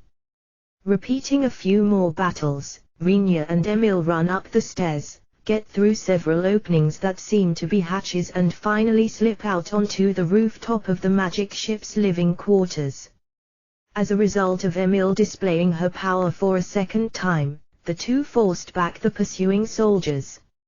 And when they came out onto the rooftop, they saw a part of the royal castle being blown off, followed by an explosion and a violet clay doll-like giant slowly rising up from within the ruins. "What is that?" Rinya mutters as he was taken aback by the giant that was slowly slipping out from within the hole that was created when the building was blown away, while also raising a low groan. "What, you ask, that's the monster you requested, isn't it?" "Emil, that's obviously too big, isn't it?" Rinya, in comparison to the royal castle itself, the giant had a height surpassing 10 meters. Even the soldiers, who appeared on the rooftop after chasing Rinya and Emil, began to fall into panic after following Rinya's gaze and seeing the violet giant.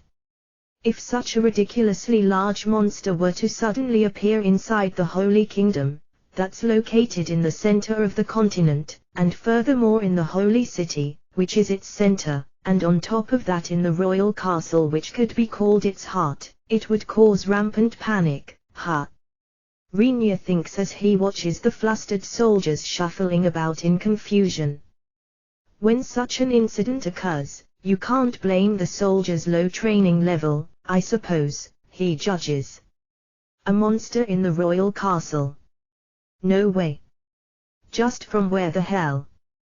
While the voices of the soldiers can be heard, little explosions and flame pillars burst out all over the body of the violet giant as it leans its body forward, while placing a hand on the wall of the collapsed royal castle.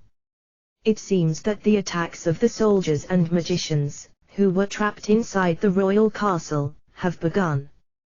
Because they are serving in the royal castle, the attacks should be carried out by people that possess quite the ability. But with their attacks only exploding on the surface of the giant's body, the giant stands stock still as if it weren't feeling a thing. It's tough, that, Rinya. Well, the basic abilities of such kind of golem are toughness, size and slowness, those three. Emil, given that he didn't want to produce extensive damage, Rinya told Emil, when he made the request, that it would be great if she understood that the monster should have absolutely no offensive abilities. So to speak, it's simply an empty threat. As it has no offensive abilities, I put my effort into its defensive abilities. Its physical and magical defenses are very sturdy. Emil, even though it was me who requested it, that thing is nothing but a hindrance. Rinya, oi! You bastards! Due to Rinya and Emil staring at the still-standing violet giant with somewhat half-hearted gazes, one of the soldiers, who had apparently recovered from the shock in one way or another, shouts while jabbing the spear in his hand.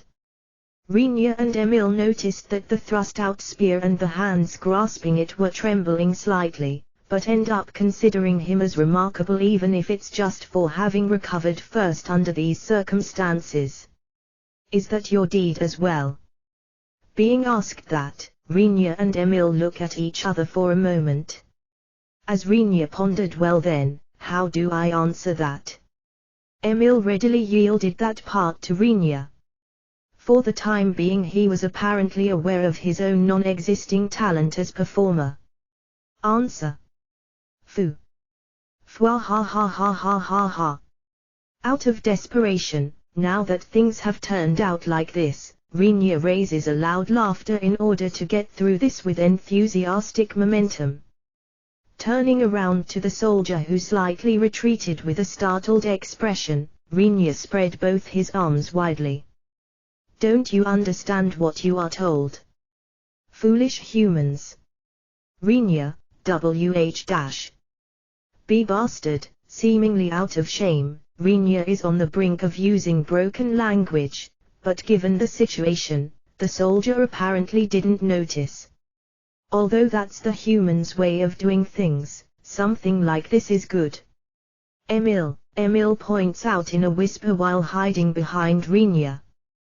While thinking they will probably think that I'm a ventriloquist puppet or something similar, Rinya continues, we are currently here to abduct the humans' princesses, present them to His Majesty the Demon King and to send the hero, on whom you bastards' hope depends, to his death. We failed in securing one princess, but look. You assholes' castle that tried to resist His Majesty the Demon King by sheltering the hero has collapsed at this point. Rinya, well Tilda. Won't even Demon King Summer be troubled if human princesses are offered to him? The current Demon King, was it a male or a female?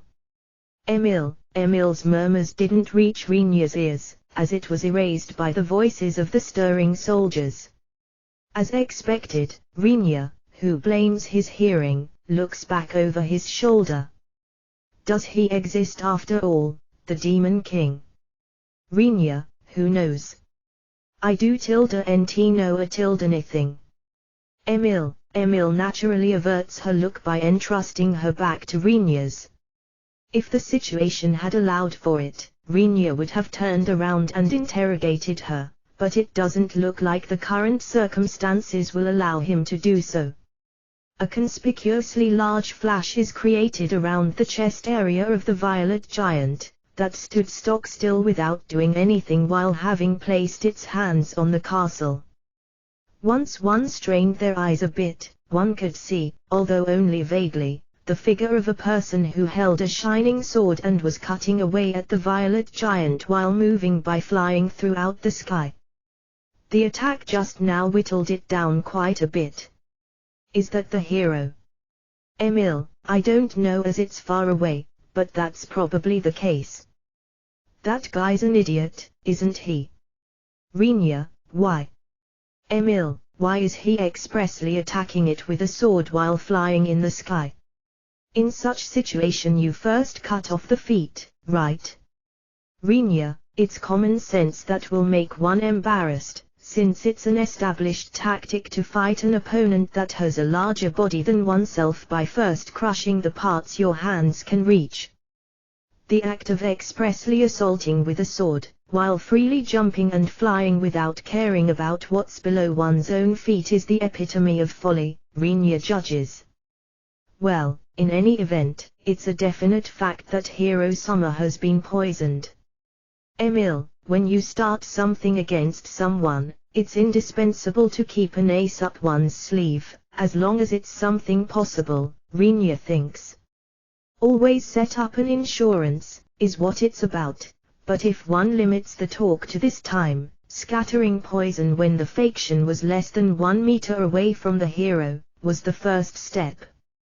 The second step was the continuous emission of the same poison from all over the body of the poison doll that would appear after that. If a monster appears at the royal castle and if it's to a degree that it's obviously powerful, the hero himself has to move in order to repel it. Anticipating that, Rinya requested Emil to make sure that the giant itself can spread poison into its surroundings. Of course, thanks to that, it will result in unrelated people becoming victims as well, but since it's not a poison that dictates life or death, I'd like them to resign themselves by considering it their own bad luck to have been dragged into it, Rinya assesses. Capricious crime Frau's special poison grave sin of infidelity. This poison that boasts of a intense power at level 9 only works towards men.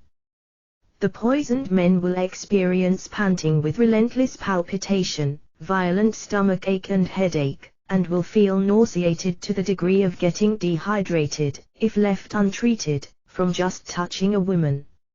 Moreover, it has the extra effect that if any body part comes into contact with a woman's bodily fluids, it will immediately get inflamed. For all that, it's hard to handle since it doesn't have any effect at all on the male functions. To explain it simply, it's a drug that makes one contract an extreme woman allergy. It's a heartless story since the poisoned will have their bodies transformed in such a way that they can't satiate those kinds of desires while still retaining said desire. Furthermore, as Frau explained before, there's almost no cure for it. At the time when he heard about it, Rinja unintentionally ended up distancing himself from Frau due to the dreadfulness of the details. His expression seems to have become stiff from fear to a degree that even surprised Frau. It was to the extent that she had to explain several times that she would take responsibility, in case Rinja got poisoned by mistake, and administer an antidote. Its original administration method was for the woman to drink it first and then get the man poisoned through physical contact. In the case of this method, it's a superb application with only the woman, who poisoned the man, being excluded from the poison's effects. Emil, in short, it's a poison that won't affect women. You never ever use it, okay? Ha! Rinja-kun, does that mean that you have the distinct intention to have a relationship with several women? Emil, I haven't said that, Rinja, even while wondering whether it's inevitable to have it interpreted in such a manner, Rinja refuses to do so, for the time being. Even during that time, the hero flies around the giant and drives in seemingly strong attacks with the holy sword. Each time, a violet liquid that resembles blood is sprayed and scattered from the open cut wounds, staining the hero's body. This poison shows its effect by being absorbed through mucous membranes, but with its excelling volatility, its virulence isn't any different from created vapor. However, when it comes in contact with air, it deteriorates through oxidation within several minutes and it becomes harmless. Ha! Did you see, thieves? The power of that hero or not? The giant isn't even able to use any techniques. He's very likely a soldier affiliated to the Holy Kingdom. Seemingly having gained vigor due to the appearance of the hero who is one-sidedly attacking the giant, he declares that loudly while holding up his spear. Likewise, the soldiers in the surroundings raise their voices and praise the power of the hero by hoisting up their spears, but from Rinja and Emil's point of view, who are aware of the circumstances, they don't hold any impressions above "Oh, is that so? Hey, we have to withdraw with something that leaves a large impression, or do you intend to stay here forever?" Emil says while poking Rinja's back. Rinja strains his brain thinking, while shaking his head, as he doesn't have any kind of knowledge on hand that would be good to say in this situation. That damned hero. What a lucky fellow. But next time it won't go like this. Immerse yourself in your momentary peace while fearing the second and third plan's shadows. Rinja, you know what, isn't it fine to just call yourself the Demon King already? Emil delivers the final blow to Rinja, who's filled with the feeling of wanting to embrace his knees out of embarrassment. For some reason only that whisper of Emil's properly reaches the ears of the soldiers. You bastard! You're the Demon King. As if that's true. Bring them here if a Demon King, who nonchalantly comes to such a place, exists. I will scold them. Even if I was the Demon King, do you think I would withdraw with such shabby military results? Rinja, do you plan to escape? Son of a bitch. I ended up doing it, is the expression Rinja shows. Emil, who was waiting behind him, gently embraced Rinja's waist with her arms and hugs him from behind. Somehow it ended up becoming a sloppy story, but that's how it is. Wouldn't it be best for you guys to also go to Hero Summer's location? Although he's in that kind of battle, it's not like it has been safely concluded, has it? Emil, what? Well then, bye-bye. Emil's words are similar to a soft whisper. Due to her overly quiet whispering, the soldier's reaction was delayed for an instant.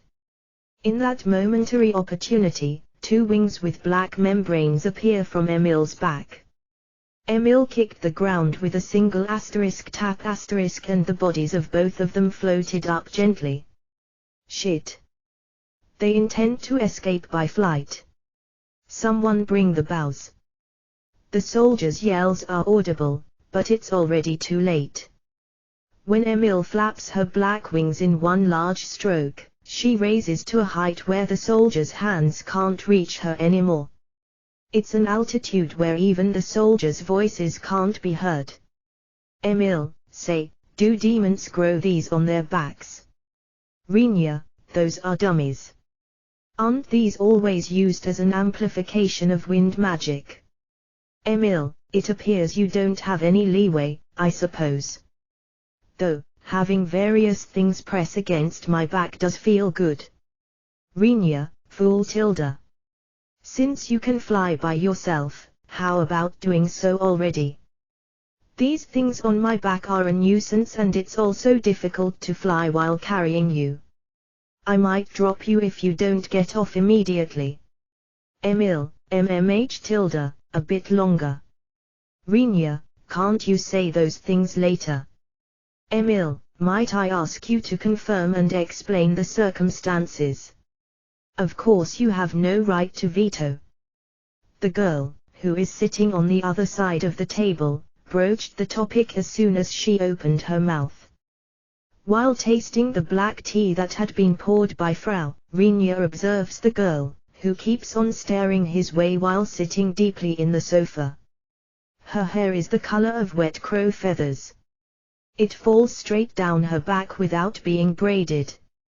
Her forelocks are arranged in straight lines above her eyebrows. Below the somewhat large eyebrows that seem to carry a strong will, are eyes with a tendency to droop that give one a fresh impression. Her slender, well-ordered features boost the sharp atmosphere cladding her body. Though her attire seems to be decently tailored and cost quite a bit of money according to Frau, it's something like a male George with a calm color scheme. Rinya wondered whether she was a man when he first saw her, but he definitely understood that she was a woman after seeing the swelling, albeit moderate, in the chest area. It's great that I noticed before asking, Rinya thoroughly believes. Once he sends a fleeting glance to the girl's side, he can see that, for some reason, Shen and Rona are sitting on the ground in Caesar. Even though it's not like they've done anything bad, Rinya assessed, but the girl forced them both into Caesar and ordered them to stay like that, while, for some reason, neither of the two girls defied her. By the way, Caesar and Dobza seems to have spread among the human race due to a lost who got stranded in this world in the past. Nowadays it's something everyone knows about, Krua whispered into Rinya's ear. It doesn't seem to have been accepted by the elves, although they seem to be aware of them. While Krua, who is sitting slightly to Rinya's left, holds a teacup containing black tea with both hands, trying to cool it down by blowing on it, Emil, who's on his right, is slovenly reclined in the sofa with a broad grin as she watches the current state of affairs. Frau doesn't say anything as she waits behind Rinya as if it was her usual place. The room's filled with women, Rinya thinks, while feeling restless. Reflexively, Rinya feels the need to summon AZ next to him in order to have an oasis for his heart, but since he's completely unrelated to this time's incident, there is no way Rinya will drag him into the topic by calling him over. I guess it's no good if I don't say anything. Rinya opened his mouth. I don't know at all what you are talking about. Rinya, that's not the answer I'm looking for. Being immediately refuted in such a decisive manner, Rinya reveals an awkward expression. It seems that she won't even allow us to play dumb. There's no meaning in me visiting purposelessly. Please realize the meaning of Maria femme fatale being present in this place. Maria, even if you tell me that, Rinya, while showing a troubled expression on his face, Rinya shifts his gaze to Shen. Shin, who is frantically enduring the pain assaulting her feet due to the unfamiliar Caesar posture, notices Rinya's gaze focusing on her and secretly shakes her head. I have heard the story from my older sister in advance. Maria, the girl says in a flat tone, seemingly having noticed the target of Rinya's attention. Though he doesn't know what Shin spit out, Rinya thinks with this the option of saying something thoughtless has vanished with a depressed feeling. Rinya understands that the girl in front of him, who introduces herself with the name Maria Femme Fatale, is a person related to Shin. Or rather, she was the very capable younger sister Shin had mentioned before. After having caused an uproar in the holy city, Rinya and Emil returned to the city of Kakrika, by noisily roaring around in the car they had created for the trip. While, slightly after them, Shin and Rona also managed to return on the magic ship. Since he had asked Frau to make sure that it's not leaked to the surroundings that Rinya and the others had vacated the city of Kakrika, Rinya and Emil got stuck with secretly entering the city. But, if one possesses the abilities of those two, it doesn't pose much of a challenge. Given that Shin and Rona left the city under great publicity, they were also welcomed flashily when they returned, but as they were entering the city, they were surrounded by soldiers and taken away. It likely won't result in something that dangerous, since they are within their own home country, Rinya estimated the severity, but it appears that this Imatodorna was the culprit that took Shin and Rona captive. I don't know what you've heard from those two, but I don't know anything. Rinya, so you intend to feign ignorance to the bitter end. Maria, the fleeting glare she sent towards Rinya was awfully severe. Going by her body build and the fact that she's Shin's younger sister, one can consider her to be around 15 years old, but her eyes don't look like those of a girl her age, and the insight one can see within them isn't something one can acquire at her age either. Rinya somehow grasps that she has apparently zeroed in on him and considers him a nuisance. Since that's troublesome, he pondered whether he should send her back after drugging her, but Frau didn't agree to this. She's a proper visitor Nano. As maid who looks after this house, I can't do something rude like that no. Frau recognized Maria, who contacted them in advance, passed through the main gate and even prepared presents, as an extremely unusual guest. She insisted that she couldn't approve of harming her or drugging her without hesitation, even if, for example, the discussion she came for was something undesired by Rinya. As it was an extremely sound argument, Rinya had nothing he could retort with. Rinya, who thought it seemed appropriate of Shin's younger sister at the time of the advance contact, ended up approving her visit without thinking too deeply about it, since he was sure that she had come in order to meet her elder sister who had just returned home safely. Even if he thinks this late in the game it would have been great if I refused her request, it's already too late. Even if I'm told that, I can't tell you what I don't know. Rinya, you are a stubborn gentleman. I had expected this, but, then allow me to speak to you as I please. Maria, she takes out a little memo pad from her jacket's pocket, opens a page and begins to talk while glaring at Rinya. First off, the mastermind of this time's incident is under suspicion of having broken through the national border. Maria, a villain, I guess. Rinya, Maria doesn't avert her eyes from Rinya, who gives a short reply. Isn't it meaningless for her to open her memo pad if she keeps on staring this way? Rinya ends up wondering, but without realizing Rinya's thoughts, Maria continues onwards. It has also been added that they have intruded into the holy city. Maria, they did quite good, to not have been noticed by the guarding soldiers or someone similar. Rinya, it appears it's due to the gatekeeping soldiers retreating in order to protect themselves, however, it's inconsequential, as it's a matter concerning a foreign country. Maria, while easily belittling the conduct of the soldiers, who probably don't know Rinya's face. With an inconsequential Maria continues talking. They are under the suspicion of having poisoned the hero Yuuki Yatesu Fusa, 10 odd nobles and the Holy Kingdom's royalty. Maria, that's a drama. Was it a massacre? Rinya, there's no disturbance in Rinya's inquisitive tone. Although it was only slightly, the severity of Maria's gaze escalated. It seemed that she wanted to say in spite of already being aware of the fact, but Rinya persists in feigning ignorance. No, it appears that it wasn't lethal, but it seems that since then the infected gentlemen have lost the ability to approach women. Maria, that's a strange poison. Though, if it's indeed so, it will be a disaster for the royal family as they will be unable to leave behind an heir, right? Rinya speaks as if it's completely someone else's problem.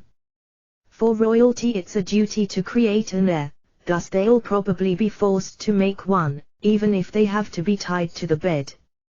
However, even if they don't go this far, backups have been most likely prepared here and there.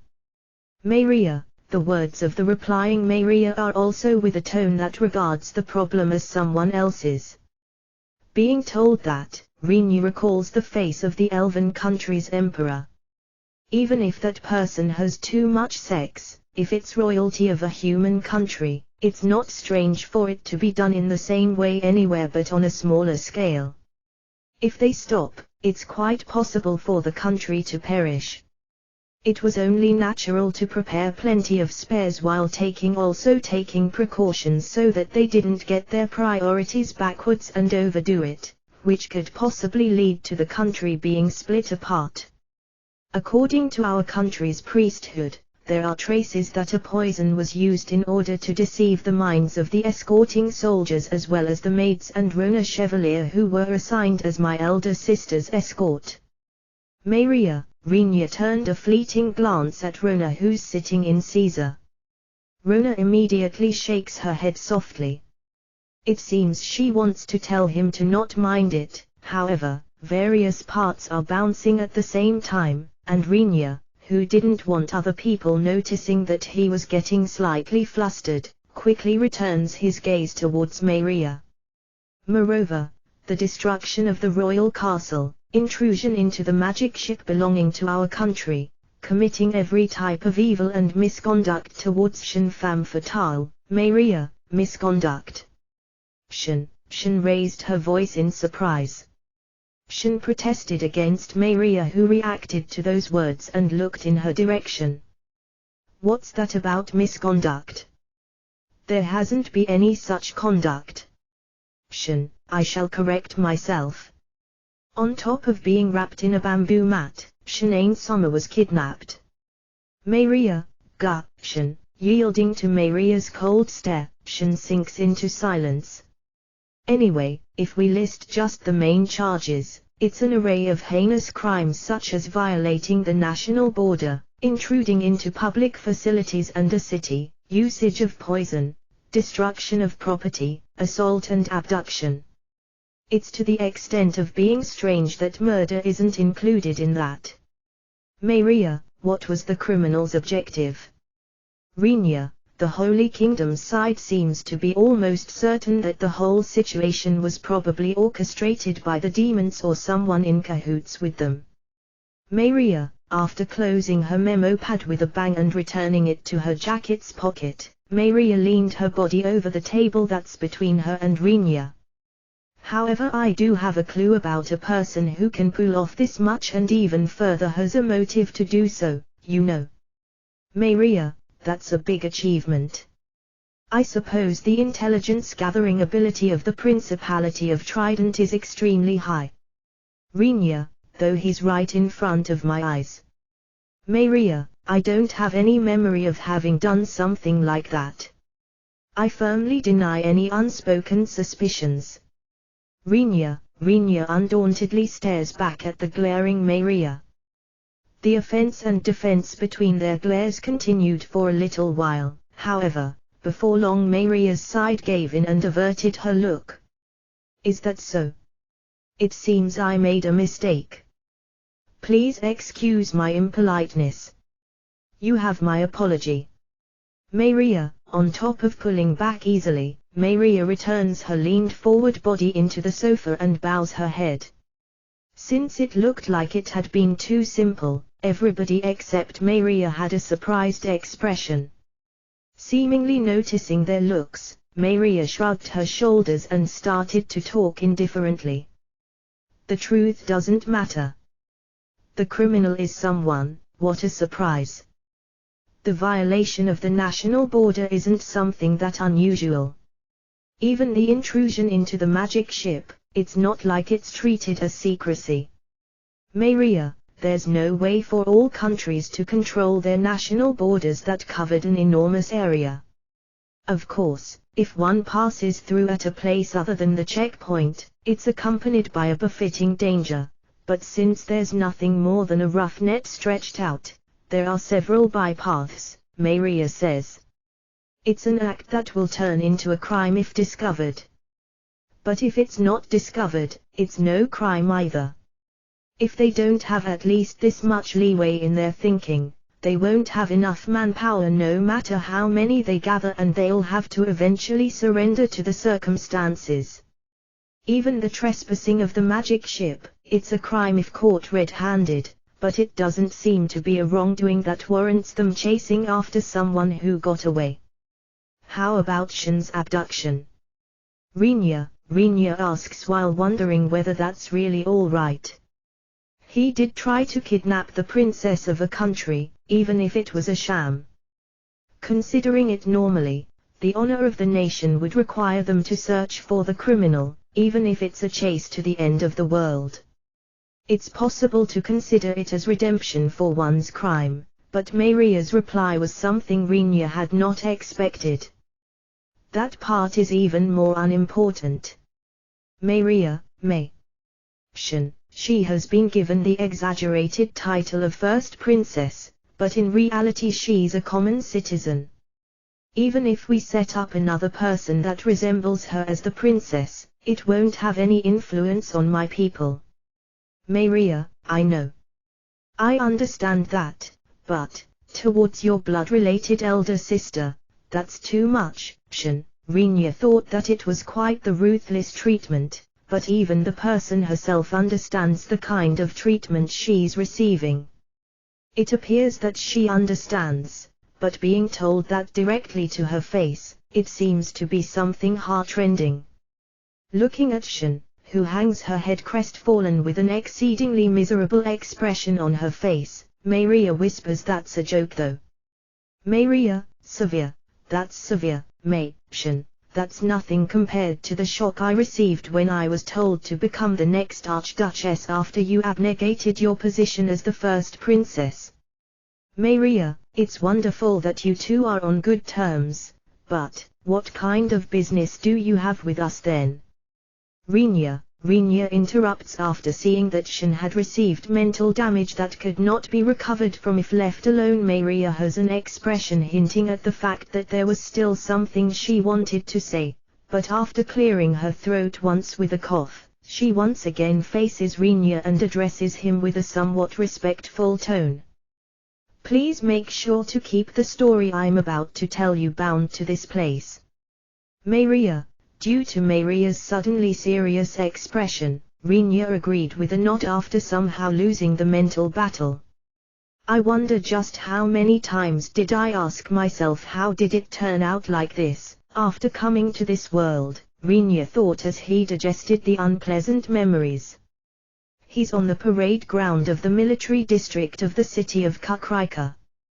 Currently 100 soldiers with their bodies covered in training gear are standing in front of Rinya, who is standing still in a somewhat bored manner, while staring at him as if they are looking at someone shady. Rinya, who was flooded by 100 gazes that are filled with doubts, deliberated. Well then, what should I tell them, with an extremely uncomfortable expression. But before long, he opened his mouth as if somehow giving up on it. Yo. I'm Rinya Kunujai, an adventurer. From today on it has been decided that I will be in charge of you gentlemen's training due to Her Highness the official Princess Maria's request. For the time being, best regards. Rinya, while being exposed to many stares asking who's that guy, Rinya thinks really, how did it come to this as he recalls the events that led to his current situation. The situation dates back to the time when Maria visited Rinya's mansion. Being reminded that disclosure is prohibited, Maria smiled bitterly while seeing everyone's faces present at the location, except Emil, becoming stiff, albeit only a bit. That doesn't mean I will be talking about confidential matters. It's to the degree of a secret talk that can't be propagated publicly. Maria, although, given what you've said, not wanting to listen to it is completely valid in this situation, well, fine. So, Rinya, first, I think I'd like to express my gratitude to the mastermind Summer of this time's case. Maria straightened herself properly by aligning her knees while sitting on the sofa and bowed her head very deeply afterwards. It was obviously a bow towards Rinya, but Rinya secretly diverts his eyes away from Maria. In this place, such fellow, Rinya, yes, it's because I understand that they aren't here. Maria, lifting her head, Maria clearly says that and reveals a smile. Rinya had started to have a grim image of her, but upon seeing her smile, he ends up thinking for the first time that she has a sweetness befitting her age. As his thoughts had apparently shown on his face, Shen and Rona wore somewhat complicated expressions. Emil's grinning deepens to the degree of laughter. Frau didn't even move in the slightest while casting her eyes down, and Krua softly nudged her elbow into Rinya's flank. As such, I shall tell you without keeping secrets. This time's case, no matter how much the other party is the hero, the human race's hope, it was far too terrible of a situation. Even so, if it's for the sake of protecting this country's people from the threat of the demons, there was no other method but to obey. Maria, well, I guess that's how it is. Rinya, if he regards the pros and cons of the situation after separating the problems on the emotional level, even Rinya was able to understand, as long as it's just the logical arguments. Though, if he were asked whether he would obey in that situation, he would probably answer that he will crush the hero with all his might. A statesman is someone that has no room for a choice if they can protect the whole country with a single sacrifice. Speaking of a pipe dream such as protecting everything without any victims only applies to protagonists in side stories or bottomless idiots. If there was a situation telling me to go, I would give up and abide to it. I'm the next Archduchess, thus there are countless husband candidates even if I was disgraced by the hero. For argument's sake, it would be a good bargain, if I was able to entice the hero. However, sending elder sister, who stepped back from the inheritance line, is something me and mother found difficult to accept. Even the talk of completely getting destroyed alongside the Holy Kingdom, Maria, perceiving a change in the eyes of the talking Maria, which had a somewhat dangerous glint, Rinya interrupted in a hurry. Let's stay calm, okay? Rinya, the Principality of Trident is ranked second in power on the human continent. We have experience in fighting against monsters since we do so at all times. We are also a military country that functions as breakwater on the human continent. We definitely won't lose if we go against the Holy Kingdom in a 1vs1 fight. Maria, that's not going to happen, right? Rinya, unfortunately. Since there's also the influence of the temple regardless of the country, I dare say it would turn into the Principality of Trident going against an alliance of countries. However, since there's the hero, winning will likely become impossible. Maria readily affirms Rinya's remark.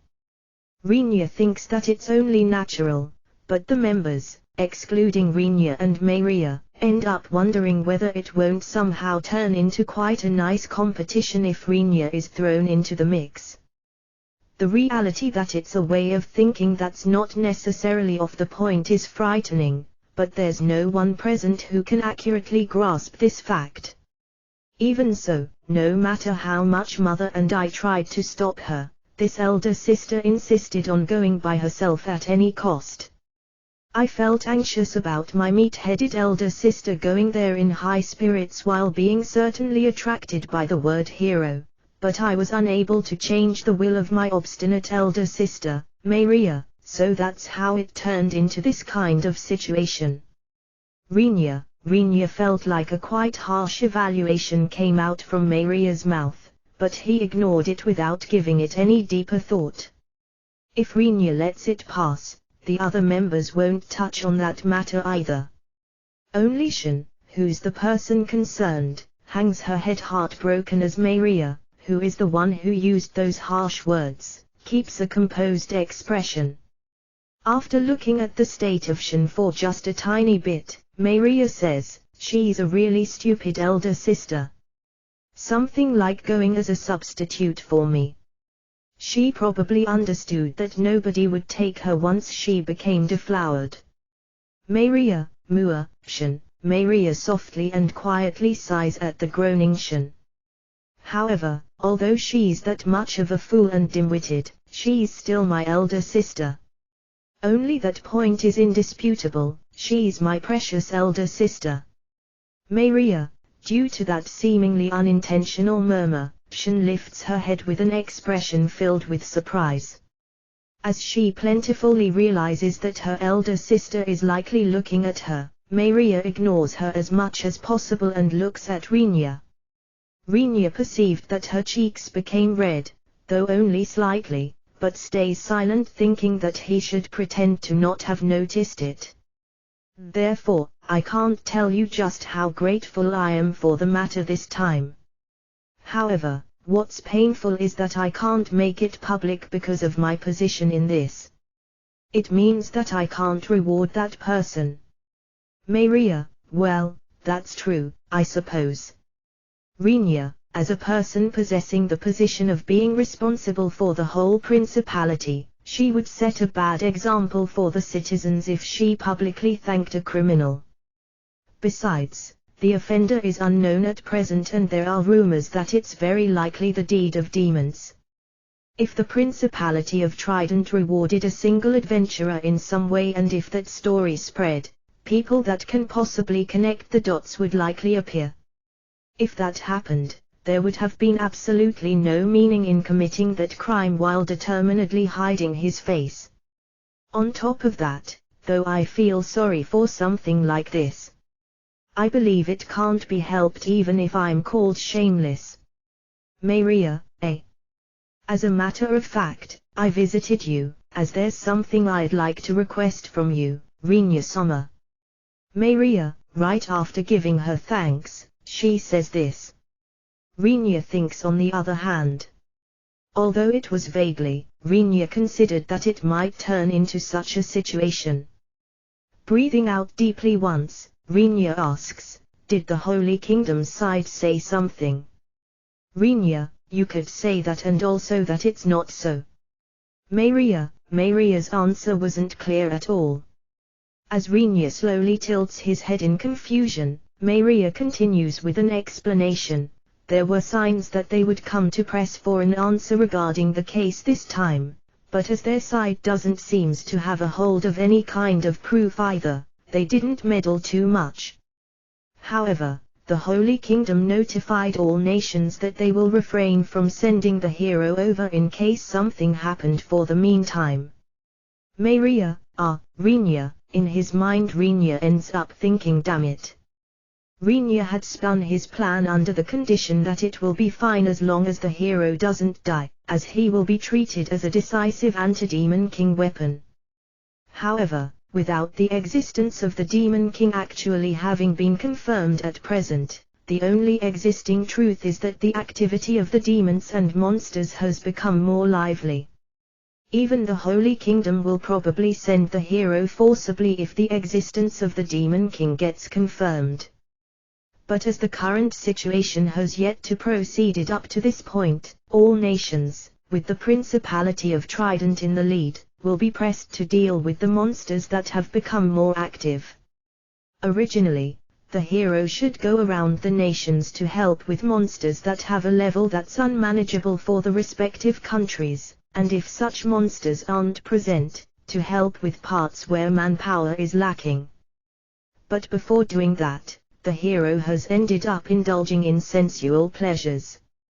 Moreover, that hero ended up being plunged into a state that's almost impossible to recover from in regards to those pleasures by Rinya.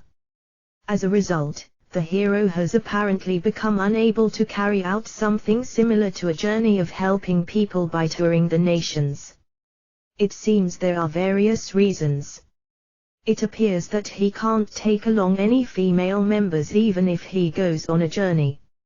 Even if he was forced to endure a male-only party, it looks like the hero became sulky that he wouldn't be able to experience anything nice even if he helped anyone. Maria, I guess he's unsalvageable trash. Rinya, I wonder whether it would have been better if I had properly gotten rid of him in order to avoid future troubles. Rinya ponders.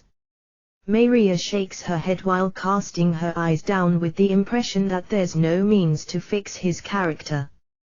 I feel like wanting to thank God for such kind of people not existing in our nation. It seems that he won't move even if he's ordered to do so, with the reason that he was allowed to do as he likes until now. Even if he somehow gets encouraged into doing so, the rotten hero, no, that's not it. The hero wannabe that's also rotten isn't a match for an average soldier at all. Maria, abandon that garbage somewhere. Rinya, although Rinya made him completely incapable of knightly pleasures, he didn't meddle with his combat ability at all since it would be bad if he got killed, as he still serves the purpose of being a decisive weapon against the Demon King. No matter how much trash the hero is, it'll at least finish fighting the Demon King and cleaning up the monsters as a favor for the benefits it enjoyed until now, Rinya judged, but it seems that the trashiness of the hero went far beyond Rinya's expectations. It's often said that there's no end if you look above, but on the other hand there's also no bottom if you look below. I think so as well, but it looks like the authorities of the Holy Kingdom have a slightly varying opinion. Maria behaves as if she's enduring a headache while curbing her eyebrows. If not only the Holy Kingdom, but also the Holy City was to be exposed to an attack by demons, the hero will be compelled to fight, whether he likes it or not, I suppose. That's why they're keeping him in reserve, to act as a defensive measure.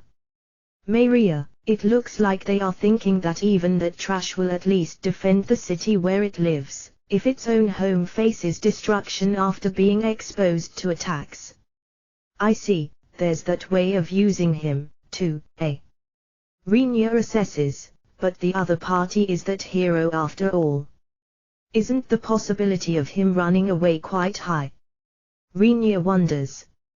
Even if we don't think about the motives of the Holy Kingdom and the hero now, we ended up losing the grace of the hero. There's almost no mistake about that. In other words, we have to consider the protection of our own principality with the military forces we have available right now. Maria, in other words, you are telling me to participate in that protection as soldier. Rinya wondered whether she came here to scout him for the principality's army, but Maria clearly denied Rinya's question by shaking her head. Then what the hell do you want me to do? As Rinya feels suspicious, Maria said, having high expectations of your skills, Rinya-sama, I'd like to request you to train our principality's soldiers. Maria, ha! Everyone's exclamation, with the exception of Frau, is accidentally in harmony due to Maria's unbelievable words.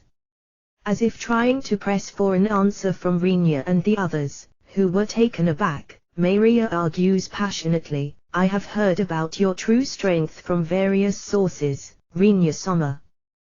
Currently the Trident Principality desperately wants to assemble many strong soldiers. Can't you lend us your power for that sake? Meiria. In the end Rinya decided to accept Meiria's request after a little bit of respite. One of the reasons for that is that he felt responsible for making the hero become useless, although that's something he can't reveal openly. Aside from that, there's also the point of the sum of the request fee presented by Meiria being very generous.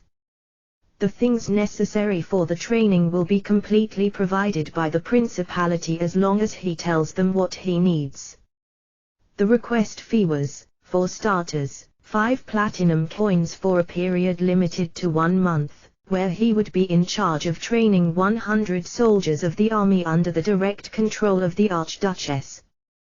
That would equal to around 50,000,000 yen in his previous world. Rinya isn't too obsessive about money, but as one would expect, he felt dizzy due to the sum of money that was offered. Shin and Rona couldn't close their open mouths. Emil laughed loudly and Kabocha showed a bitter expression for some reason. When Rinya later tried to ask Kabocha about the meaning of her expression, he learned that she apparently doesn't like the humans' armies possessing too much power as an elven imperial princess. I can't announce it publicly, but there will also be a reward included. Meiria added in a whisper. Even if that's included, the large request fee is already far away from common sense. Rinya blurted out the words that popped up in his mind reflexively. No way. Do you intend to add Shin's chastity to such an amount of money? Rinya, Shin falls over from her Caesar posture. Without looking Shin's way, Meiria waved her hand in front of her face. Definitely not. That's around 1 gold coin worth, I think. Meiria, no matter how you look at it, isn't that extremely rude towards me? Shin protested after getting up quickly, however Meiria coldly looks down on Shin. Even though I will gladly give your partner several dozens of silver coins to a few gold coins as payment, after the trouble of being successfully ensnared by one Isama's female wiles, as long as they are able to keep you in check while keeping you company. Please consider it my benevolence that I attach a value of 1 gold coin to you yourself, Shinane-sama. Meiria, where did you learn to talk like that? Shin, I'm already 15 years old. I won't stay a child forever. Meiria, 15 is still a child, I think, as it's fine already. Please take it outside, you two. Rinya, Shin tries to cling to the knee of Meiria, who answered arrogantly while sitting on the sofa. While investing great effort into understanding it in a positive way by thinking I guess it's proof that they are close, Rinya said that with a terribly worn-out voice. After that kind of exchange, the story returns to its beginning. Rinya looked up to the sky while wondering just how did it end up like this. I believe you have various negative thoughts such as discontent, complaints and this whole thing being absurd, but as this is an order from above, give it up. I'd like you to follow my instructions for the coming month. Rinya turned around to the soldiers lining up on the parade ground while trying to stay as expressionless as possible, since it couldn't be helped even if he cursed the heavens, but excluding the soldiers, he saw an element that brought him a headache. Clad in the same equipment as the other soldiers, for some reason, Shin was standing in the front row with her eyes sparkling. Due to her being the only woman among the male soldiers, she stands out abnormally, but only she herself hasn't realized that. At the time when Rinya made the contract to train the Principality's soldiers upon Meiria's request, Shin suddenly proposed to take part in the training too. Her surroundings and especially Meiria wanted to stop her with all their might, but Shin refused it stubbornly. The only one among Rinya's party that lacks battle strength is me. I would hate it to be left out as a combat asset forever. Even I want to be able to fight decently. With Shin insisting on that, the others somewhat accepted her point and stopped holding her back. However, from Rinya's point of view, Shin doesn't appear to be that weak. In reality, compared to when AZ and Rona fell into a state of near death from one hit during the battle with Emil, Shin got through it with nothing more than injuries at the level of a beating. Putting AZ, who is a magician, aside, it was an attack that plunged even Rona, a former knight, into such precarious situation. That doesn't mean that Shin possesses an extraordinarily sturdy body. Once I think about it, it's unclear whether Shin was conscious or unconscious at that time, but wasn't she able to defend one blow from Emil? Rinya ponders. As a belief of Rinya's, it's impossible for there to be coincidences in a battle. If you can make even your opponent think it was a coincidence, then your foundations in a skill are strong enough for you to be able to reliably and consciously execute it in battle, Rinya believes. In other words, it means that in Rinya's eyes Shin possesses the ability to defend against the attack of a demon as long as she properly prepares her equipment. The person herself isn't aware of that. She also doesn't possess equipment that corresponds to her abilities.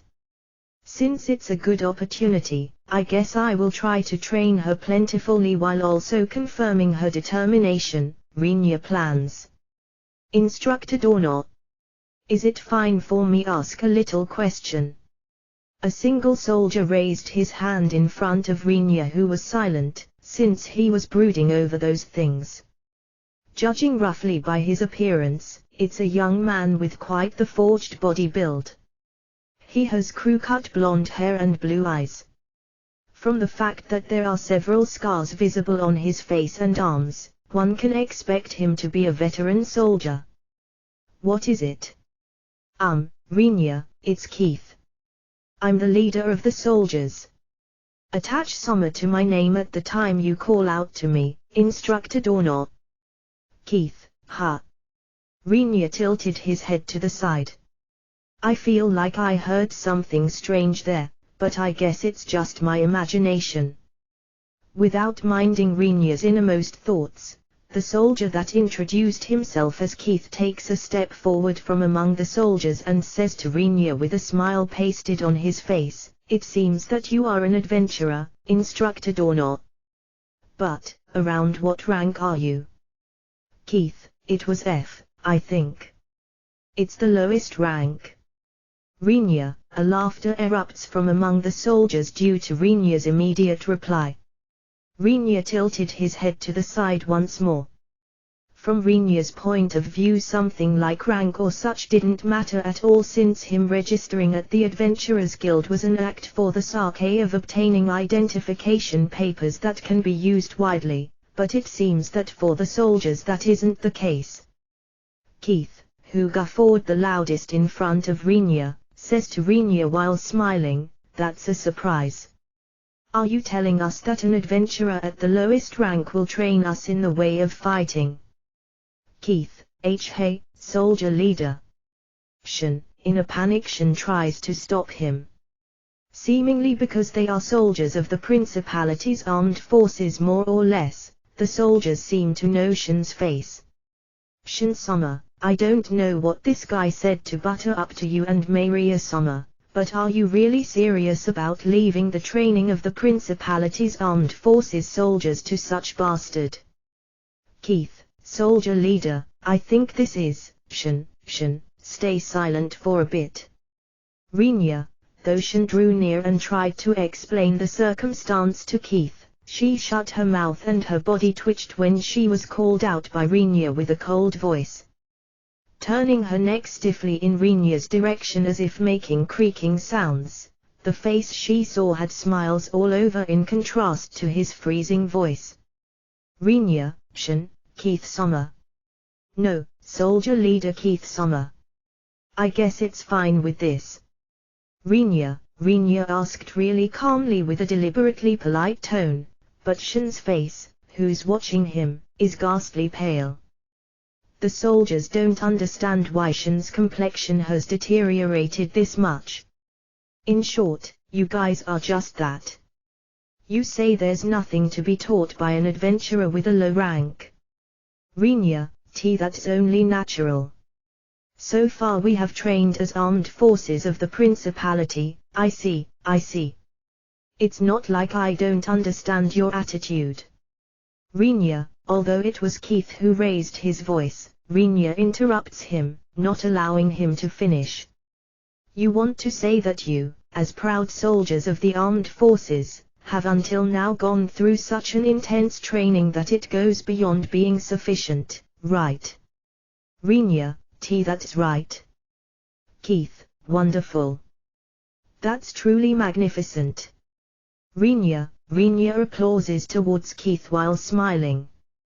The soldiers look at each other without comprehending where Rinya's leading this conversation. Only the sound of Rinya's clapping reverberates on the parade ground where they are. Rinya, this much is already enough. I will explain it properly to them. Shin. Rinya, Shin, who is the only person that understands that the current situation mustn't continue in the direction it's heading, tries to mediate somehow, but her name being slowly called out by Rinya causes her body to stiffen. The smile doesn't vanish from Rinya's face. Will you join the events that will follow as well? I don't mind it. Rinya, I wonder whether I could get permission to escape. Shin, being asked by Rinya, Shin readily gave up. I probably can't do anything about this anymore, is what she basically says.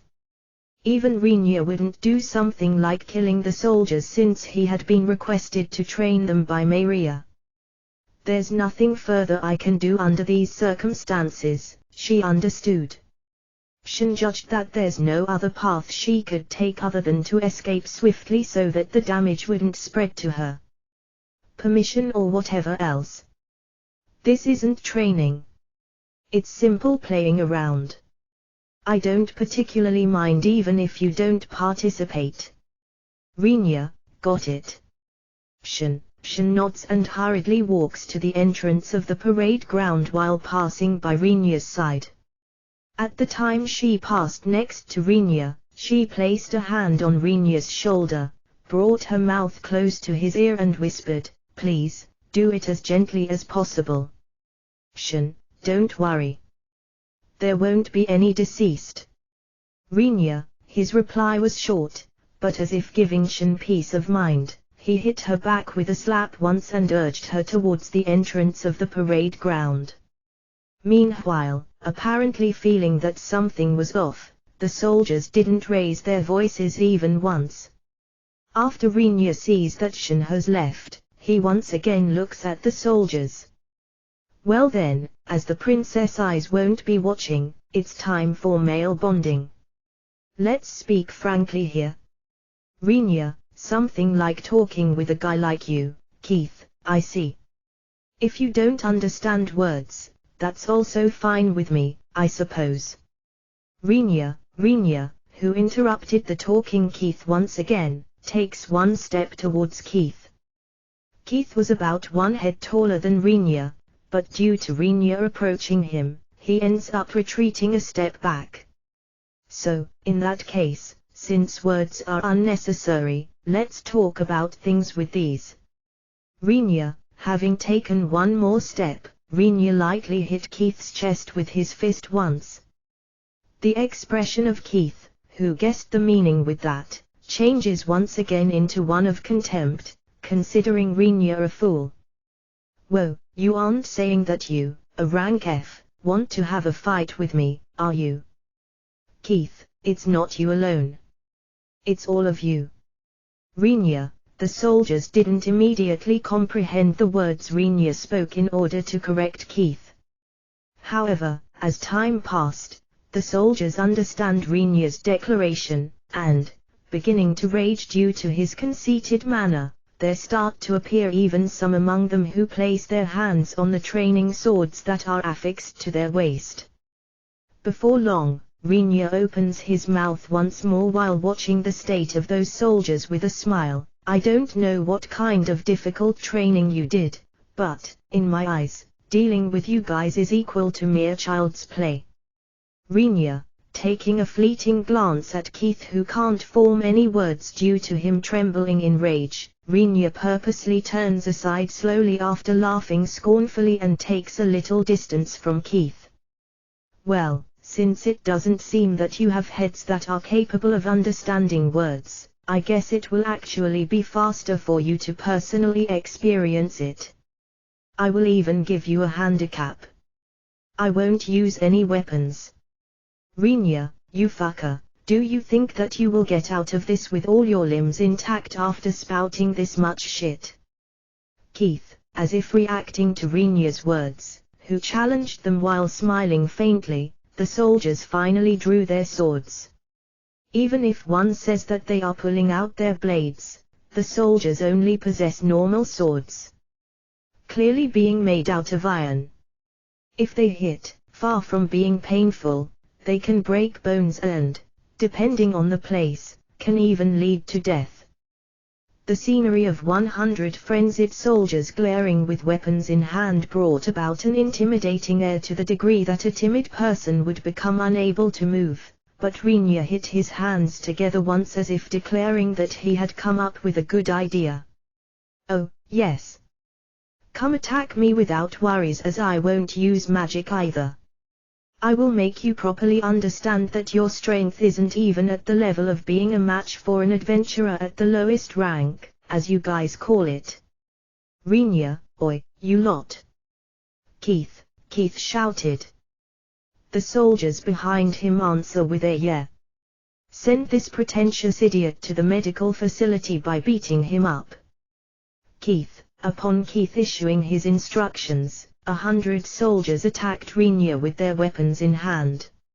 On the other hand, Shin, who had quickly exited the parade ground, headed towards the seats for noble visitors instead of heading home immediately. The seats have been built in a high place so that the nobles and royals could overlook the parade ground in order to be shown the results of the soldiers' training. Even the place that's being used by Rinya and the others didn't omit the custom and was equipped with such seats. Shin tried to observe what sort of thing Rinya and the soldiers will do, since it's a rare experience.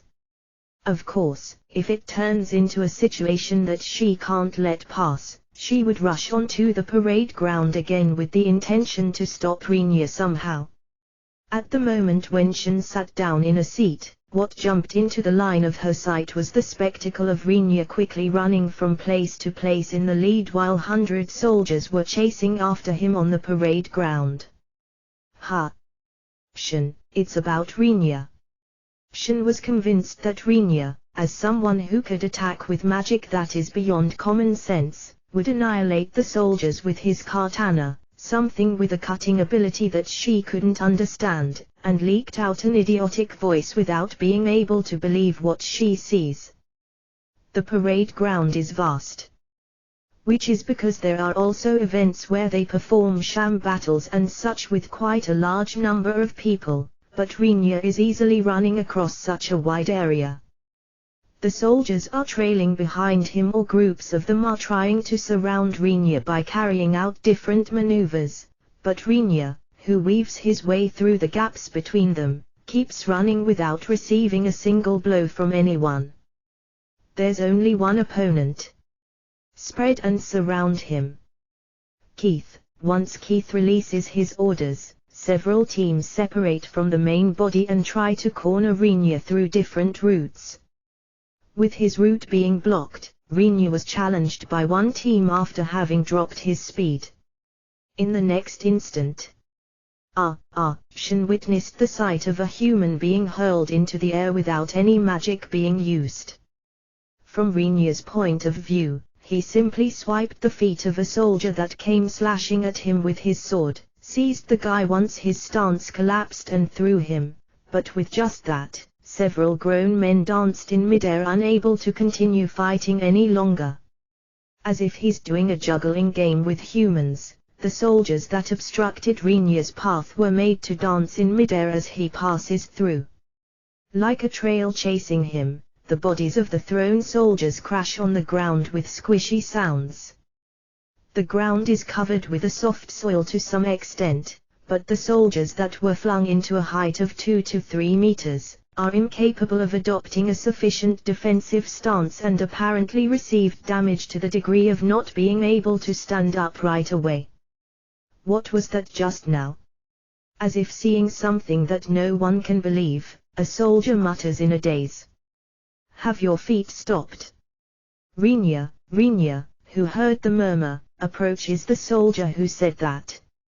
Rinya stepped in front of the soldier, who prepared his sword in a panic, inhaled deeply and released a palm strike charged with power by twisting his entire body.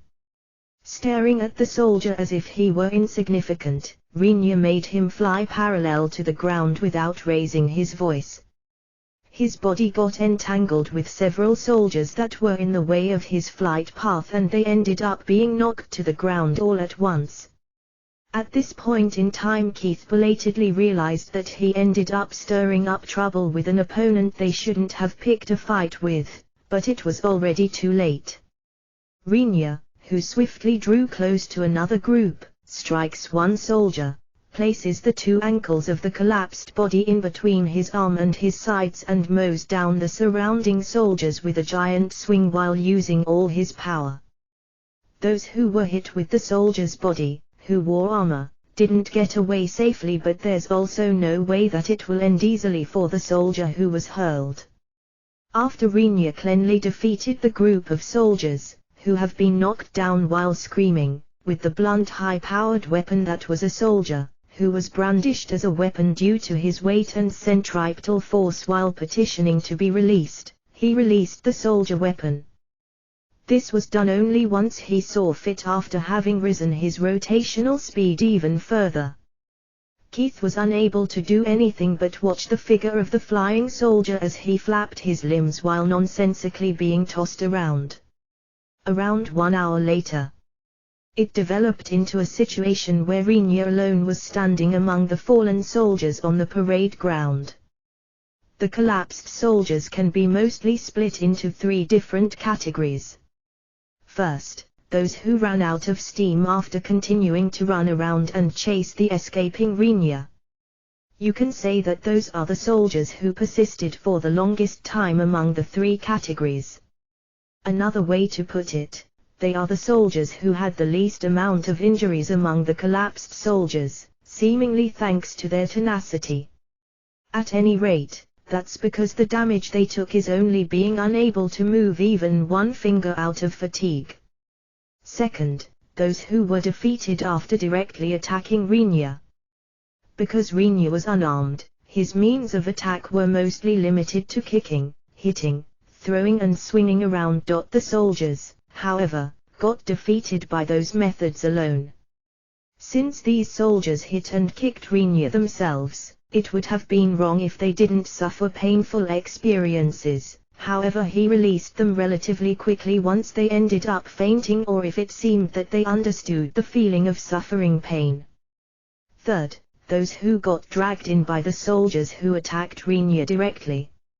Among the 3 categories, it's probably them who suffered the most tragic experiences. They were hit by comrades who came flying at them, rammed by comrades that were brandished like weapons, and had the bodies of comrades drop upon them at the places they collapsed.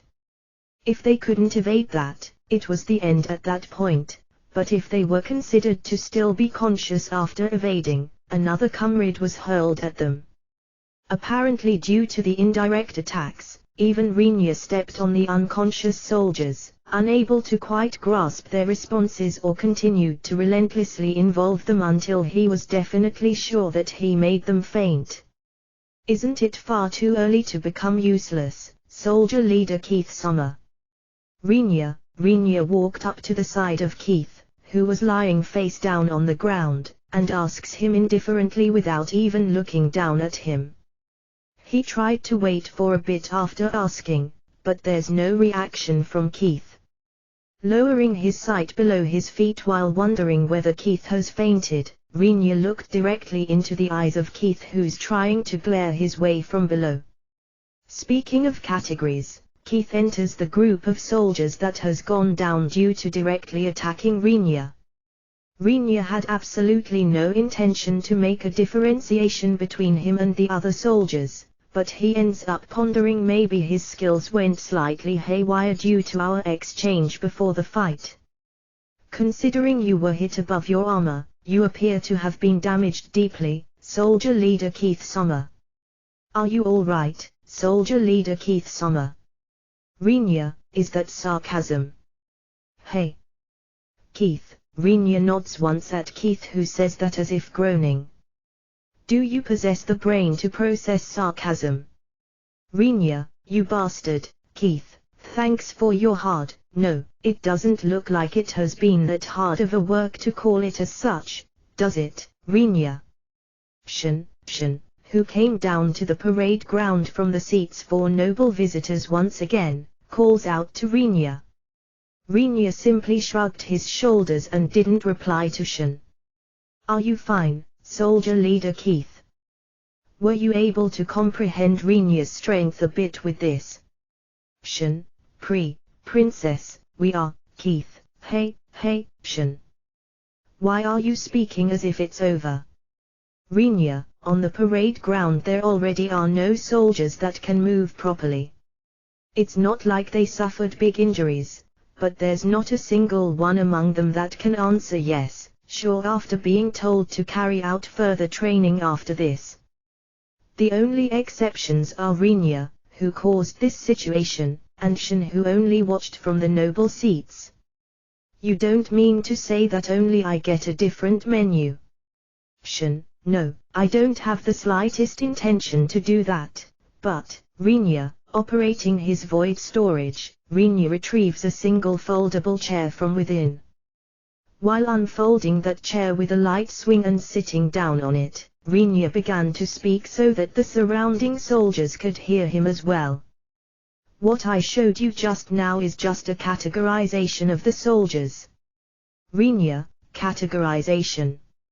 Shin, the guys, who seem to have ability and stamina above a certain level, were brought down after attacking me.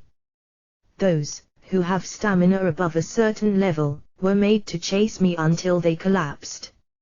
And finally those who couldn't even chase or attack me. In other words, the guys, who were brought down by getting dragged in by other soldiers, are the completely useless folks who have neither stamina nor ability. Rinya, ha! Isn't there a group that has no stamina but abilities above a certain level? Shin, once Shin asks that as she considered that to be an odd part, Rinya laughs scornfully at her.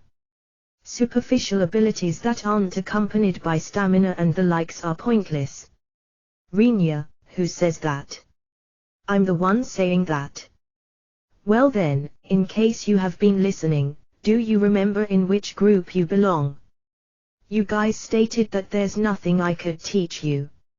Although there's nothing, I received money from Her Highness Maria in the shape of a request. Therefore I have decided to imprint it into you forcibly without actually teaching you anything. Rinya, I feel like you have said something somewhat disturbing. Shin, Rinya immediately affirmed Shin's doubt. In short, I guess it will be dangerous since it won't be based on knowledge and experience but by teaching your bodies. Rinya, me too. Shin, have I maybe announced my will to participate at an unwise time? Shin turns pale. Rinya dispassionately asks Shin, do you want that to happen to you? Rinya, no, I'd like to refrain. Shin, if you have an interest in getting taught, I will humor you accordingly. These guys don't have such intention and thus it can't be helped. Rinya put his foot on the back of Keith, who has collapsed upside down below his feet. Rather than having the objective of causing pain to him, it was apparently his declaration that he definitely won't let him escape from here on out. Even without doing that, Keith didn't even have the strength to crawl left in him anymore. Rinya surveys his surrounding in that posture and activates the manipulation spell towards the soldiers who have fallen at a spot that's too far away from him. By pulling the armors worn by the soldiers who have been scattered at a vast range, he gathers them into a closer space. While carrying out that work, Rinya deploys a barrier in order to surround the area by using parallel activation of magic formulae. This barrier had the property of not allowing physical interaction and magic to pass outside from the inside. It's the only way to make sure that no soldier possibly runs away after recovering their stamina while he's in the middle of his next operation. In addition to its significance as an anti-escape barrier, it also serves as a wall to hinder leakage of the 3 magic formulae Rinya will use next to the outside. No one is able to move anyway. Thus, let's follow by doing the training that's possible by simply lying around over there. Rinya, it's a course of events he had decided beforehand, but Shin looks curious when Rinya declares so. Such training exists.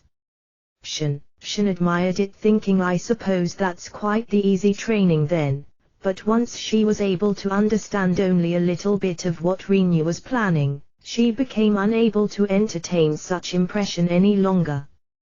Guess so. Shin, stand over there and tell me once it seems to be even slightly unreasonable. I will make a hole in the barrier. Rinya, while telling Shin, Rinya strengthens the barrier by spreading mana in order to make sure that it's visible for Shin and the soldiers. As a result, the soldiers realized that they were imprisoned within Rinya's grasp. What do you plan to do? Due to the voice of soldier leader Keith that comes from below his feet, Rinya replied while slightly increasing the power in his foot, stepping on Keith's back. I told you that it's a training that can be carried out even while sleeping, didn't I? Rinya, there's no way such, Keith. The words of Keith, who started to speak, break off. It's not like Rinya interrupted him in the middle or anything. Cries of pain and gasping alongside voices of surprise began to spread among the surrounding soldiers. Even Keith himself felt a violent oppressiveness and throbbing, and a disturbance of his breathing by something bursting out from within his body. This was drilled into me by Emil. Rinya says in a fashion of a monologue while sitting on the chair. The thing called sorcery has been precisely organized like a study, but as a matter of fact, among the techniques ranked as big spells, many that haven't been accurately systemized like a study are included, it seems. Rinya, oh tilde. That's the first time I hear that, Shin says. No change from her usual expression can be seen. Keith, who looked up at Shin's expression from below Rinya's feet, couldn't believe that reality. Just what kind of expression do I have? Keith wonders. He continues to release cold sweat from his entire body. Regardless of whether it's his face, fingers or below his armor, it streams down. The clattering of his teeth, not to mention the trembling of his powerless body that doesn't do what Keith wants it to, sounds completely as if it's someone else's. He doesn't know whether the temperature he feels right now is hot or cold. Both his hands at the ends of his feebly flailing arms are tearing at the ground as if enduring something, but Keith isn't even aware of that. What I'm doing right now is scattering around through my mana and bloodthirst. Rinya, eh? You are already at it. Shin looked around while continuing with I don't feel anything though. But her face stiffens after seeing the fallen soldiers trembling, and in very bad cases writhing and starting to drool. Rinya continued his explanation without minding it. Although I said that, it doesn't mean that I'm seriously scattering it. From my point of view, I'm actually distributing it weakly and subtly. Rinya, like this. Shin. The soldier Shin pointed at had already lost his consciousness with his eyes wide open and foam gushing out from his mouth. The offensively smelling liquid from his nether region has changed the color of his trousers by wetting them. In addition, the figures of soldiers that try to get away as far as possible from Rinya by crawling on the ground, or those who are screaming while clinging to the barrier's wall, even though they know that they can't leave the barrier, can be seen. Being under the same influence, it's at a level where you can stay calm without noticing anything, right? Rinya, oh. It's true. I don't feel anything, I guess. Shin. In Shin's perception, her current state was something along the lines of isn't Rinya slightly difficult to approach as he's emitting a scary aura. Above all, not only is Shin mentally slow, but her body has gotten used to the manner and bloodthirst of Rinya as a result of having spent quite a bit of time together with him. She wouldn't mind such level of coercion. Once they reach the point of being able to endure this coercion, they won't just obtain the power to resist against mind spells but also get a resistance against common spell effects. Moreover, becoming capable of repelling this coercion with their own will and manner is connected to an increase of the manner they possess, I heard. Rinya, that's amazing. How does that work? Shin. Owning a powerful will that opposes the feeling of I will be killed, they will try to resist through their manner, I was told by Emil, but I don't quite understand either. It seems that they will be able to manage somehow or other if they strongly pray like hell I will lose, in silence. Rinya, I see. All right. Shin, shutting her eyes tightly, Shin starts to single-mindedly pray while murmuring something unspecified. Isn't that in vain at the current point in time as she already has a resistance at the level of not feeling anything even without doing something like that? Rinya wonders, but he decides to let Shin do whatever she likes. It would be nice if I could strengthen the coercion a bit for Shin, but if I do that, I can't definitely say that there won't be any casualties from death due to shock among the soldiers who haven't reached Shin's level. Won't it be fine if I go for it slowly as I have a month remaining at this point? Considering that, Rinya closes his eyes while deeply leaning back into his chair. As it wasn't a bloodthirst with considerable power, he isn't conscious of it. Given that even his mana was poured in weekly with a very little quantity at a time, there wasn't even any necessity for him to try maintaining it. If it's at that level, he can keep at it even half unconscious. He here, tilde. Rinya, the one who raised his voice is Keith, who is still being stepped on by Rinya. Thanks to his entire body shivering, he's apparently unable to form his words into any decent language. What's wrong, soldier leader Keith Summer? By the way, it's slowly becoming annoying to add Summer. For how long do I have to keep doing that, soldier leader Keith Summer? Rinya, he here, TTTH this TTT Ultra training, FF for how long, Keith? Rinya somehow manages to assemble the voice that's difficult to understand into something comprehensible in his mind. How long I intend to continue this training, you want to ask? Rinya, Keith nods while his body trembles. He sustained himself to an extent by talking with Rinya, but without that he would likely run away by crawling around or hit the barrier while screaming please help, like the other soldiers. Let's see. How about we stop once Shin gives up? Rinya, me. Shin, while looking at Shin who apparently wanted to ask why use me as standard, Rinya says to Keith while treading on him, you certainly don't mean to say that the elites of the National Army, who have gone through rigorous training, will throw in the towel before Her Highness Shin due to the coercion of an adventurer at the lowest rank that Her Highness Shin can withstand with a calm expression, now do you? Rinya, that sounds nice. Shin, Rinya's coercion unintentionally ceases due to the words Shin let leak in a mutter. What the hell is she talking about? Rinya looks at Shin.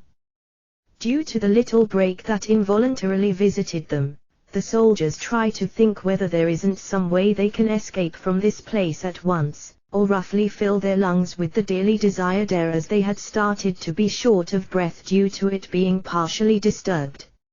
Among those soldiers, Shin said with an expression of being somewhat entranced while putting her hands on her cheeks, having Rinya call me with a title of honor, how nice. Shin, it appears that Rinya calling Shin with Her Highness had directly pierced her heart. What foolish stuff are you saying? All right, I will resume. This time I will make the bloodthirst stronger than before, okay? Rinya, why? Shin was surprised, but the reply returned to her was very reasonable. Shin, you don't feel anything anymore, thus emitting coercion at the same level won't even serve as training, right? Rinya, what about the soldiers? Shin, it's fine. They won't die. Probably. Rinya, probably, you say. Shin, you lot, I don't know whether you can hear me, but tomorrow we will go with this feeling as well, got it? Though I plan for it to gradually become stronger as the remaining days pass. Rinya, ignoring Shin that tries to protest, Rinya addressed the soldiers, who had once again started to groan, while smiling. You are free to escape the training. Please do as you like. In that case I will be able to do something even more enjoyable, you know. Rinya, something enjoyable. Shin, Rinya lets his gaze wander towards Shin, who asked a question in return. As it is, her face doesn't show any indication that she's sweating unusually. It's the usual Shin without her expression stiffening either. Although Rinya is emitting a stronger coercion than before when he stopped temporarily, it doesn't seem to be enough for Shin at all. However, there was the concern that there would be some unable to endure it among the soldiers if he continued and raised it any further. I guess that's a challenge for the distant future. Deciding to ponder about this matter at a later time, Rinya says, I will be bullied by Maria if I handed you over with no abilities, no willpower and overinflated egos. Rinya, your character's bad. Shin, there's also the part that a country's soldiers being of bad quality is the responsibility of the ones leading that country. In other words, if we assume that the National Army's soldiers are incompetent and have no guts, that will become the responsibility of the Archduchess and the next Archduchess who are managing them, right? Rinya, that's right, maybe. Shin, tentatively you are included in that as well, aren't you? How about it, Your Highness Shin femme fatale? Are the soldiers in your country incompetent and gutless? Rinya, there's no way for that to be true. Shin declares distinctly with an expression of anger on her face. The ears of Rinya, who feels slightly surprised, caught a sound similar to something small shattering. Our principality's soldiers are only the people who repeatedly train every day, who pledge their allegiance to Her Majesty the Archduchess and who love their country. If you try to look down on that unreasonably, even you, Rinya, won't get away with that unscathed. Shin, it was repelled at this level. This damned impulsive idiot. Rinya whispered. Due to his annoyed expression, Shin's anger dwindles and she reveals a look of ha. I don't have any particular intention to look down on them. If you say so, Your Highness Shin, all 100 men will come to the training starting from tomorrow, I suppose. In that case I will simply accomplish the request from Her Highness Maria. Rinya, of course. Shin, declaring that while throwing out her chest with a jerk, Shin starts to run between the collapsed soldiers. Ahead of the gaze of Rinya, who watches her while wondering what she might intend to do, Shin started to call out to the fallen and groaning soldiers. Properly hold on to your spirit. Even I'm okay. If it's you guys, you should be able to repel this coercion. Shin, unexpectedly she might have a good way with words if she becomes a general or something similar. Rinya, while harboring the impression won't she possibly become a young woman that can raise the morale or give speeches reasonably well if a strategist that properly grasps her reins is appointed to her. Rinya decided to watch over Shin. Maybe, as a result of that, some of the soldiers will become able to stand the current level of coercion today. While even facing that expectation, Rinya tilde. Shin calls out to Rinya from slightly away. Rinya raised his voice in order for it to reach her. What's up, Shin? Rinya, calling me Her Highness like just now, can you do that again once we get back home? Shin, I take back what I just said. This might really be a lost case. Rinya was at his wit's end.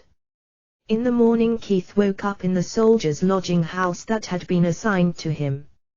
Usually the feeling of waking up wasn't something that bad, but in today's particular case, Keith's mood was the worst. Yesterday the 100 soldiers of the Principality's army under Keith were ordered to receive training for a month on the parade ground.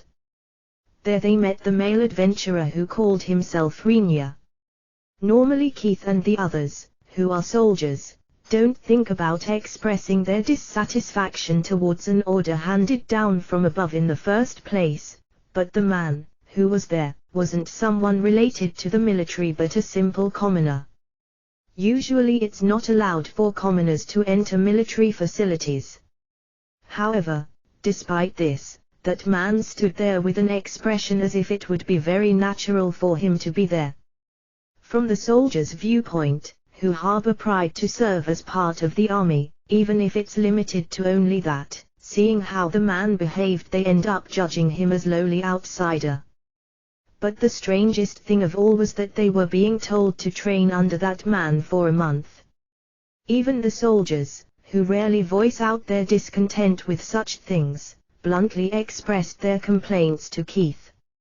After pacifying them, since their superiors might have brought along a reasonably high-ranking adventurer, he tried to ask that man, but the words he got in return were identifying him as the lowest rank even among adventurers.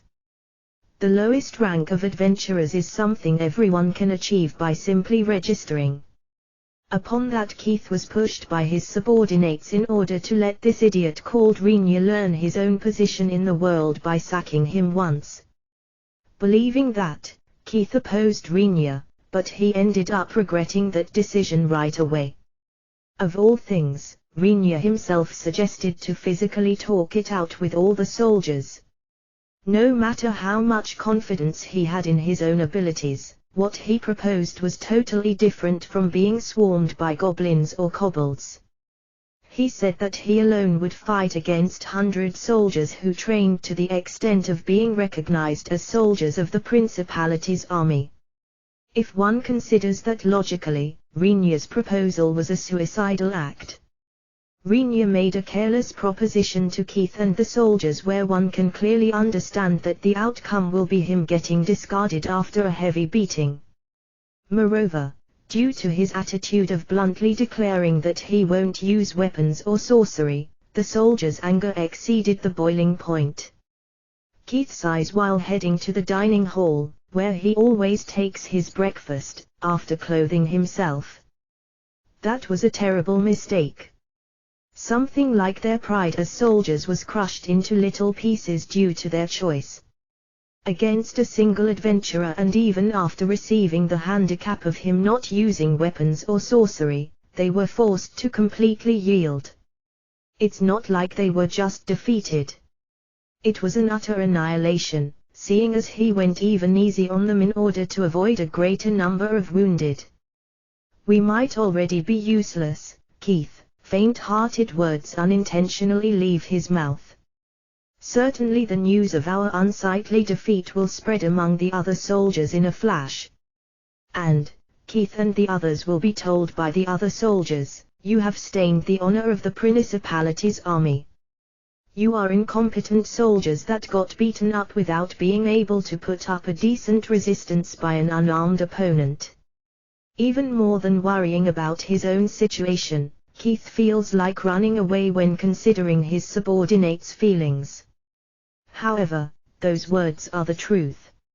If we had gathered more information about the adventurer called Rinya, and if we had asked him to teach in a more modest way, we at least wouldn't have been branded as incompetents, but now, all of that is too late. Even so, he couldn't choose the option of skipping the training or of running away. The one who selected us is none other than Her Highness Maria, who will become the next Archduchess. An escape will bring disgrace to Her Highness. Even if we can't avoid being recognized as incompetents, an act similar to putting Her Highness Maria to shame on top of it cannot be allowed. What's left is to continue while gritting our teeth and enduring. While persuading himself with that, Keith opened the door to the dining hall and instantly wondered whether he had gone to the wrong place, due to the scene that spread out in front of him. The dining hall, where many eat their meals, was a room with quite the size. Long and narrow tables should be densely lined up, and the figures of the soldiers that usually eat their meals at said tables should line up in rows, but currently there are only several oblong tables set up in the middle of the room. In a place that's equivalent to the seat of honor, sat that completely black-clothed man he saw on the parade ground yesterday. Rinya has his arms and legs crossed while sitting on a chair. He's lightly entrusting his weight to the chair's back. What happened? Keith surveys the dining hall. Originally the dining hall had a scale allowing around 300 people to take their meals at the same time, but what's currently before his eyes are only 5 tables where 10 people sit on either side. And, next to the entrance, Keith's subordinates, who apparently arrived here before him, are standing stock still with pale faces. Once he turns his sight to the dining hall's wall, he sees table debris, which had been shattered into very small pieces. As if blending in with the debris, a mountain of countless bodies had been created. It might turn into such spectacle if the mountain was created by something capable of churning humans and tables into a gigantic vortex. Keith feels in a corner of his mind that his emotions had somehow become hollow. Rinya, who recognized him, called out to Keith while sitting on his chair. "Yeah, good morning, were you able to sleep well? Today will be harsher than yesterday, you know. Eat your breakfast promptly and head to the parade ground."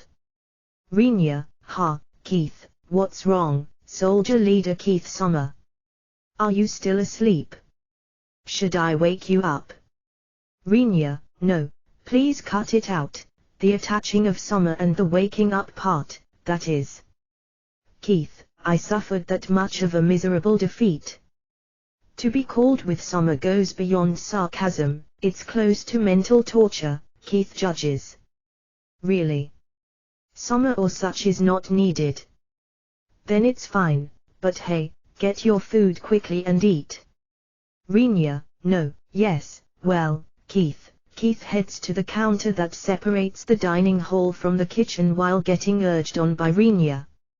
On the way he passed next to the mountain of table debris and people, but that mountain had been thoroughly destroyed to the extent of him ending up wrecking his brain just what the hell happened for it to turn into such a situation.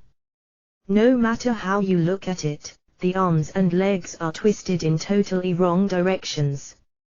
Through the table debris, the soldier's skin can be seen peeking out from within, showing traces of a relentless beating and filled with bruises that are painful to look at. At the same time, when seeing the broken table pieces, Keith ends up asking himself, does he possibly have some grudge against tables as well? While reciting inside his mouth, don't pay attention to it, don't pay attention to it, Keith arrives at the counter. On the other side were the faces of the people preparing the food with whom he had become acquainted, but all of them had teary eyes. "Just tell me what the heck happened before I came in here." While screaming so within his heart, Keith places his breakfast on a tray and returns to the table where Rinya is waiting. On his way back, Keith commands his subordinates, who have frozen and haven't moved from the hall's entrance, with his eyes to eat their breakfast swiftly. While watching them start running to the counter in a hurry, Keith sat down at one of the remaining tables that was slightly apart from Rinya. Brown bread, meat and potato salad, and in addition bean soup. Looking at his meal consisting of that, Rinya absent-mindedly said, "The quantity is insufficient and it doesn't look overly appetizing either." Rinya, not knowing how to best reply to Rinya's statement, Keith bites into his bread. Compared to the hard bread often bought by adventurers, it has a softness that is still less objectionable, but as a hard bread is something hard nevertheless, he tears off a piece by freely using the power of his jaw and hands, and eats it while washing it down with the soup. "Probably it's best if I improve the meal quality as well, I suppose. They will after all carry out very intense training. I will try discussing it with Maria. It won't be any good if I don't think of a place either. I'm pretty sure they won't be able to eat here with a calm mind." "Rinya, aren't you the reason for this?" "Keith, what's this guy saying?" Keith reflexively interrupted Rinya's monologue. Although he immediately pins down his mouth while thinking "oh shit," Rinya asked Keith back without looking as if he overly minds. "You mean the reason how it has turned out like that? Or the reason how it would turn out like that?" "Rinya, is there any difference in that?" "Keith, the reason why it came to this is because you guys lost unsightly to me. In other words, you guys are the reason." Rinya says while pointing at the mountain of rubble and people. Keith frowns but doesn't object. "In short, the reason why it became like this is, Keith, that's because of me, I suppose. As there were some fellows in the dining hall who used your defeat in order to sneer at you without even knowing the circumstances, I offered them to try experiencing it themselves once if they find it that funny. The outcome is as you can see." Rinya, that means they were unlucky, Keith." Keith prayed for the fallen soldiers' happiness in the next world. Though he thought they probably haven't died yet. The Trident Principality is a military state, right? Considering that, isn't the quality of the soldiers too low? Rinya, damn, you don't measure your words, do you? Keith thinks, but there's no point in refuting him. We were easily defeated yesterday. Even the other soldiers are being treated as trash that goes well with broken tables. Under these circumstances, claiming that we are actually quite the elite soldiers won't serve as anything but a bad joke. I think that you are just too far outside the norm." Keith, dragging out a somewhat safe reply from within his mind, Keith ended up with his eyes wide open due to Rinya's next words. "That outside the norm guy is in charge of your training, thus I plan to have you guys get disconnected from that norm quite a bit too though." Rinya, "Keith, at the very least I intend for you to reach the point at which you'll be able to do at least this." Rinya, Keith unintentionally stands up due to Rinya pointing at the mountain of trash with his gaze. Rinya looks up at Keith while still seated. "Don't be unreasonable. There's no way that we will become able to do that, right?" Keith, "Why? You are humans as well, no?" Rinya, "We are different from you. Keith, you're the type of boring guy that replies to each and every little thing, aren't you?" Rinya, even though Rinya looked at Keith from below, who raised his voice fussing over how they would become able to do something like that, Rinya's gaze without a doubt looked down on Keith. After urging Keith, who ends up lost for words, to sit down on his chair. Rinya said, seeing that you guys told me that you won't ask me to teach you, I don't have any obligation to do so, but, Rinya, can't you forgive us any time soon? I feel ashamed for our ignorance. As you see, I have apologized. Thus, Keith. Keith bows while secretly thinking he's the type that holds a grudge, isn't he? After staring at Keith for a while, Rinya started to talk. Oh well, it's fine. But why do you arbitrarily decide that it's impossible? Did you try already? At least you guys shouldn't have received the same training I did. So why have you guys selfishly decide on that result? Rinya, that is, Keith, I won't tell you to become like me. Even for me there were various circumstances after all. But, even without becoming like me, won't it be possible for you to achieve at least this much? Rinya, unfolding the arms he had crossed, Rinya places them on the table, bends himself forward and fixedly looks at Keith. As if being wrapped up and captured by his stare, Keith is unable to remove his eyes from Rinya's face, who is intently looking at him. Even though I'm telling you that you will be able to do so, you say you can't and that it's impossible. Why can you guys, who have only knowledge and ability to the degree of losing unsightly to me alone, deny what I tell you without hesitation? Rinya, mixing in slander here and there, you, Keith, even though I'm telling you that I will bestow power upon you, you don't want it. Even if it won't go as far as you becoming matchless warriors, don't you feel the wish to possess power that allows a unit of 100 soldiers to match 10,000? Rinya, that is, Keith, even Keith is a human that tries to make a living out of fighting. If he's asked whether he wants power or not, he will accept it without hesitation. Moreover, Keith and the others are soldiers protecting their country. Obtaining power meant increasing the possibility of being able to protect the things they want to protect. Because they are able to understand that, Rinya's temptation seemed like very sweet words for Keith and the soldiers in the surroundings who were listening to their conversation. It's fine if you don't want it. But is that the truth? You really don't want a combat strength that cannot be compared to the other soldiers, a power that will simply allow you to protect your country even without relying on something like a hero and a strength to simply cut down beings that try to steal something from you. Rinya, isn't it obvious that I want that? Keith, then obey me. Rinya's voice became cold all of a sudden. The consciousness of the soldiers, who seemed enthralled about it in the middle of Rinya's temptation, cooled down with a single sentence. And they were forced to realize. This guy in front of us is serious. Don't harbor any distrust and train as I tell you to. Do as you are told. And, during that time steal the things you can steal from me. If you don't know what's good to steal, let me teach you, seeing as I received your apology just a while ago. But do know, taught techniques are no match for stolen techniques, got it? Rinya, understood, instructed or not.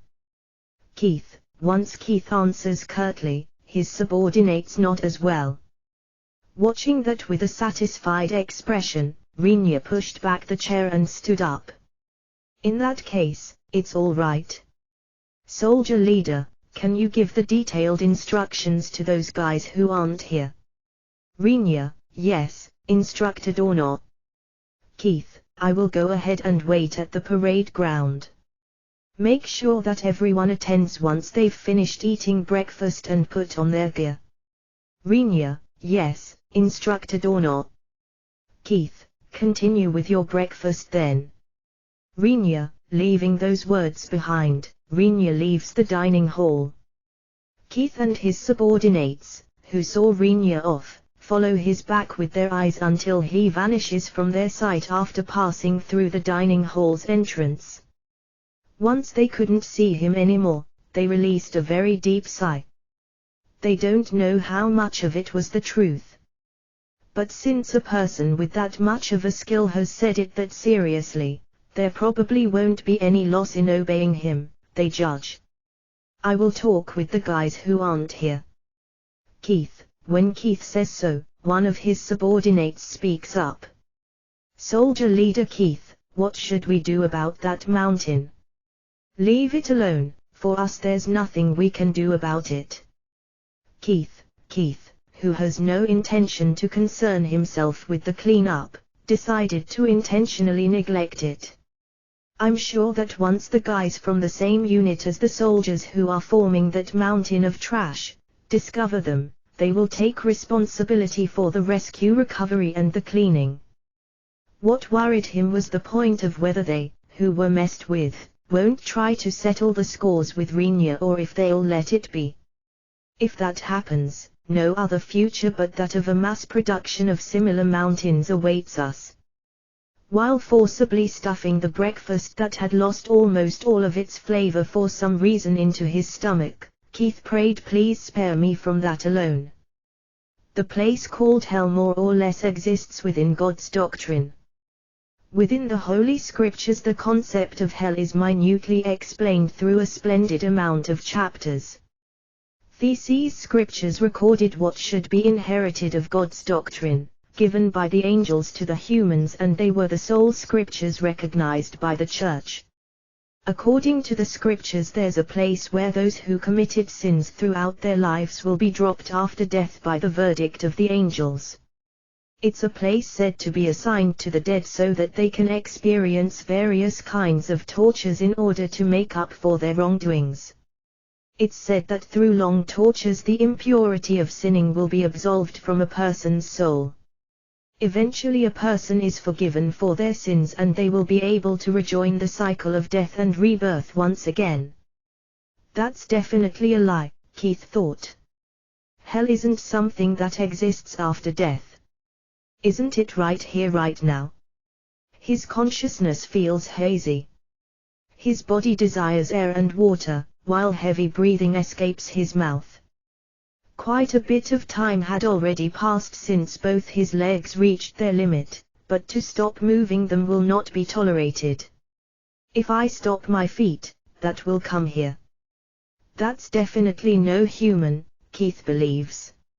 I'm certain that it's something imitating a human's shape.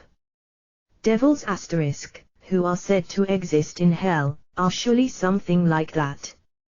T/N, using devil here for only as ogre/demon already exist in that world. Even Keith was aware that he was thinking incoherently.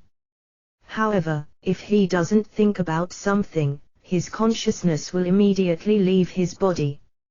Usually he would have thoughtlessly insisted that it's the weight of his equipment, which he wore so often that he isn't even aware of its existence.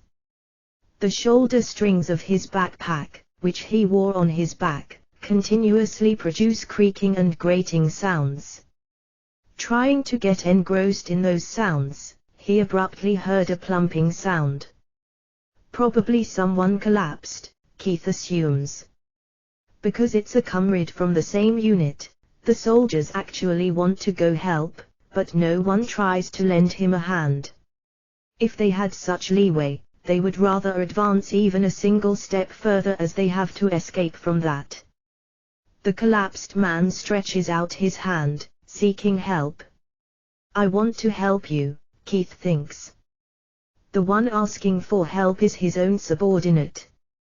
Words asking for help are likely coming out of his mouth, but the only thing that could be currently heard were sounds similar to a horse draft.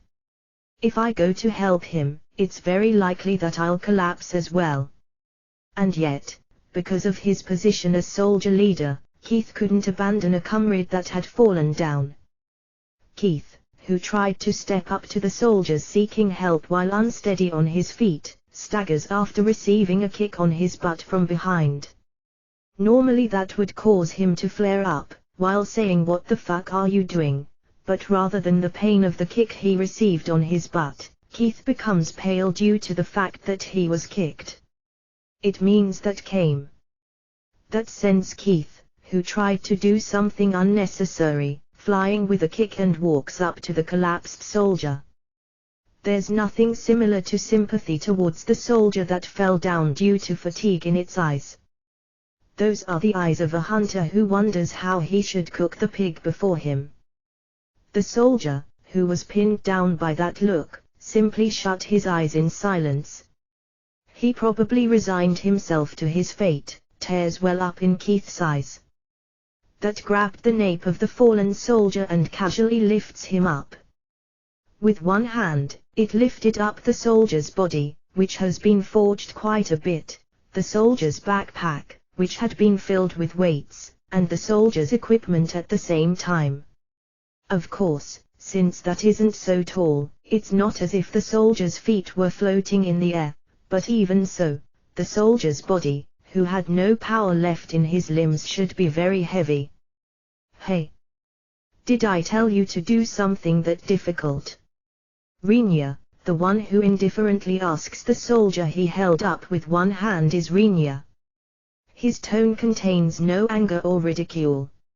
It was a tone as if merely confirming the facts in a truly detached manner. I only told you to run around the parade ground in full gear and with around 50 kilograms of weights crammed into your backpack, didn't I? Is that difficult? It's not like I asked you to run several tens of laps in less than an hour either. Didn't I only tell you to run until I say that it's enough? Rinya, you put that much weight into our backpacks. The soldiers, who heard Rinya's voice, thought uniformly. Since their equipment was that of infantrymen, it's not like they're wearing full-plate mail like knights. Their equipment has been created by utilizing mostly leather, but since it's reinforced with metal here and there and has been covered with chain, it has a substantial weight. The long swords affixed to their waists are for training use, but the sword's weight is no different from those used in actual combat.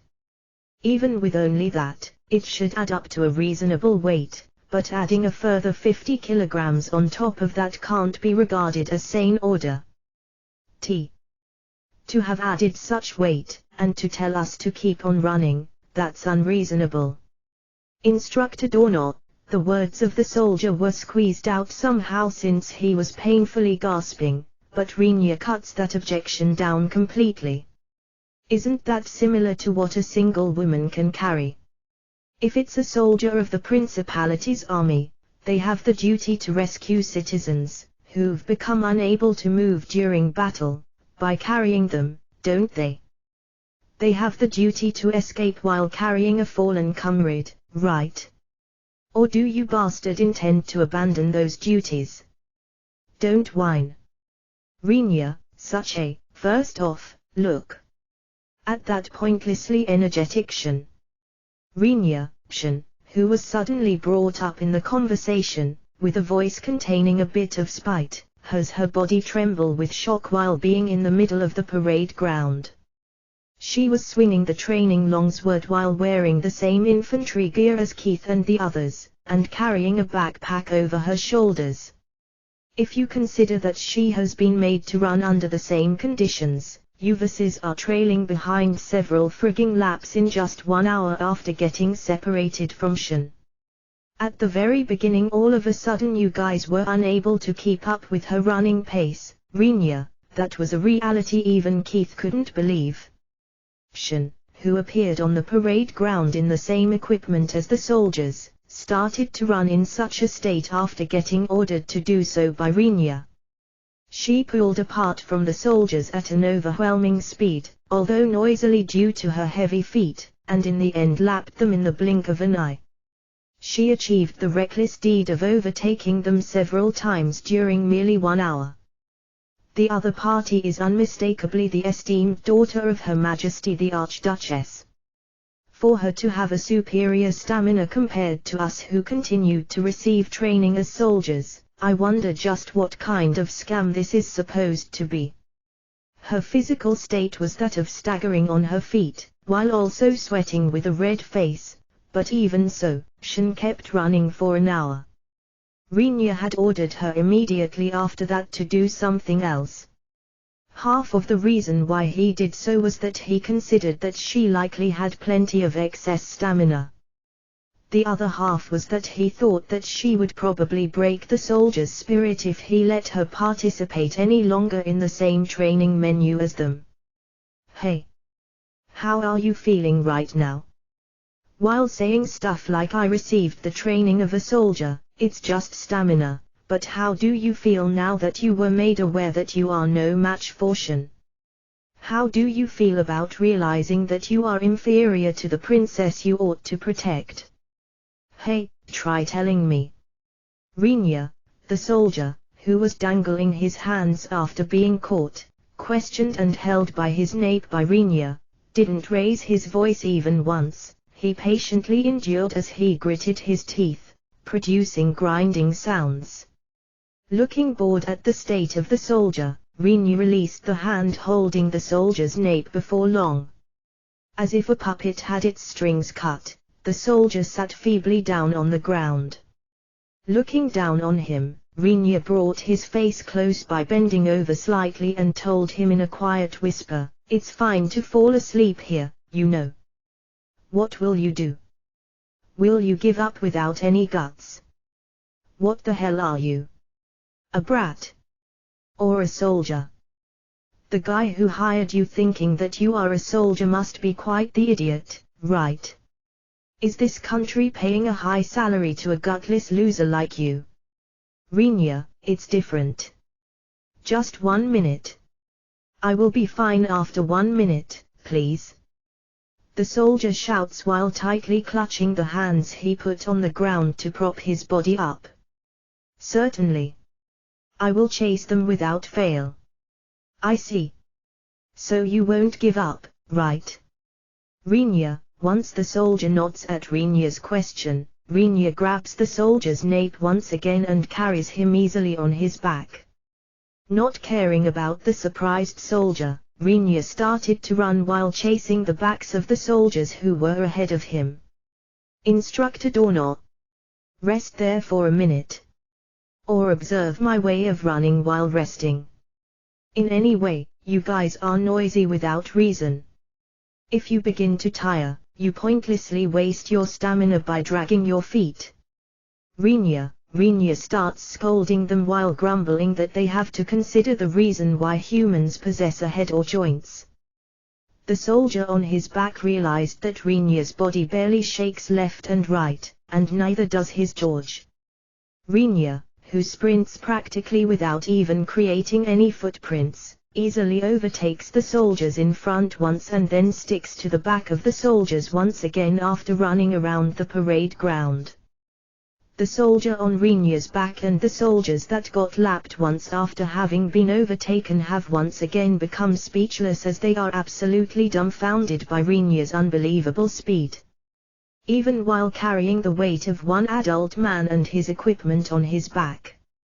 Rinya, who plainly ignored their gazes and the feelings of astonishment that have been directed towards him, catches up to the end of the line of the running soldiers and lets the soldier, whom he carried on his back, down on the ground.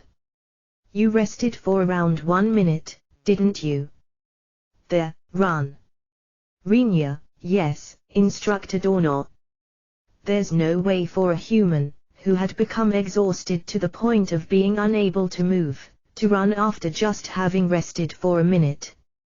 Nevertheless, the soldier answers Rinya's words loudly and runs behind his comrades with a frantic look while gritting his teeth. Seeing him off, Rinya takes out the tools for the next training activity from his inventory, and begins to pile them up into a heap in the center of the parade ground. In the end, this marathon training continued throughout the entire morning. A girl, who had quite the lascivious appearance consisting of a side tail, a tube-top bra and hot pants, goes around distributing lunch to the soldiers who can't move due to total exhaustion. Rinya, who hated bothersome efforts, disliked using the dining hall. Due to that, it wasn't used by a single of the soldiers as they didn't have the energy to walk there. Thus they took their lunch on the parade ground just like that.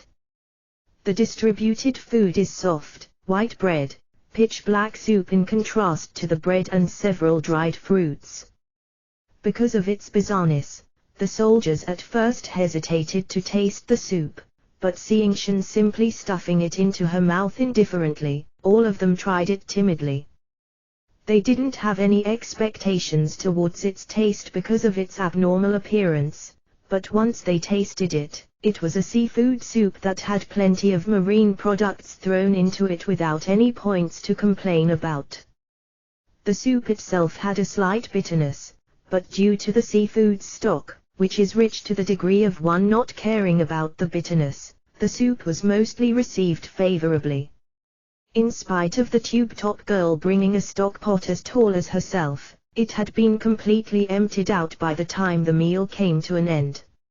Even the white bread had been prepared in an amount that exceeded the number of people, but it got cleanly eaten up as well. Rinya, that's Emil, isn't it? Shin asks, pointing at the girl walking while waving her hand and treating the soldiers amiably. That's right. Rinya, I don't think that you will supply things that can't be eaten, Rinya, but, is it safe, this? Shin, no problem. There's no poison in it. Rinya, I see. I'd like to hear the ingredients for Caution's sake though. Shin, fresh marine products that were procured from the market and Frau's deluxe garden vegetables. Rinya, somehow I feel like it's already no good with just that. Shin, also a soup stock I got from the fresh ingredients I procured from our neighbors. Rinya, neighbors. Shin, since Rinya's talking about neighbors, it's probably the house where AZ and Lyris live, Shin believes. However, she had no memory of having heard that the two of them were cultivating ingredients at home that can be used for soup stock, as both of them are busy with work as well. Rinya quietly brought his mouth close to the curious Shin's ear and whispered, "Look, it's that large." It was torn off into smaller pieces 2-3 times after that, was burned and ground, and mixed in. Rinya, if it's that, Shin. Rinya silences the surprised and flustered Shin by pressing a finger against her lips. That conversation also reached the ears of the surrounding soldiers, however they harbored no interest towards the ingredients Shin started to talk about until midways. They didn't have that much leeway, one might say. One could also say that they didn't feel like fussing over minor details as long as they were able to eat something delicious. It will become a problem if something like people dying as a result of the food occurs, but Rinya and Shin have eaten the same thing. Thus there was no reason for there to be a problem. Instructed or not, what's the training schedule from afternoon onwards? Keith, apparently they had recovered their stamina somewhat after eating a meal and resting to some extent. Keith asked while walking up to Rinya. Rinya replies by pointing at the things that are piled up in the center of the parade ground. You will use those. Rinya, those, Keith, what has been stacked up over there are countless hoes. A truly typical tool used in farming and such. After having mixed various metals into them, they are very heavy.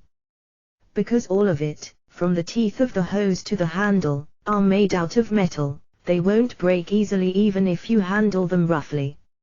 Rinya, so what are you saying you'll make us do with these? Keith, isn't that usually digging holes? Rinya looks as if he wants to ask why he's asking something that obvious. Keith continues to question while scratching his cheek. Just where and how far will we dig holes? Keith, everywhere. Rinya, pardon. Keith reflexively asks a question in return to Rinya's short answer. With a feeling of a teacher that carries out a class with students that are slow at understanding, Rinya pointed at the entirety of the parade grounds. You will dig to a depth of around your own height throughout the parade grounds. Rinya, being told that, Keith surveys the parade grounds. It's only natural for it to be vast since it's a place that can be used by several units at the same time and where sham battles between fellow units are carried out. Moreover, since soldiers are constantly treading upon it, the ground is quite hard. And, according to what Rinya says, the hoes, which will be used to dig the holes, have been especially made out of metal in their entirety. The conclusion he derived from that was a reality of heavy labor awaiting them, which he didn't want to think about. You are serious. Keith, I'm always serious, right? Should I make you finish until dinner time? As long as you don't finish, today's training won't end. Go at it with that mentality. Rinya, being told so by Rinya with a smiling expression, Keith had no other choice but to brace himself. You lot. How long do you plan to dilly-dally around? Get working quickly if you don't want to die. Take off your armor, leave the weights behind and pick up one of the hoes piled up over there. Keith, hey, who told you that it's fine to take off the armor? Rinya, I will prostrate in front of you if you like, but please allow them to take off their armor. Shin decides to pinion Rinya, who tried to stop Keith, from behind. As expected, even Shin apparently considered it as unreasonable to carry out the current training while fully equipped. While Shin is holding Rinya back, the soldiers quickly take off their armors, pick up the tools in a dash and start to fiercely dig holes in the ground. Given that the work started without time for Rinya to stop them, Rinya gave up this time on making them do it while wearing their gear. Only this time, okay. Rinya, what the heck are you planning to have them do? Shin, hasn't it been decided that I'm transforming them into full-fledged soldiers? Rinya says as if it's obvious. While thinking I'm sure soldiers are monsters or something in Rinya's former world, Shin picked up a hoe as well, blended in among the soldiers and started to dig up the ground. You lot, even though your princess is doing it while wearing the armor, only you guys are taking it easy by taking off your equipment. What a nice social status you have. Is the social status of soldiers serving in the National Army higher than that of Her Highness the Princess in this country? Oops. Shin thought, but it was already too late. Shin began to take off her armor as she blushed while looking at the soldiers who are accusing her with their looks. Although we don't blame you, why do you do what he says? T/N, Divination, Magic Arts. Check the glossary for further explanation. Today as well, a strange acting group continues to work endlessly starting early in the morning.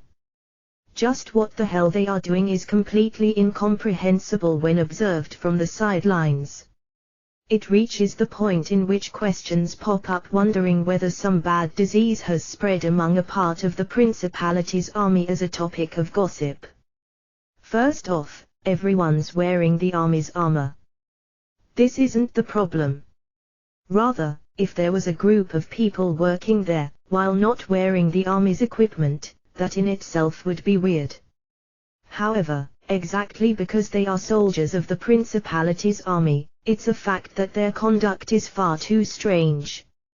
Furthermore, all of them are swinging hoes for some reason while being watched by a young man completely dressed in black. Of course the location is no farm. And although it's no farm, they are swinging the hose single-mindedly as if possessed. Thus, the soldiers are digging holes with plenty of vigor. They drive the hose into the ground with such an intensity that it makes others believe that they have some sort of grudge with the ground.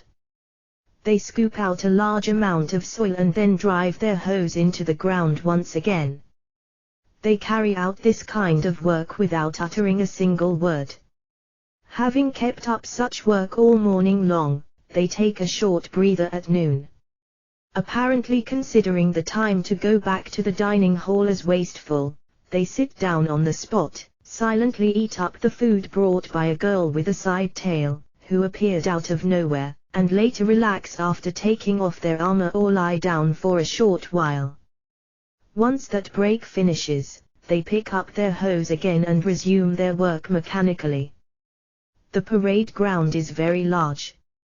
But the soldiers, who consist of 100 people, continue swinging their hoes determinedly while holes are dug out at a staggering speed. Before long, holes that are as deep as the soldiers are tall get completed. When those watching them tilt their head in confusion, wondering for what those huge holes are going to be used for, the soldiers, who crawl out from the holes one after the other, pick up their shovels and, for some reason, start to bury the holes they had just finished. No matter who watches that spectacle, no one is able of finding a meaning behind this type of work. But, the soldiers involved continue filling in the holes without filing a single complaint, as if an absolute order was given to them. In the end, when the sky grows darker as the sun goes down, the holes are completely buried again. The people responsible for that return to their lodging houses while looking satisfied. The next day, they, who are once again wearing their armor, appear at the parade ground shouldering large backpacks. In front of them is the place where they dug holes and filled them up again with their own hands. They leap towards that same exact spot upon being ordered to do so. The ground is extremely soft, as it had just a hole of the size of an adult dug out and then filled up again. Once the soldiers, who are clad in heavy equipment and are carrying a backpack that seems to be filled with weights, land on the ground, they quickly sink into it feet first. When the girl with the side tail appears, she begins chanting some kind of spell and several water spheres manifest in the sky. The girl begins firing the spheres at the soldiers. The soldiers continue avoiding those water spheres while frantically hardening their foothold, but sooner or later their movements start to become dull and those who are directly hit by a water sphere start appearing among them. Those attacks, which are likely the elementary spell, water ball, of the water attribute, easily blow away the soldiers' bodies, which ought to be quite heavy, and knock them onto the ground. The girl mercilessly fires even more water balls towards those who've collapsed. These water balls are stopped by other soldiers, who are covering their comrades with their bodies. Whilst they are stopping the water attacks, which should have quite the force behind them, they yell out their fighting spirits, while others help their comrades get up and make them resume evasive maneuvers. The water balls that crash into the ground transform the still soft soil into mud. The number of soldiers that receive direct hits after getting tripped up by the created mud increase, but they continue dodging without giving up. If they completely stop moving, their feet will sink into the mud. And once that happens, forget evasion, they wouldn't be able to even move. Because they understand this fact well, they don't stop moving. As they earnestly persist in doing so, they continue rescuing the unlucky fellows who couldn't move. Eventually, once the time for lunch gets close, the girl ceases firing water balls while looking regretful. With that as signal, the soldiers, who ran around for dear life, step away from the earth that had become a quagmire, remove their equipment and start cleaning their gear that ended up drenched in mud. While they were cleaning their equipment, the girl with the side tails once again started preparing lunch, and a blonde priestess, who was called over as a new addition, began to heal the wounds of those who were badly hit by the girl's water attacks. When that was done, they once again eat their lunch silently. Once they finished their meal and the break time has come to an end, they return to the ground that was still a quagmire by orders of the black-clothed man who had continued monitoring them. Then the black-clothed man begins to hurl fireball spells at them. Different from water sorcery, there's no doubt that they will suffer severe burns if they are hit by the fire spells, despite it being only elementary level. The black-clothed man urges them, who are more frantically running away than in the morning, with a denser barrage than the one released by the girl with the side tail.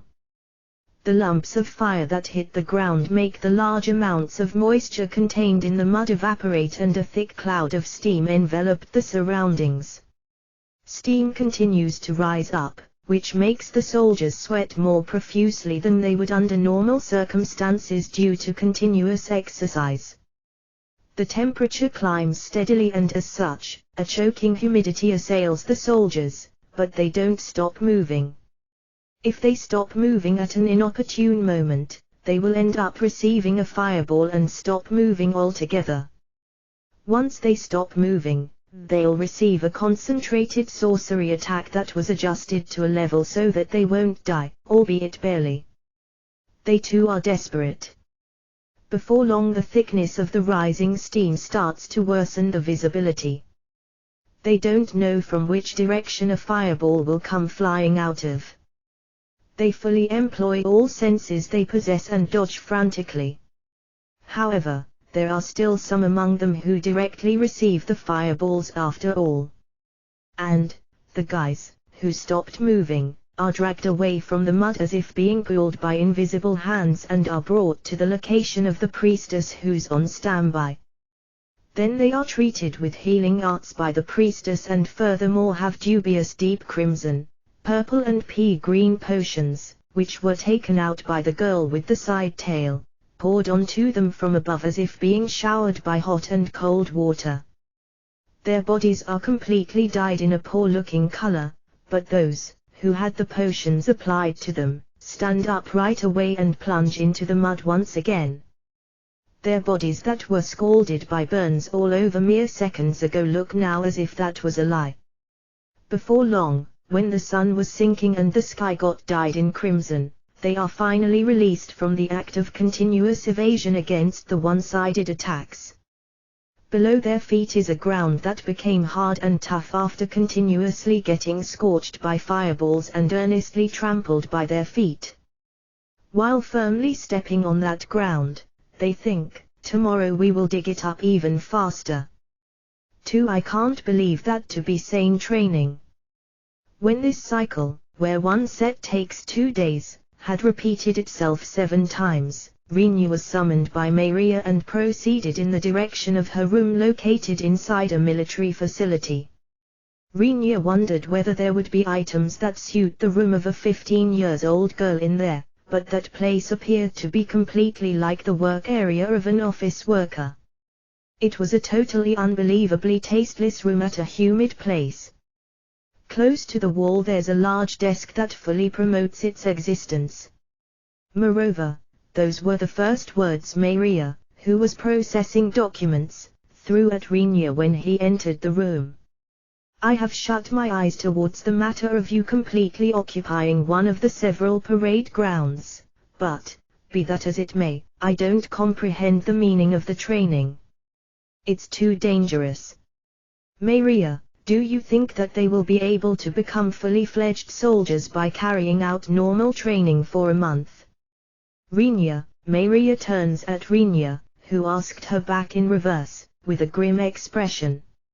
Although it's implicit, Rinya is basically saying that the soldiers of the Principality's army are not fully fledged and also, that the training they are carrying out is too lenient.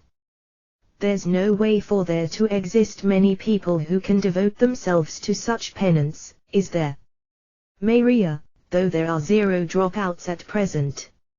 Rinya, that fact was something unbelievable for Maria. She was definitely prepared for there to be some or even a majority of soldiers running away after giving up, but just as Rinya says, there's not a single person among the 100 soldiers receiving his training who has run away or dropped out due to injury or such. However, it looks there's a great number of injured, doesn't it? Maria, there's a skilled priestess and a doctor around, right? Rinya, I'm well aware of Rona-san's skill, but, who's that girl with the side tail? She heals injuries in a flash with medicines I have never seen or heard of.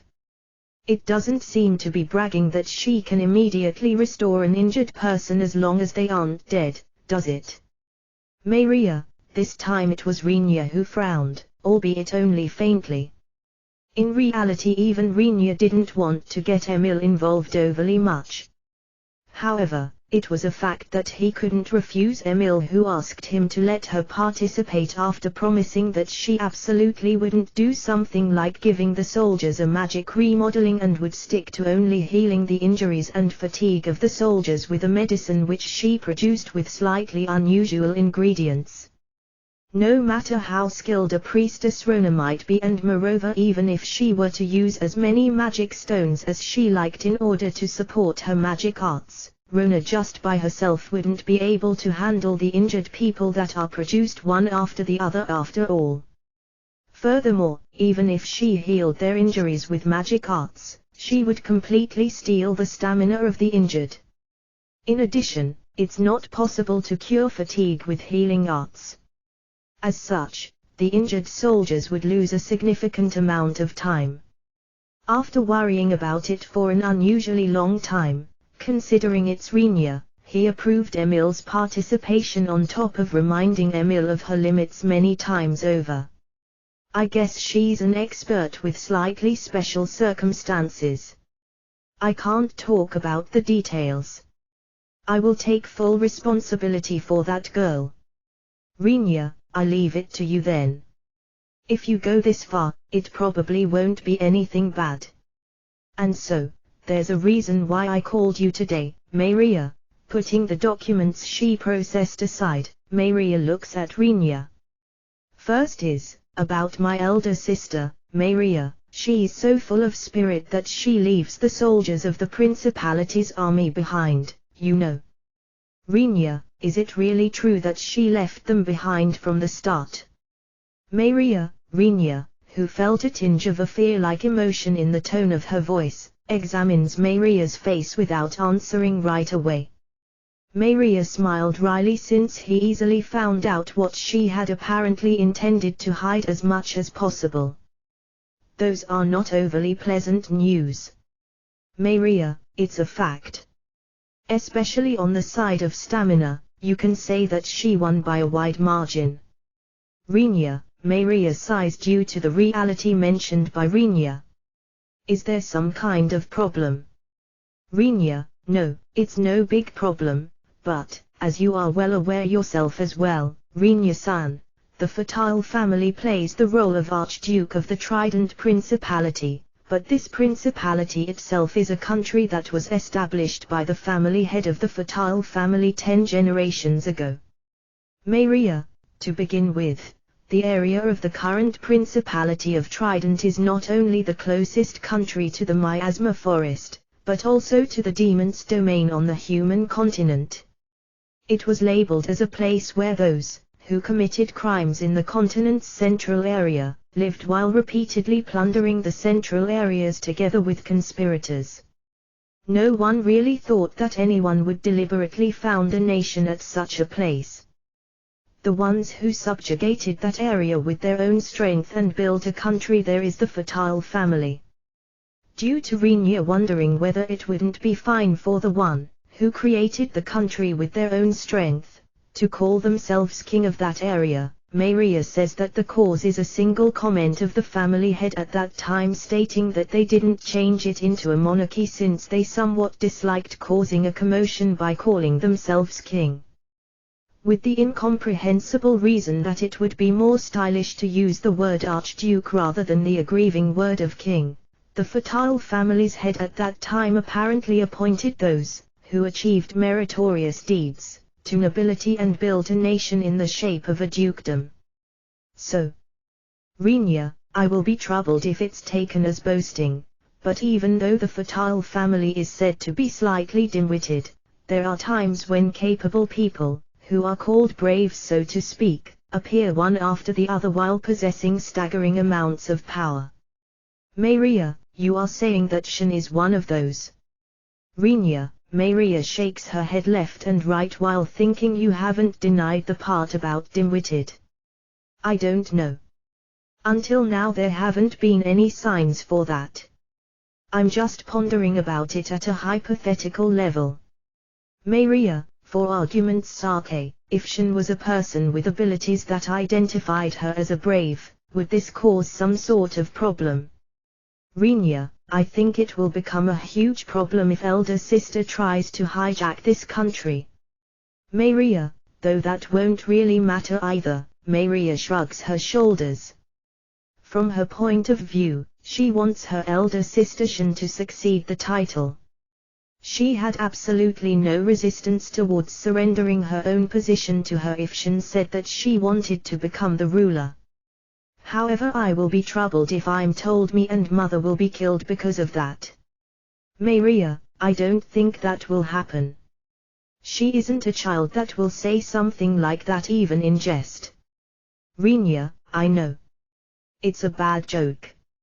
Maria smiled due to Rinya stating that without any pause in between. The second point is, actually doubts about your training have come up within the military. Maria, who? Rinya, the corners of Rinya's mouth rise slightly.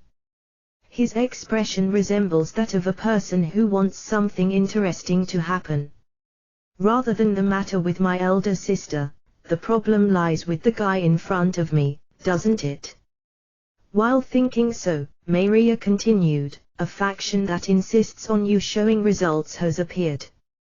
They are questioning the nation for paying money to a man that leads such incomprehensible training. Though I believe that there would be no way for them to spout such lines if they saw the actual circumstances. Maria, you know, I think it's fine to just let them say whatever they want. Rinya, yes, but the Trident Principality is a dukedom that's governed by nobles. You can give them the cold shoulder and let them say what they want if it's a monarchy, but no matter what Her Majesty the Archduchess says, continuing to ignore the pressure from a reasonable amount of nobles is troublesome. Maria, so what do you want to tell me in the end? Rinya, due to Rinya's question urging her to get to the point, Maria readily said as if trying finish the conversation swiftly, please have a sham battle with the soldiers working for our nobles. Maria, apart from the Principality's army, each of the nobles have soldiers under their command. Those soldiers are completely under the control of the nobles and even the Archduchess has no authority over them. They have created an independent military structure. You told me that the training period lasts 1 month, didn't you? Rinya, Maria nods upon the confirming question of Rinya. Indeed, since that's our agreement, I will keep them quiet for 1 month. Maria, in that case I accept. Rinya, Maria took a deep breath, feeling relieved, as if a weight had been removed from her mind due to Rinya readily accepting, but her expression froze right after hearing Rinya's next words. Then I'd like to request permission to train the soldiers under my thumb in the miasma forest in preparation for the sham battle. Rinya, I can't think of that as a sane suggestion. Maria's shout seemed like a scream.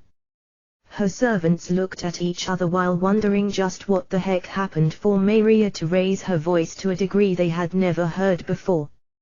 If you briefly say the travel of 100 soldiers, the conversation ends there, but when it comes to actually carrying out the trip, troublesome preparations and formalities become necessary. Rinya entrusted or rather got rid of everything related to the formalities by shoving them onto Maria. However, Rinya still has to come up with a transportation method so as to get the 100 soldiers to the miasma forest. The miasma forest's entrance is at a 2-day travel distance with a carriage from the city of Kukrika. Nevertheless, given that the soldiers would travel by foot anyway, it would end up in a needless waste of time. Will you prepare a carriage? Shin, Rinya racks his brain over what's to be done while in the parlor of his home. He shakes his head while saying certainly not to Shin, who asked after seeing Rinya's state. 100 soldiers is a number too high to be carried by carriages alone. It's not impossible if we arrange several carriages, but the costs are nothing to sneeze at. Since the expenses will be shouldered by the principality anyway, even that wouldn't really matter much from Renya's point of view, but apart from the costs, seeing as the main objective lies in the training, a round trip of 4 days is too much of a loss. I feel like I could travel that distance by running in 1 day, if it's the current me, but, Renya, that's not a normal human's running ability, is it? Shin admonishes Renya before he could suggest such an outrageous thing as making the soldiers attempt such a feat. In Shin's eyes, various aspects of Renya's abilities have already largely deviated from the category of humans. Even if he insisted on doing something like that, it was plain obvious that it would be impossible. The reality is that the soldiers harbored a similar impression about Shin as well, but she hasn't noticed that. How about asking Mei to lend you the magic ship? Shin, if it's that, it should likely have the cargo capacity to hold a mere 100 soldiers, Shin assumes. Moreover, its speed is reasonably high. Shin believed that to be a good suggestion, but Renya refused it right away. Let's not go there. It seems like those nobles would get naggy about it. Renya believes that group, which is trying to find fault with everything he does, will come biting at him as soon as they find even the slightest thing to latch onto. If Shin requests something like that from Meiria, you will never know what kind of complaints will be filed towards Meiria. What will you do in that case then? Aren't you at a dead end here? Shin raised both her hands as if giving up, but without sharing her opinion. Renya says, not quite. As long as we don't get picky about the means, there's a method. Renya, I see, let's go with that then. Shin promptly judges to not ask about the details of the method Renya mentioned. You know you're okaying it without even listen to details, right? Renya, whether I'm okay with it or not, I don't have an alternate plan, right? Isn't there no other alternative but to go with your plan, Renya? Shin boldly threw out her chest and answered Renya's question, who seemed to be slightly surprised. Her attitude is splendid, but there's no substance behind it. No matter whether you simply haven't thought it over or have properly made up your mind. I think that's a comment which is difficult to appreciate. Renya, at any rate, let's go with that. Time is precious, right? Shin, I wonder whether it's really all right. Renya thinks. But he reaches the conclusion, since I've gotten the authorization of Her Highness the First Princess, although she resigned as successor, I guess it'll be all right. Got it, let's go ahead with my plan then. Shin, can I have you prepare the goods together with Frau? I have already told Frau about the necessities. But because it will result in purchasing things and having Meiria's side shoulder the bills, please go along with Frau and help her. Renya, understood. Please leave it to me. Shin nods strongly and leaves to look for Frau. After following her back with his eyes until she was out of sight, Renya, who had stayed behind, spoke to himself while inside the room with no one in it. They really won't come, right? Renya, yeah, well, the miasma forest is certainly a bit close to my home country. Emil, the one who showed up as if oozing out of the wall while answering is Emil. Renya didn't understand how she did it, but sometimes Emily suddenly shows up from empty space. Emil didn't do that in front of anyone but Renya though. But, Renya and Frau have realized that she can apparently motionlessly observe or listen in all over the house while being invisible. Given that it doesn't seem to have caused any real damage at present except for having one's privacy infringed, Renya and Frau left her alone since Emil didn't spy on them. though it seems that Krawa will accompany us since the destination is a forest. Rinya, meaning Frau Chan, and Rona will stay behind, eh? Emil, Frau is, you know that Frau can't leave the house or my side. Moreover, with her appearance, the soldiers will be soothed and that would be troublesome. Rinya, as Frau is a silky, she is bound by the limitation that she has to be either close to the house she's protecting or to her master Rinya. Putting aside the soldier's usual state, Rinya can't predict how the soldier's mental state, who are currently starting to feel bloodthirsty in various ways, would be affected if they saw the petite, cute maid appearance of Frau. And, since he can't predict it, there was no way for him to allow them to get in touch with her now. So Rona-chan will go around restraining a part of the nobles together with Frauchen. Emil, troubles never run out, do they? Though it's fine as long as she doesn't become bald. Rinya, don't say that in front of Rona-chan, okay? You will make her cry, you know. Emil makes a joke about it and laughs, but Rinya ends up wondering whether Rona isn't working too hard in various ways. Even though she has been appointed as Shin's babysitter, who by herself causes endless worries even at the best of times, she's apparently adding workload related to the principality. There's absolutely nothing strange if her levels of worry and fatigue spiked and became hazardous, as she also has to argue with nobles as Maria's assistant even if it's only talking. If she was a man, it might have been necessary to worry about his hair falling out, Rinya judged seriously. Though it isn't something that can be changed by just thinking about it.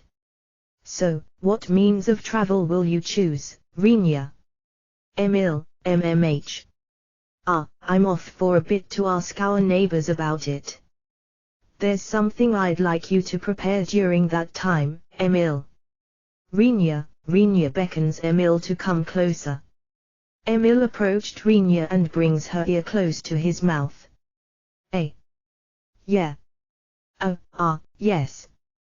Got it, but won't it turn into an uproar? Emil, you're saying that at this point in time? Rinya, while telling her that she worries too much as a demon, Rinya left his home in order to visit the house of his neighbor AZ in order to ask for their help in person. The next day, just as Emil had worried, the city of Kakrika was plunged into a tumult.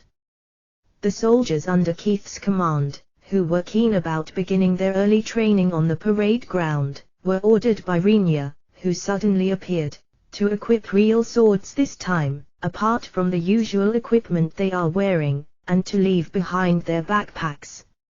All of them had anxious expressions while wondering just what the hell are we going to do now. Even so, the instructor's orders are absolute for them.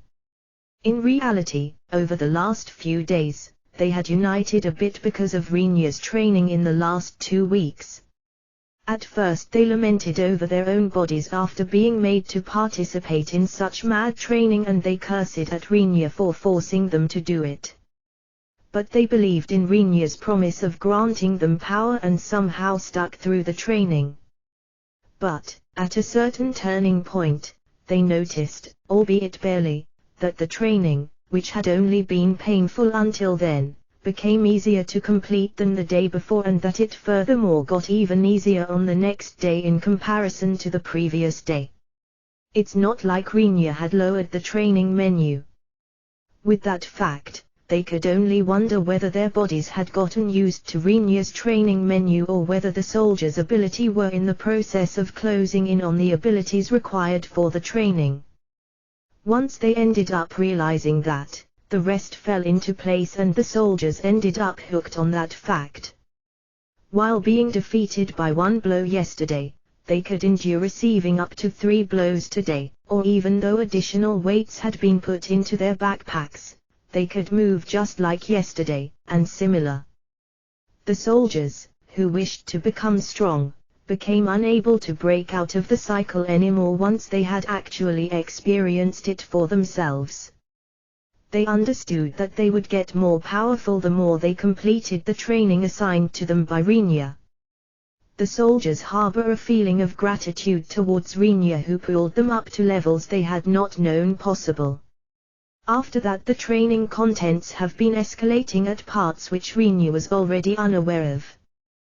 Them adding weights in their backpacks and coiling additional lead around the hand grip of the hose was just the beginning. The end result was them betting on who would be able to defend against the most of Emil's and Rinya's sorcery attacks. Of course Rinya didn't know about such gambling. He simply thought, I somehow feel like the hit rate has gone up.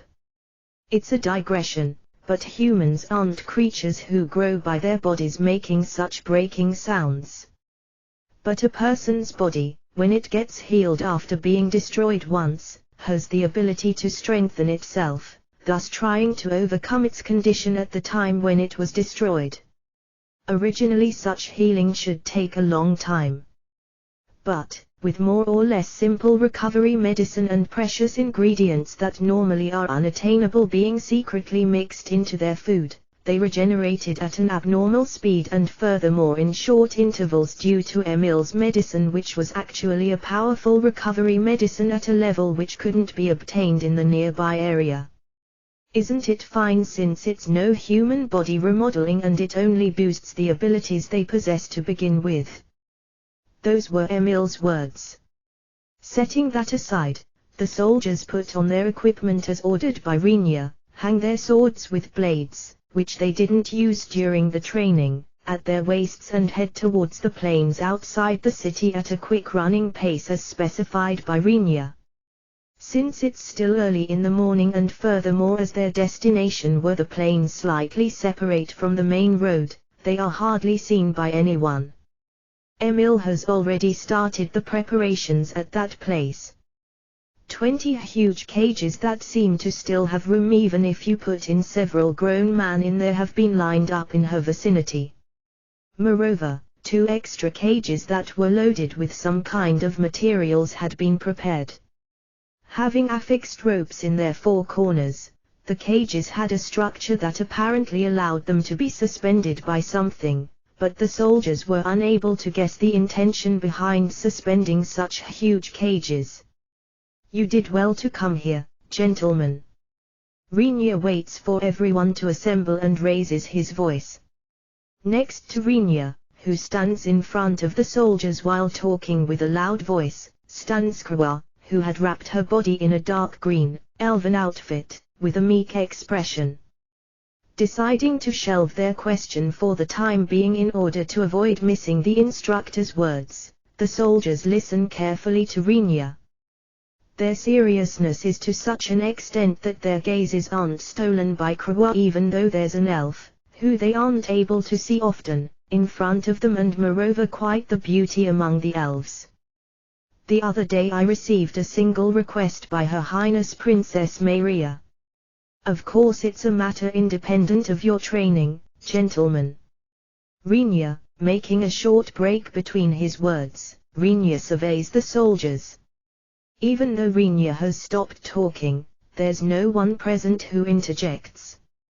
I'm told by Her Highness the Princess to show this month's training results to the Principality's nobles after the time limit as the one in charge of your gentlemen's training.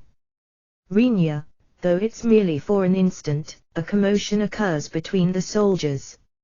Rinya suppressed that commotion with just his look and continued speaking. To inform the great nobles of those results, we are told to carry out a sham battle with their soldiers. Rinya, a slightly bigger commotion in comparison to the previous one rises. The Principality's army is a mixture consisting of humans related to nobles that have joined it as duty and citizens that have joined as volunteers. As such they form a combined organization. But there's considerable difference in the quality of the soldiers belonging to the army. In contrast to that, the private armies of the nobles have many soldiers of high quality, albeit their coordination as an organization is ambiguous, since the nobles are investing a reasonable amount of money to gather skilled soldiers as they apparently view it as matter of honor. The 100 soldiers below soldier leader Keith, whose training Rinya was in charge of, were volunteer soldiers from among the citizens. Probably owed to that, they feel timid towards the ones called nobles and are anxious whether they will really be able to stand a chance against the strength of their private armies they heard about in rumors. They expressed that by causing a slightly bigger commotion. Don't lose your cool. I accepted the request of Her Majesty the Princess. And I don't join a battle I can't win. Rinya, the soldiers' commotion settles down due to Rinya's confident declaration. Maybe Instructor Dorno has some kind of plan, the soldiers thought, but Rinya crushed that wishful thinking in an instant. I tell you clearly, I don't have a plan. We will confront them directly from the front. Rinya, Instructor Dorno, in that case our chances of winning are, Keith says to Rinya with a timid look as he's apparently unable to put up with it any longer. Rinya glanced at Keith and laughed scornfully. I think that you can win without any trouble as you are now, but your way of thinking is still completely unsuited for battle. For you to suddenly think that it's extremely unlikely to win is proof of that. Rinya, certainly, it might be as he says. The soldiers think and don't raise any objections. After all, they believe that there's a difference in social standing between nobles and commoners, and between volunteer soldiers on the one hand and elites that were assembled without sparing any money on the other hand. To fix and restructure your guys' spirit, and on top of that for carrying out your training, we will go on an expedition. Rinya, at the same time as Rinya announced that, there were signs of the city of Kakrika, which is far away from them, becoming chaotic. Once the soldiers, who had noticed that, look in the direction of the city while wondering what's going on, they can see the patrolling soldiers and the sentries at the gate running away somewhere in panic. There are also travelers waiting for their turn to enter the city since early in the morning, but they can be seen rushing into the city as if escaping from the inspection in a hurry. Just, Keith, the body of Keith, who was about to say what is going on, trembled due to the chill he feels running up his spine. It closely resembled the coercion that Rinya released all of a sudden during training without any warning, but the current coercion felt somewhat weaker than Rinya's. Nevertheless, if we hadn't gotten accustomed to Rinya's coercion, we might have fallen into a state of panic compelling us to run away from this place as well, Keith judges. Ahead of his look, in the distant sky, Keith discovered several black dots. You don't say. Those are, Keith, that was something he had seen once before. At that time it was only one dot, and after that a dragoon out of stories long lost in the city of Kakrika came back. What he saw at that time is currently completely the same, but ahead of Keith's look there were several of them now. No way. Dragon. Moreover, several of them. Keith, don't kick up a fuss, soldier leader. You are too noisy. If we don't have at least those, we won't be able to transport 100 people, right? Rinya, just now, what did you say? Keith, somehow feeling that Rinya spouted some unbelievable words, Keith reflexively asked once more. As I said, to have 100 soldiers board the cages and carry them all at once won't be possible if we don't use dragons as transporters, right? Rinya, with dragons. Transport us. Keith, who else do you think? You guys, be thankful since I expressly requested mounted dragons through Lyris the Dragoon. Rinya, he did ask by going as close as threatening her without restriction, but Rinya has no interest in explaining those circumstances. However, since Drakan, whom he addressed with his request, was on the verge of tears, he wonders, have I been slightly too unreasonable? Listen well, gentlemen. The goal of this time's expedition is the Miasma Forest. There we will carry out combat training and prepare for the sham battle, Of course, since the place is what it is, I can't say that it's safe. Rather, it's dangerous. Therefore it's fine for those who refuse participation to stay behind. Rinya, the figures of the dragons are gradually closing in. As if being enthralled by those, Keith and the soldiers don't even twitch. Rinya feels uneasy whether they have really heard him. The destination should have been a quite shocking place, but there's almost no reaction among the soldiers about that. From the soldiers' point of view, they felt like they wouldn't be shocked by anything they might hear next in front of the reality that they will be carried through the air by dragons. The miasma forest is certainly a danger zone, but compared to a dragon, it's not such a hopeless place either. However, as for those participating, I will give you my word that you will obtain power to the degree of not needing to worry about the likes of the nobles' private armies. Well then, what will you do? Rinya. Upon Rinya asking that, Keith turned around to his subordinates behind him and yelled, "You guys, we will go. Something like the experience of us being carried by dragons won't ever happen again, no matter for how long we live." Keith, that part. You guys are hooked on that part. Rinya. The soldiers shout cheers and rush towards the cages. Rinya has somehow a feeling of being left behind. Kawa, who had watched the development of the situation next to him, leaked a small sigh. Their enthusiasm is extremely annoying, or rather, sultry, isn't it? Kawa had reached the point where she could talk in the common language a bit more fluently. While gently caressing her head and saying, "You held out really well, didn't you?" Rinya reflects by himself, "I wonder, did I make a mistake on setting up my speech? Where's Shin?" Rinya, she charged into a cage at the very front. Kawa. Upon Kawa's reply, Rinya praised her with, "You did well to spot her. Even though I wanted to fool around for a longer time." Yuuki thought while grinding his teeth in vexation as he lied face down on the bed in the room that had been allocated for his personal use. He believed that there wouldn't be any hindrances. Speaking of him, the hero, there wasn't anything he couldn't obtain. He easily got his hands on girls who caught his eyes while walking through the city, noble daughters and royal daughters of foreign countries.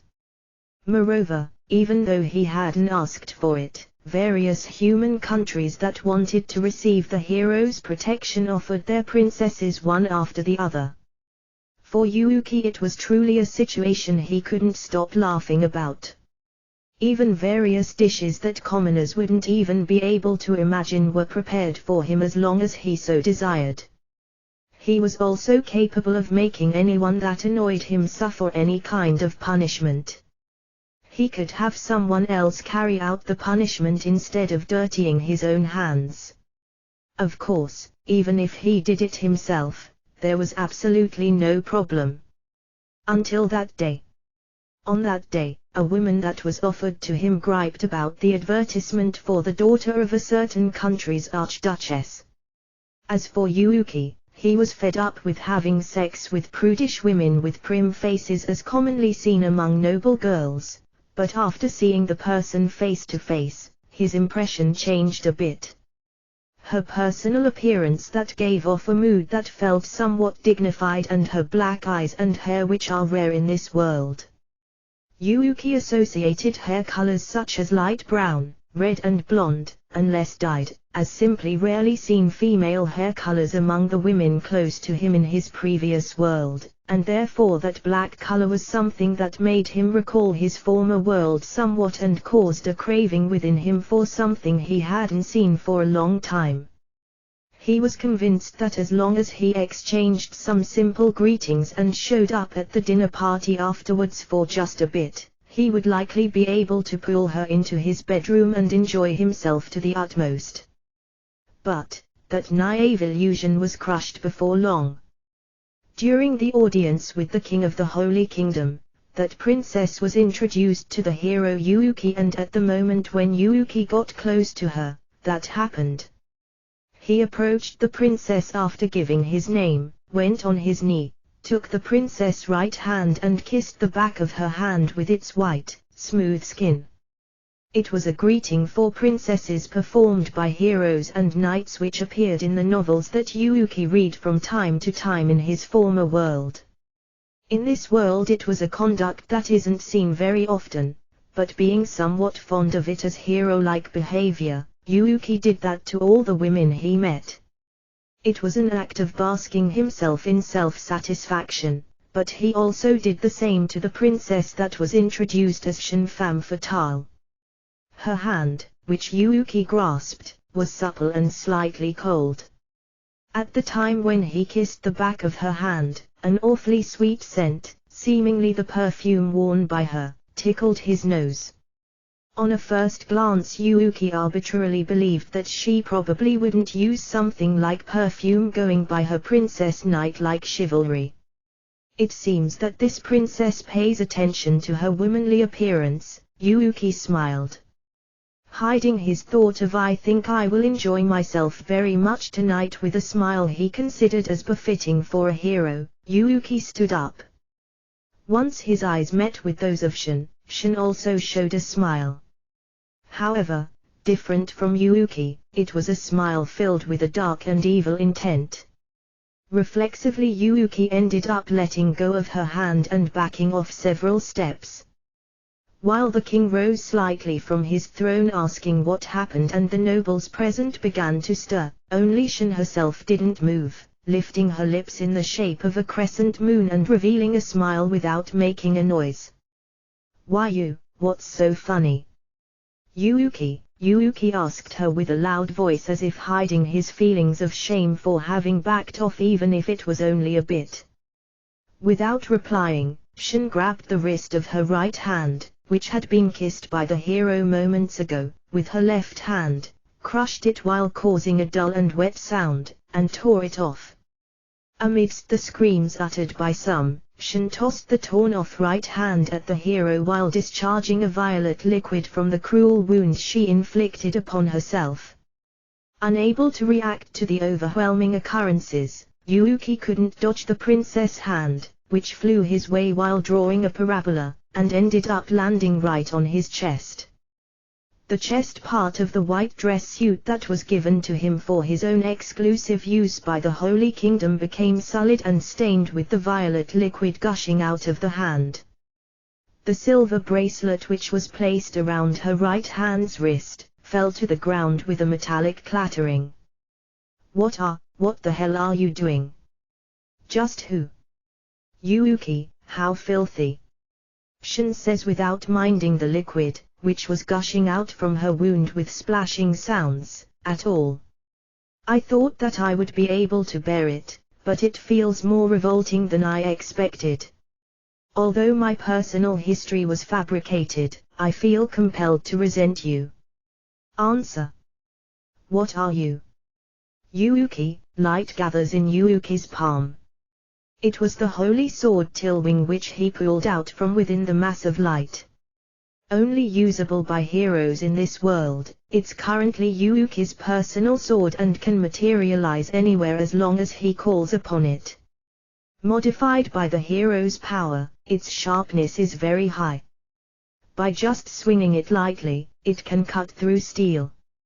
Looking at that sword with a gaze as if seeing something worthless, Shin laughed scornfully. I have no words on hand to answer an animal with. Now you've said it. You monster. Yuuki, forgetting that the other party is a princess, Yuuki, who thought that he was taken for a fool, slashed at her with the holy sword diagonally from the shoulder without any warning. The thing that took Shin's shape took the hit directly to its body without even trying to avoid it. The black dress was cut up and red blood gushes out from below the white skin that became exposed, or so Yuuki thought, but no blood gushed out from the widely opened wound. Only skin and something similarly white could be seen filling up the place below the skin. Even though it had been cut with a single stroke from the right shoulder to the left side of its abdomen, its smile never even twitched. At the same time Yuuki realized.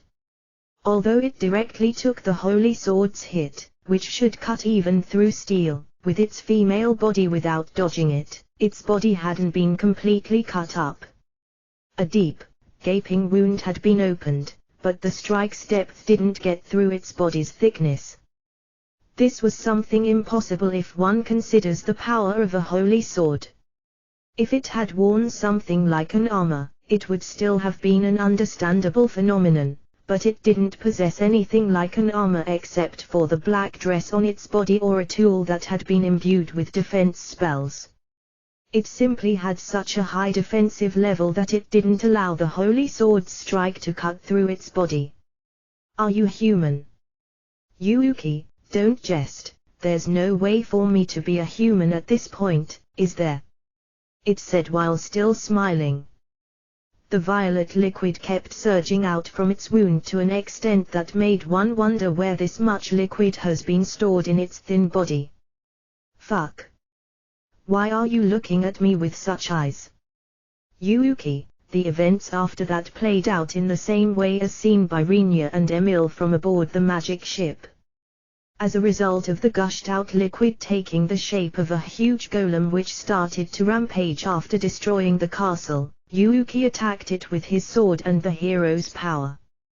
Although he got quite surprised by its sudden appearance and its huge body, Yuuki crushed it by determinedly cutting at the golem that didn't have that much strength in itself but, as if in exchange, possessed an extremely high defense power. The uproar had calmed down for the present, but for Yuuki the true terror came after that. After all, he became completely incapable of any kind of act that had to do with women. By just touching their skin, he is assailed by palpitation and panting to the degree of becoming dizzy, and while he gets tormented by headaches and stomachs, he violently throws up so much that it makes one wonder whether he will also spit out his intestines. He tried testing whether he would be able to endure it, but unable to bear it even for a mere few seconds, Yuuki's body forced him to vomit repeatedly. Moreover, once he touches female body fluids, in short their blood or saliva, the part of his skin that got in contact would get inflamed to the level of peeling off. This is an inflammation that can be healed to a certain degree by using expensive healing potions. Having tried to test it several times, Yuuki before long suffered from terrible symptoms of not only the skin starting to fester, but even his flesh. Because of this, Yuuki ended up with a body that couldn't get involved with women at all. For Yuuki, who only thought of creating a harem and living a rose-colored life once he came to the different world, it resulted in losing the majority of his reason for coming to this world. Making me go through such suffering, I won't forgive that guy, Yuuki. In the end, the investigation of the Holy Kingdom didn't attain any results in its search for the criminal who had sent an imitation of Trident Principality's Princess Shen to the Holy Kingdom.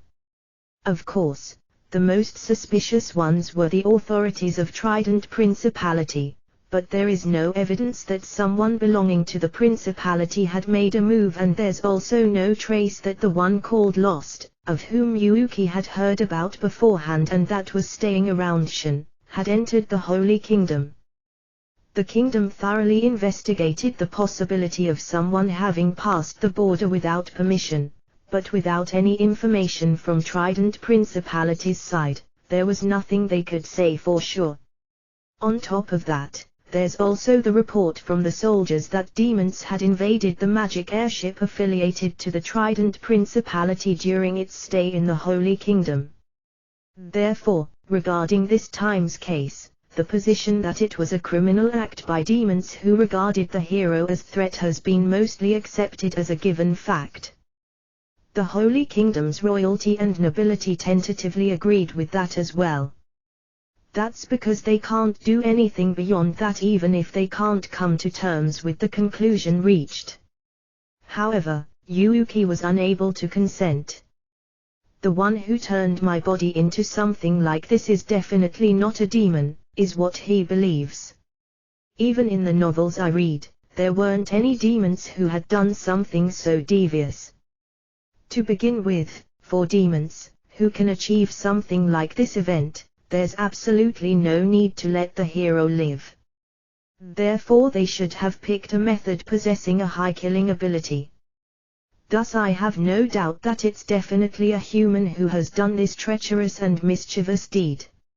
If I let that princess suffer hell, the mastermind behind this event should come out for sure. Yuuki. The most fortunate aspect about this time's case for Yuuki is that his hero powers haven't suffered any kind of detriment. There's no change in his extraordinary physical and magical power as well as his authority to use equipment dedicated to heroes. Because of that, the Holy Kingdom has kept the impotent Yuuki around, but this time Yuuki has the intention of demonstrating his powers to his heart's content to settle matters with the Trident Principality. Nobles and their likes will happily cooperate with me if I cut off one of their arms. Yuuki mutters as he lied face down on his bed with a dark light dwelling in his eyes. His expression was so sinister that one couldn't possibly call him a hero. To Master. Isn't that somehow weird? It's weird, isn't it? I mean, it's strange. That is an expression I have somehow heard somewhere before, you know. The little girl, who was half asleep, answered in a fed-up manner to Giliel, who operated a board, which is quite similar to a greatly popular portable computer terminal in a certain world. There's no need for a god to sleep. But there are occasionally times when a god will indulge in indolences. Although the work to be carried out only increases the more I play hooky, there are times when even a god wants to escape from reality, the little girl wanted to emphasize. What is it that's weird? If it's something stupid, I will make you suffer something dreadful, okay? Don't mind it then. Giliel, after pondering about it for just a few seconds, Giliel readily gave up on getting an answer to the first question she asked. Due to that swift decision, the little girl asks while nastily wondering whether it's something trivial, that leaves a bad aftertaste, doesn't it?